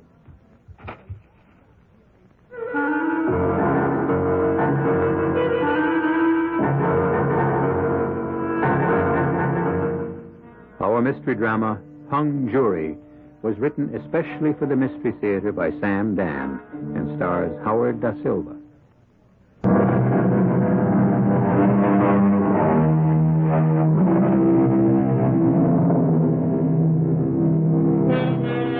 They exist in every country. Here they are referred to as Middle America. They are the hard-working, sober-minded, respectable members of the community, the guardians of its morality. And one of their vast number is the hero, or more properly, the protagonist of our play. His name is Henry Pollard. He's 40-ish, bald, a bit plumpish, and like the character in the classic popular song, you'd pass him on the street and never notice him. And the only reason you'll notice him now is because we shall take you into his house, a suburban split ranch, where we shall confront him in an after-dinner discussion with his wife. Henry? Yeah? I'm afraid I did something you might not approve of this afternoon. Oh, there's not much danger of that. What was it? I volunteered you again. Did you? What for this time? Oh, the books at the church are so confused. And you said I would straighten them out. They need someone who's an accountant. I don't mind, Norma. You don't? Of course not. Well, I do. Now that I think of it, I just... Oh, dear. You're upset. Yes, I'm upset. Let me tell you why. Louise Farnham, head of the finance committee, called me and said, "Darling, our books are absolute chaos. Could Henry be a doll and straighten them out?" Well? I said yes, without thinking. And then I said to myself, why? Why shouldn't I, Norma? I'm an accountant. You're not the only accountant in the congregation. Why don't they ever ask Seth Burton or Tom Mosley? Well... Whenever something has to be done, the automatic reflex action. Call on Henry Pollard. I don't mind. You've been extending yourself for 10 years. In the church, the school, the charities. And where did it get you? Where's it supposed to get me? Nowhere definite, I suppose, but I don't think you're getting any real satisfaction out of it. Well, that's not true, Norm. What's all this? Why are you so upset? Because you're being taken for granted, and I think that rankles you. I think you're bored with your life. Norma, darling. No, you're 40. You're not really getting anywhere. I've got a promotion coming up. You haven't made a mark on the world, and you think being active in the community will somehow do something. But it hasn't. Darling, I'm very content. You don't use that word at 40. It's men like you who eventually break out, do something rash, desperate. What can I do to convince you that I'm happy with the way things are? I guess I'm being silly. I'm not even sure I understand what I'm saying. Oh, I hope that's not the office. Darling, if they need me, they need me. Hello. Hi, Precious. Who is this? Oh, you're not alone. Yes, Mr. McTavish. I remember you. Can you get away? Well, aren't you supposed to be in Los Angeles? Oh, I missed you, sweetie, so I came home. Well, if you need the figures, Oh, the way you say figures really makes me feel sexy. I'm sorry you missed me at the office. Oh, Angel, I miss you everywhere. I can't get enough of you. No, you people cannot do the annual report unless I check it out. Where are you staying? Oh, baby, the champagne is cooling nicely. I see. Well, look, this kind of thing really cannot be permitted. Pour it on. Suppose I weren't home this evening. Honey, I'd be so lonely, I think I'd die. Well, we'll have to make it short. But sweet. Save time. Make sure everything's laid out and ready for me. Oh. Do you have to go out this evening? Well, these are the West Coast people. They were supposed to be here at lunch. They claimed their plane was late or something. No. They have their presentation tomorrow afternoon. Oh, well. What's the use in complaining? Darling, suppose you'd refused. That's not in my nature. I'm worried about you. Why? There's absolutely nothing to worry about.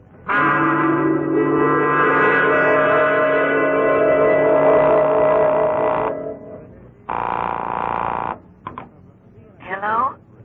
Norma, did I wake you? No, dear, I've been waiting up. Well, that's why I called. This thing is going to take longer than I thought. Oh. I can't tell you how confused everything is. Will you be very late? I'm afraid so. Don't wait up for me. Of course, I'm all right. You're letting these people take advantage of you. Well, I don't mind. Oh, Henry, sometimes I wish you would mind. You'd better get to bed, dear.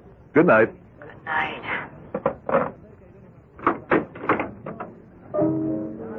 Lover, Hey, how you doing? I need $100. I gave you $100 a half hour ago. The bad man took it away from me. He kept making that little ball drop into black every time I said red. So I thought I'd fool him. I said black, and he made it drop red. Well, our luck will change. Can I have 100? Well, Something wrong? You've such a funny look. I mean, a serious funny look. I don't have $100. Oh, well, that's nothing. When we were in Vegas, you didn't have $1,000 that time either. But you just went ahead and asked Mr. Nightingale if everything was okay. Mr. Nightingale? Yes. You said they call him Mr. Nightingale because he sings such a sweet song. Well, it's just that I'm in kind of deep. Oh, precious. You mean you won't give me $100? Sure I will, sure. You just wait here.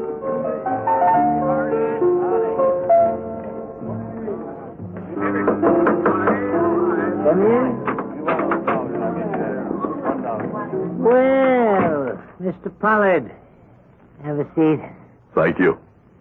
What can I do for you? I would like to extend my line of credit. Credit. The whole world's based on credit. Oh, well, let's check it out. Well, what are we checking out? Oh, we're completely up to date, Mr. Pollard. The dial on this telephone is hooked into a computer. In this little book, we have a roster of our customers' names, and beside each is his code number. Let's see, Pollard. Yeah. Oh, yes. 091. And so we dial 091. once. And in practically no time at all, the computer prints out on this typewriter everything we need to know. No sooner said than done. Oh, my. Oh, my goodness. I'm afraid we cannot extend you any more credit. But you said my credit was unlimited. Yes, we said that, and it's true. Your credit may be unlimited, but you're the one that's limited.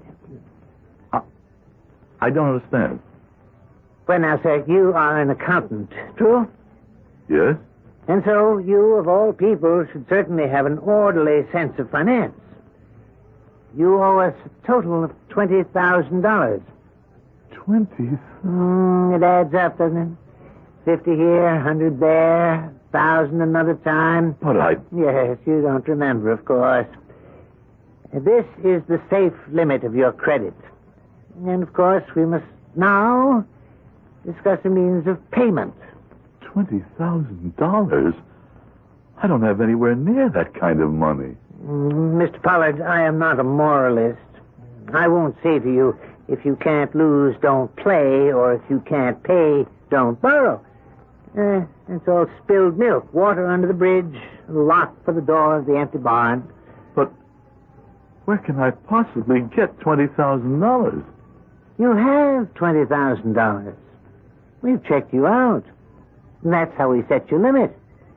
But where? You have a fine Persian rug on your floor in excellent condition. Bring at least $1,900. Yes, but that... I'm showing you where this $20,000 exists.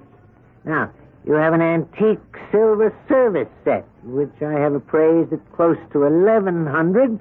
What are you saying? How do you know? We chose a propitious time to enter your home and consider the contents. And these, plus other valuable items, total $10,000. But I can't For sell... the other 10, you can take a second mortgage on your house. See? The money does exist.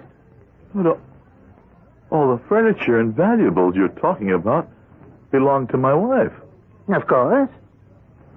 And the mortgage, the house, we own it jointly. I couldn't raise money without her consent. And here you were saying you had no money. But I can't ask my wife to... Why not? Well, because what could I tell her? The truth? How? How can I tell her the truth? Sir, what kind of marriage do you have? She'll divorce me. In which case you'll divide your property down the line and your half will be enough to satisfy your debt. How can I tell her I've been gambling and that I had another woman? No, you don't have to tell her about the other woman, just the gambling. I can't tell her. You will. You will. Just a matter of choosing the right time. There's never a right time. Oh, yes, there is. And you pick it. Would you rather go home and tell her now? Or would you rather tell her after we break your legs?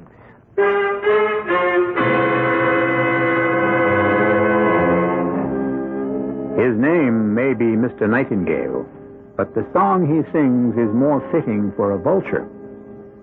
Well, our friend Henry Pollard does not seem to have a pleasant set of alternatives. But there's no way to avoid the choice. And so, he will decide as soon as I return in just a few moments with Act Two.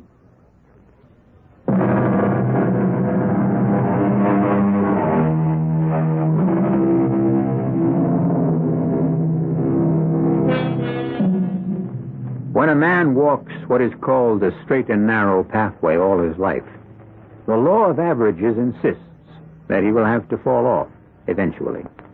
And the distance he falls is usually related to how firm was his step in the first place. Henry Pollard must have been treading very lightly because he has fallen all the way. I can't do it.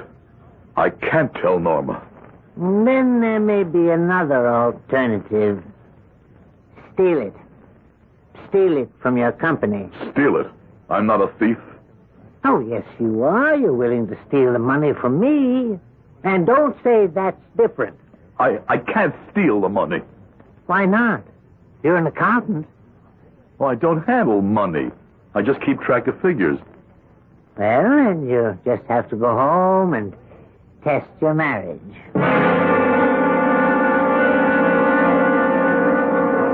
Have you got my 100, sweetie? Huh? My 100 smackers. So called because I'll give you a kiss for each and every one of them. No. Let's go home. I don't want to go home. I want to play roulette. I don't have any more money. I know. That's why you went in to see Mr. Nightingale. He won't give me any more. Uh-oh. You're broke. And in debt.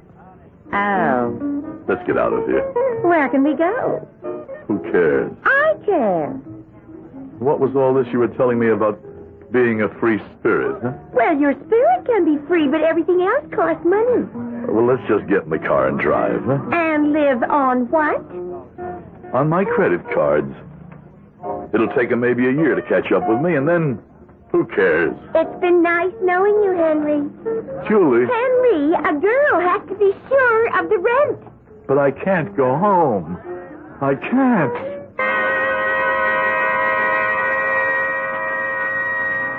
My name is Henry Randall Pollard, and I intend to take my life with this pistol.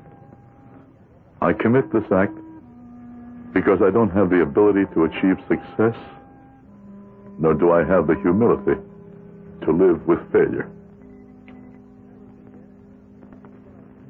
Nor do I have the courage to pull the trigger.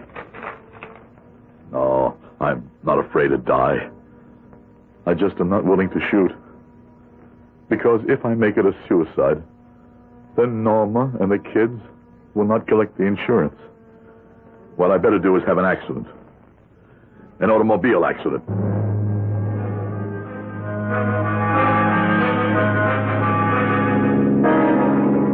There's a guy up ahead. Huh? All alone. This hour of the night. He must have had a breakdown. No, I can't pass him by. I can do what I have to do later. Let me do a good deed before I leave this world. You in trouble? Yeah. Oh, yeah. Thanks for stopping. I can't... I don't know. Something went wrong with the car. Well, I can give you a lift to the nearest phone or garage. Would you? Oh, that would be fine. My name is Barrington. Elmer A. Barrington. I'm Henry Pollard. Well, this is so kind of you, Mr. Pollard. So very kind. Could you drop me off at a motel? I'd like to spend the night there and worry about the car tomorrow. Sure. Sufficient unto the day, the trouble's there, too, as they say. Hop in. Just got a few things I want to take with me. This bag and my attaché case. That's about all. Now, I'll just run up the windows and lock the doors. Let me give you a hand. No. Don't you touch that case. What? I only wanted to help. Put it down. Well, sure. I'm sorry. Yeah. I see it all now. This is the way it was supposed to be. Kubik arranged for my car to stall out on the turnpike. Then you happen along as if by coincidence and kill me and take the money. That's an old trick. Will you please tell me what you're talking about? Oh, yes. It's the last trick you'll ever try. Hey, what are you going to do with that gun? You can't kill me. Oh, but I can. And I kill very well. Look, mister. Because I have an instinct. A hunter's instinct. A killer's instinct. I smell, I sense death and murder. Look, all I wanted to do was help you. And before I kill you, I must tell you why your little scheme failed. I had no scheme. You were overmatched. You and my idiot servant, Kubik. I don't know anybody named... This is the last minute of your life. And you should know why your amateurish plan was doomed from the start. Believe me. I've lived here in America 30 years. Look at me. Listen to how I speak. I'm an American. A typical American, no? But my name isn't Barrington. It's von Barnheim. I killed 100,000, 200,000, who can count them? I pacified Warsaw for my Führer. The others, Goering, Himmler, Goebbels, Streicher, all dead, all gone, except me. Me, one they call the werewolf of Warsaw. And now, you're dead too.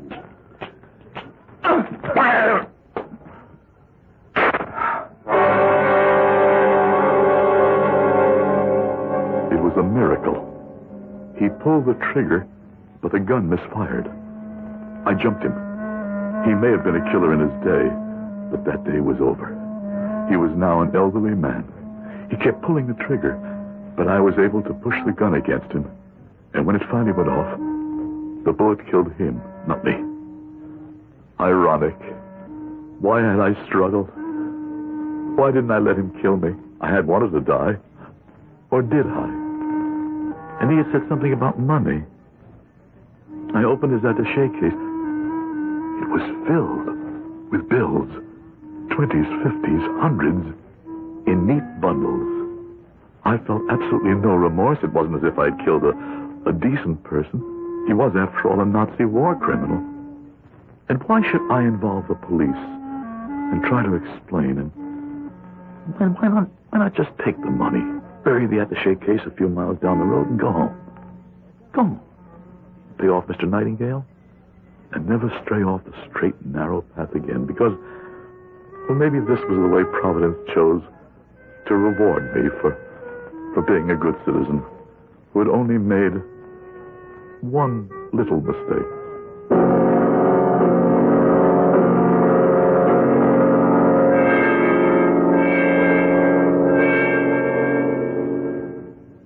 Will you be home for dinner again this evening, Henry? Of course. I come home every night, don't I? Well, yes, dear. This past month. I had to slow down. Been working too hard. No more night sessions at the office. I'm glad you don't drive around so much at night anymore. Say, you know that night you came home late? I think it was the last time you stayed at the office. A man was murdered on the turnpike. Yes. Yes, I think I remember. Well, they caught the murderer. They what? Who is he? Henry, you look so pale. Well, I don't blame you. You passed that spot just before or just after it happened. It might have been you. Who's the murderer? Well, he's not the murderer yet, not until he's convicted. But the suspect is a man named James Kubik. James Kubik? Yes, he's been arrested and charged. And they don't do that unless they're pretty sure, do they? James Kubik. Now what do I do? Do I say that Mr. Kubik is innocent? Do I come forward and present myself as the killer of Mr. Elmer A. Barrington? I should. And if I were everything I claim to be, that people think I am, I would. But I'm not what I claim to be. If I were, I'd never have gotten into this thing in the first place. But how can I let an innocent man... Well, maybe a jury will acquit him. No point in my being hasty. Just wait and see what happens.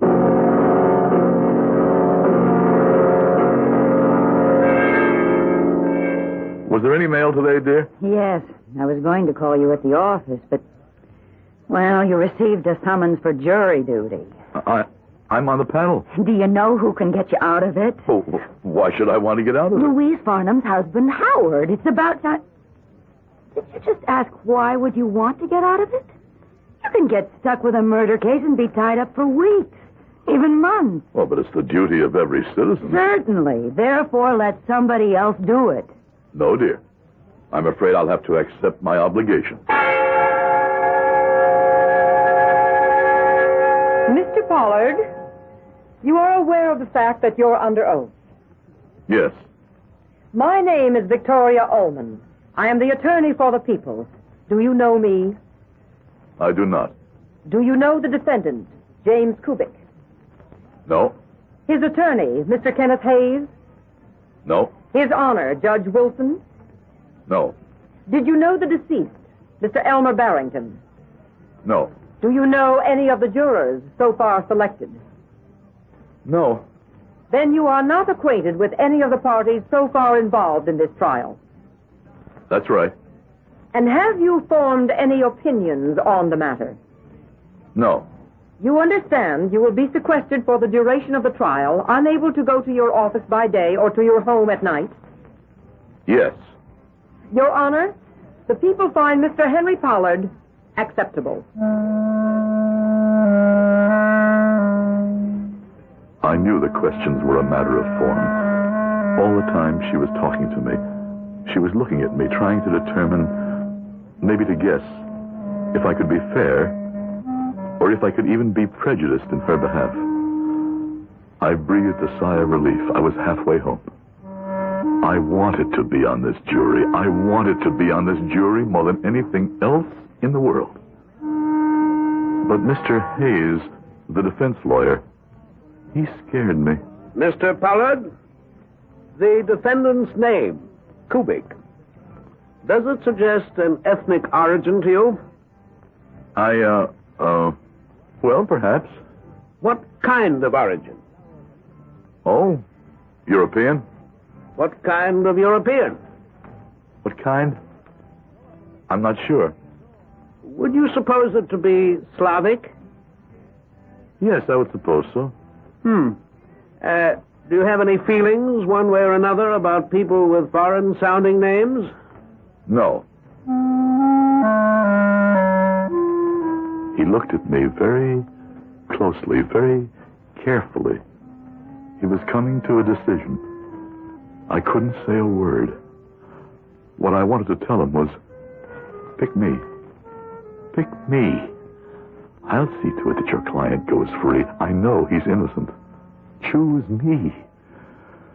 But of course I couldn't say that. I couldn't say anything. I could only wait and hope. Hope that somehow he would read something in my voice that would make him say, yes. It seemed he regarded me for an hour. But it had to be much less than a minute. Finally, he said, Your Honor, Henry Pollard is acceptable to the defense.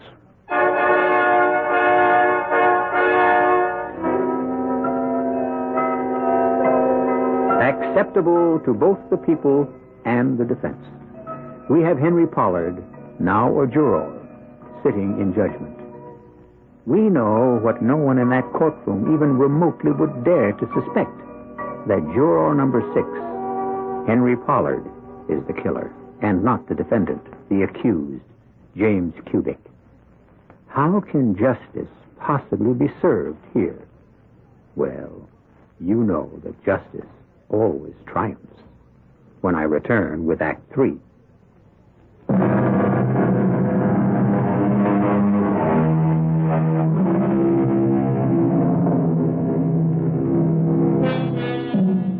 We have been observing the workings of fate on the life of one Henry Pollard. Henry Pollard is a typical citizen, outwardly. But inwardly, we are aware of other things. Henry has led 2 lives. One, the safe, sober, uneventful suburban existence. The other has seen him violate at least 5 of the 10 commandments. Now, both lives come together in a courtroom where Henry, who has committed murder, is not in the prisoner's chair where he belongs, but in the jury box. And we will prove that the defendant, James Kubik, did, with all malice aforethought, plan and execute a scheme to murder his employer, Elmer A. Barrington. As she started to talk, I looked at the defendant very carefully for the first time. He was about my age, small. He had shifty eyes, which I suppose was not in his favor. He had a nervous manner, which didn't help either. But he had a right to be nervous. He was on trial for his life. I wanted to tell him, don't worry. I won't let you pay the bill for me. You're safe. I'll swing this jury for you. Mrs. Bronson, you were Mr. Barrington's housekeeper? That's absolutely correct. You worked for him for how long? 15 years. And what kind of a man was he to work for? A saint. What business was Mr. Barrington engaged in, Mrs. Bronson? He bought and sold. What? Anything. Everything. Stocks, bonds, houses, business. He was a very sharp, shrewd man. And was he accustomed to carrying cash with him in large amounts? Oh, yes. Thousands of dollars in that attaché case of his. And when I'd say to him, Mr. Barrington ain't that dangerous, he'd say, well, I got Cubic to protect me. Some protection that one turned out. The pistol he was carrying the night he was shot. The one that killed him, lying there on the table. Do you recognize it? Yes, ma'am. Belongs to Mr. Cubic. Will you tell us what happened the night of the murder? Well, Mr. Barrington had just got a phone call. And he said, I have to go upstairs and get my attaché case. Get hold of Cubic and tell him he has to drive me. Where's Kubick? I'm right here, Mr. Barrington. What's the matter with you? Well, You look like hell. Been drinking again? Oh, no, sir. I just feel sick. I can't let you drive me if you're sick. Is the convertible okay to take? Yes, sir. I fixed the carburetor. Come out with me and make sure. Mr. Barrington, I'll need some money to pay some food bills tomorrow. Oh, well, wait a minute. I got some here in my case.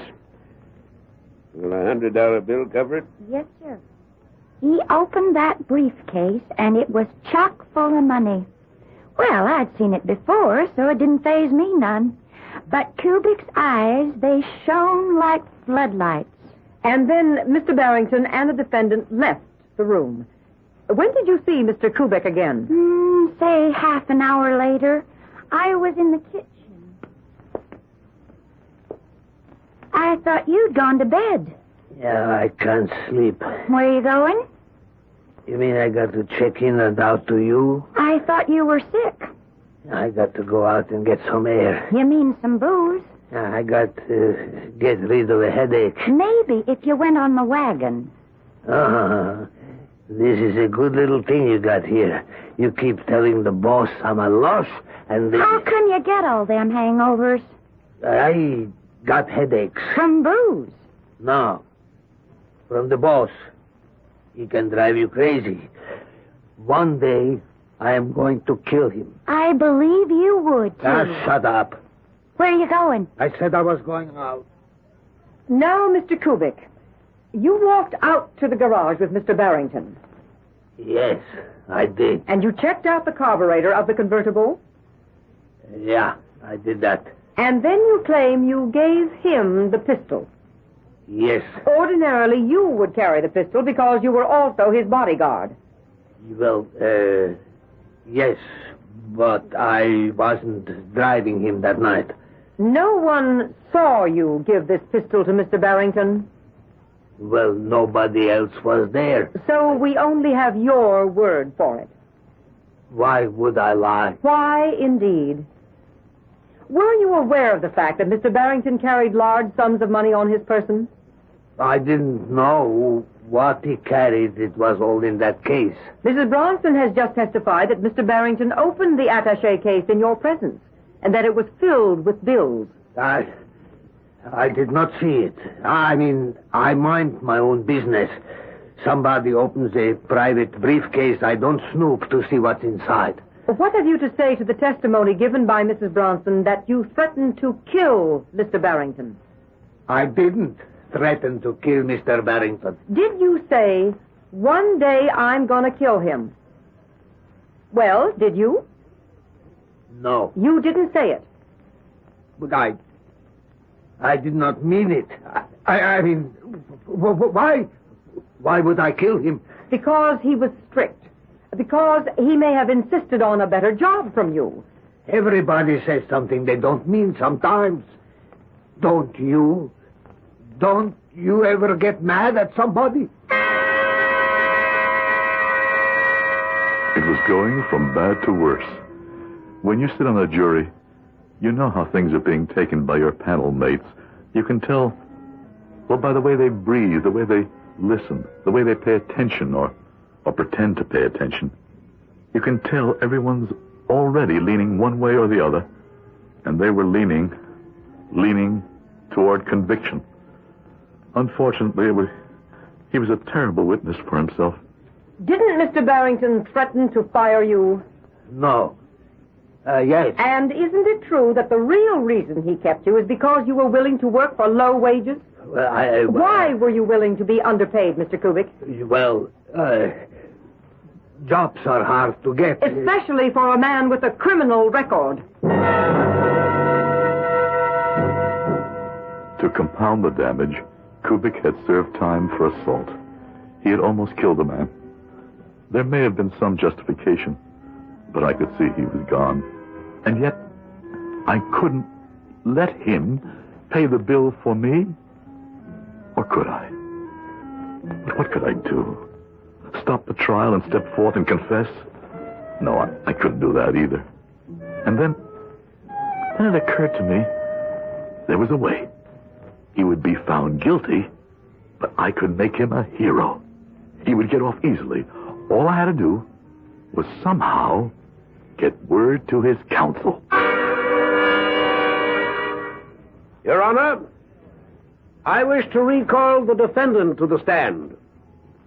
I do this because we've come into possession of a piece of evidence which casts an entirely new light on this case. Mr. Kubik, you came to this country from Poland? Yeah. While in Warsaw during the war, had you ever heard of a man named von Barenheim? My memory ain't so good. You were an officer in the Polish army, were you not? Yeah, I think I was a lieutenant. I don't really remember.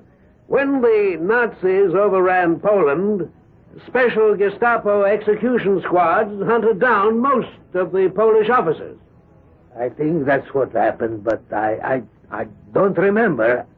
I was in prison. I find it hard to remember. I get headaches. The leader of the execution squads was Colonel Fritz von Barenheim. He was known as the Werewolf of Warsaw. Do you remember him? People think I get drunk all the time, but it's just that I have these headaches. He was a war criminal. Hundreds of thousands died because of his atrocities.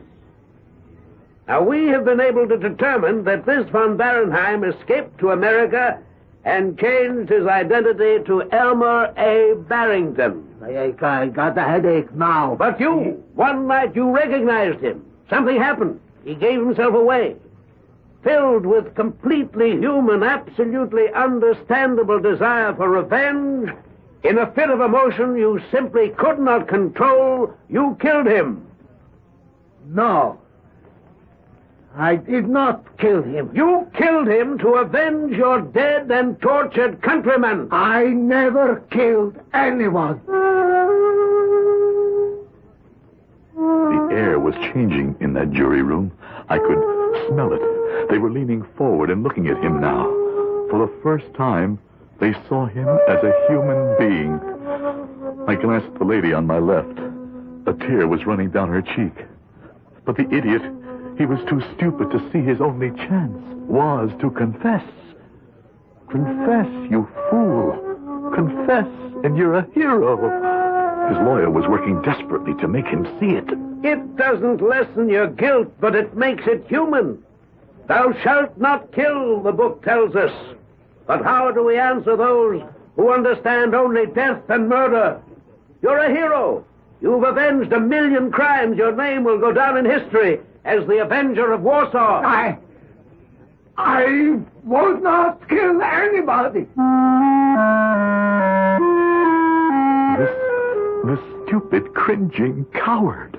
He was being offered immortality, and he didn't have the courage to accept it. He would have a place in history. He would be somebody. But he sat there just stammering, stuttering, until finally, The idea seemed to percolate somehow into his brain. You need not be ashamed, Mr. Kubik. Oh, well, I... Confess proudly. Accept the blame, but also the glory. Yes. Yes. I recognized him. Confess? To what can he confess? I killed Barenheim. Me, I did it. It's my glory, not his. It's my immortality, not his. Why should he be known as the destroyer of the werewolf of Warsaw, the avenger of the innocent martyrs? I'm the one who killed Barenheim. Tell us, Mr. Kubik, tell the court in your own words how you recognized this infamous monster. No, that glory, that credit, it belongs to me. I won't give it away. I won't give up a place in history. I won't. It's mine. Tell us, Mr. Kubik. He can't tell you anything. You know why? He didn't do it. I'm the one. I killed Barenheim. What are you saying? Listen to me, everybody. I killed him. You see, I recognized him from an old picture in a magazine. I never forget a face. I killed him. You don't believe me?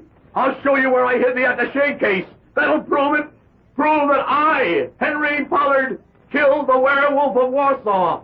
Let the whole world know that I killed him.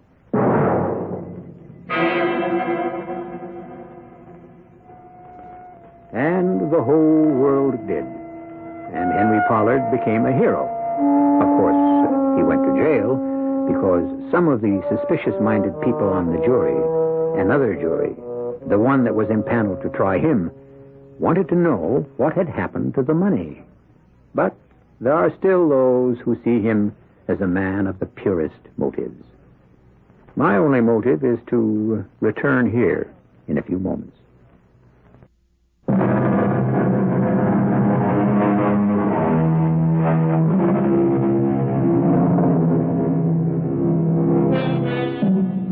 A good name is a treasure, but a bad name can also hold a certain value. We live in an age of merchandising, and any product is saleable if you know how to package it. Right here, at this position on your dial, you can have 7 exciting and suspenseful packages each and every week. Our cast included Howard Da Silva, Catherine Byers, Joan Shea, Bob Dryden, and Guy Sorrell. The entire production was under the direction of Hyman Brown. This is E.G. Marshall inviting you to return to our Mystery Theater for another adventure in the macabre. Until next time, pleasant dreams.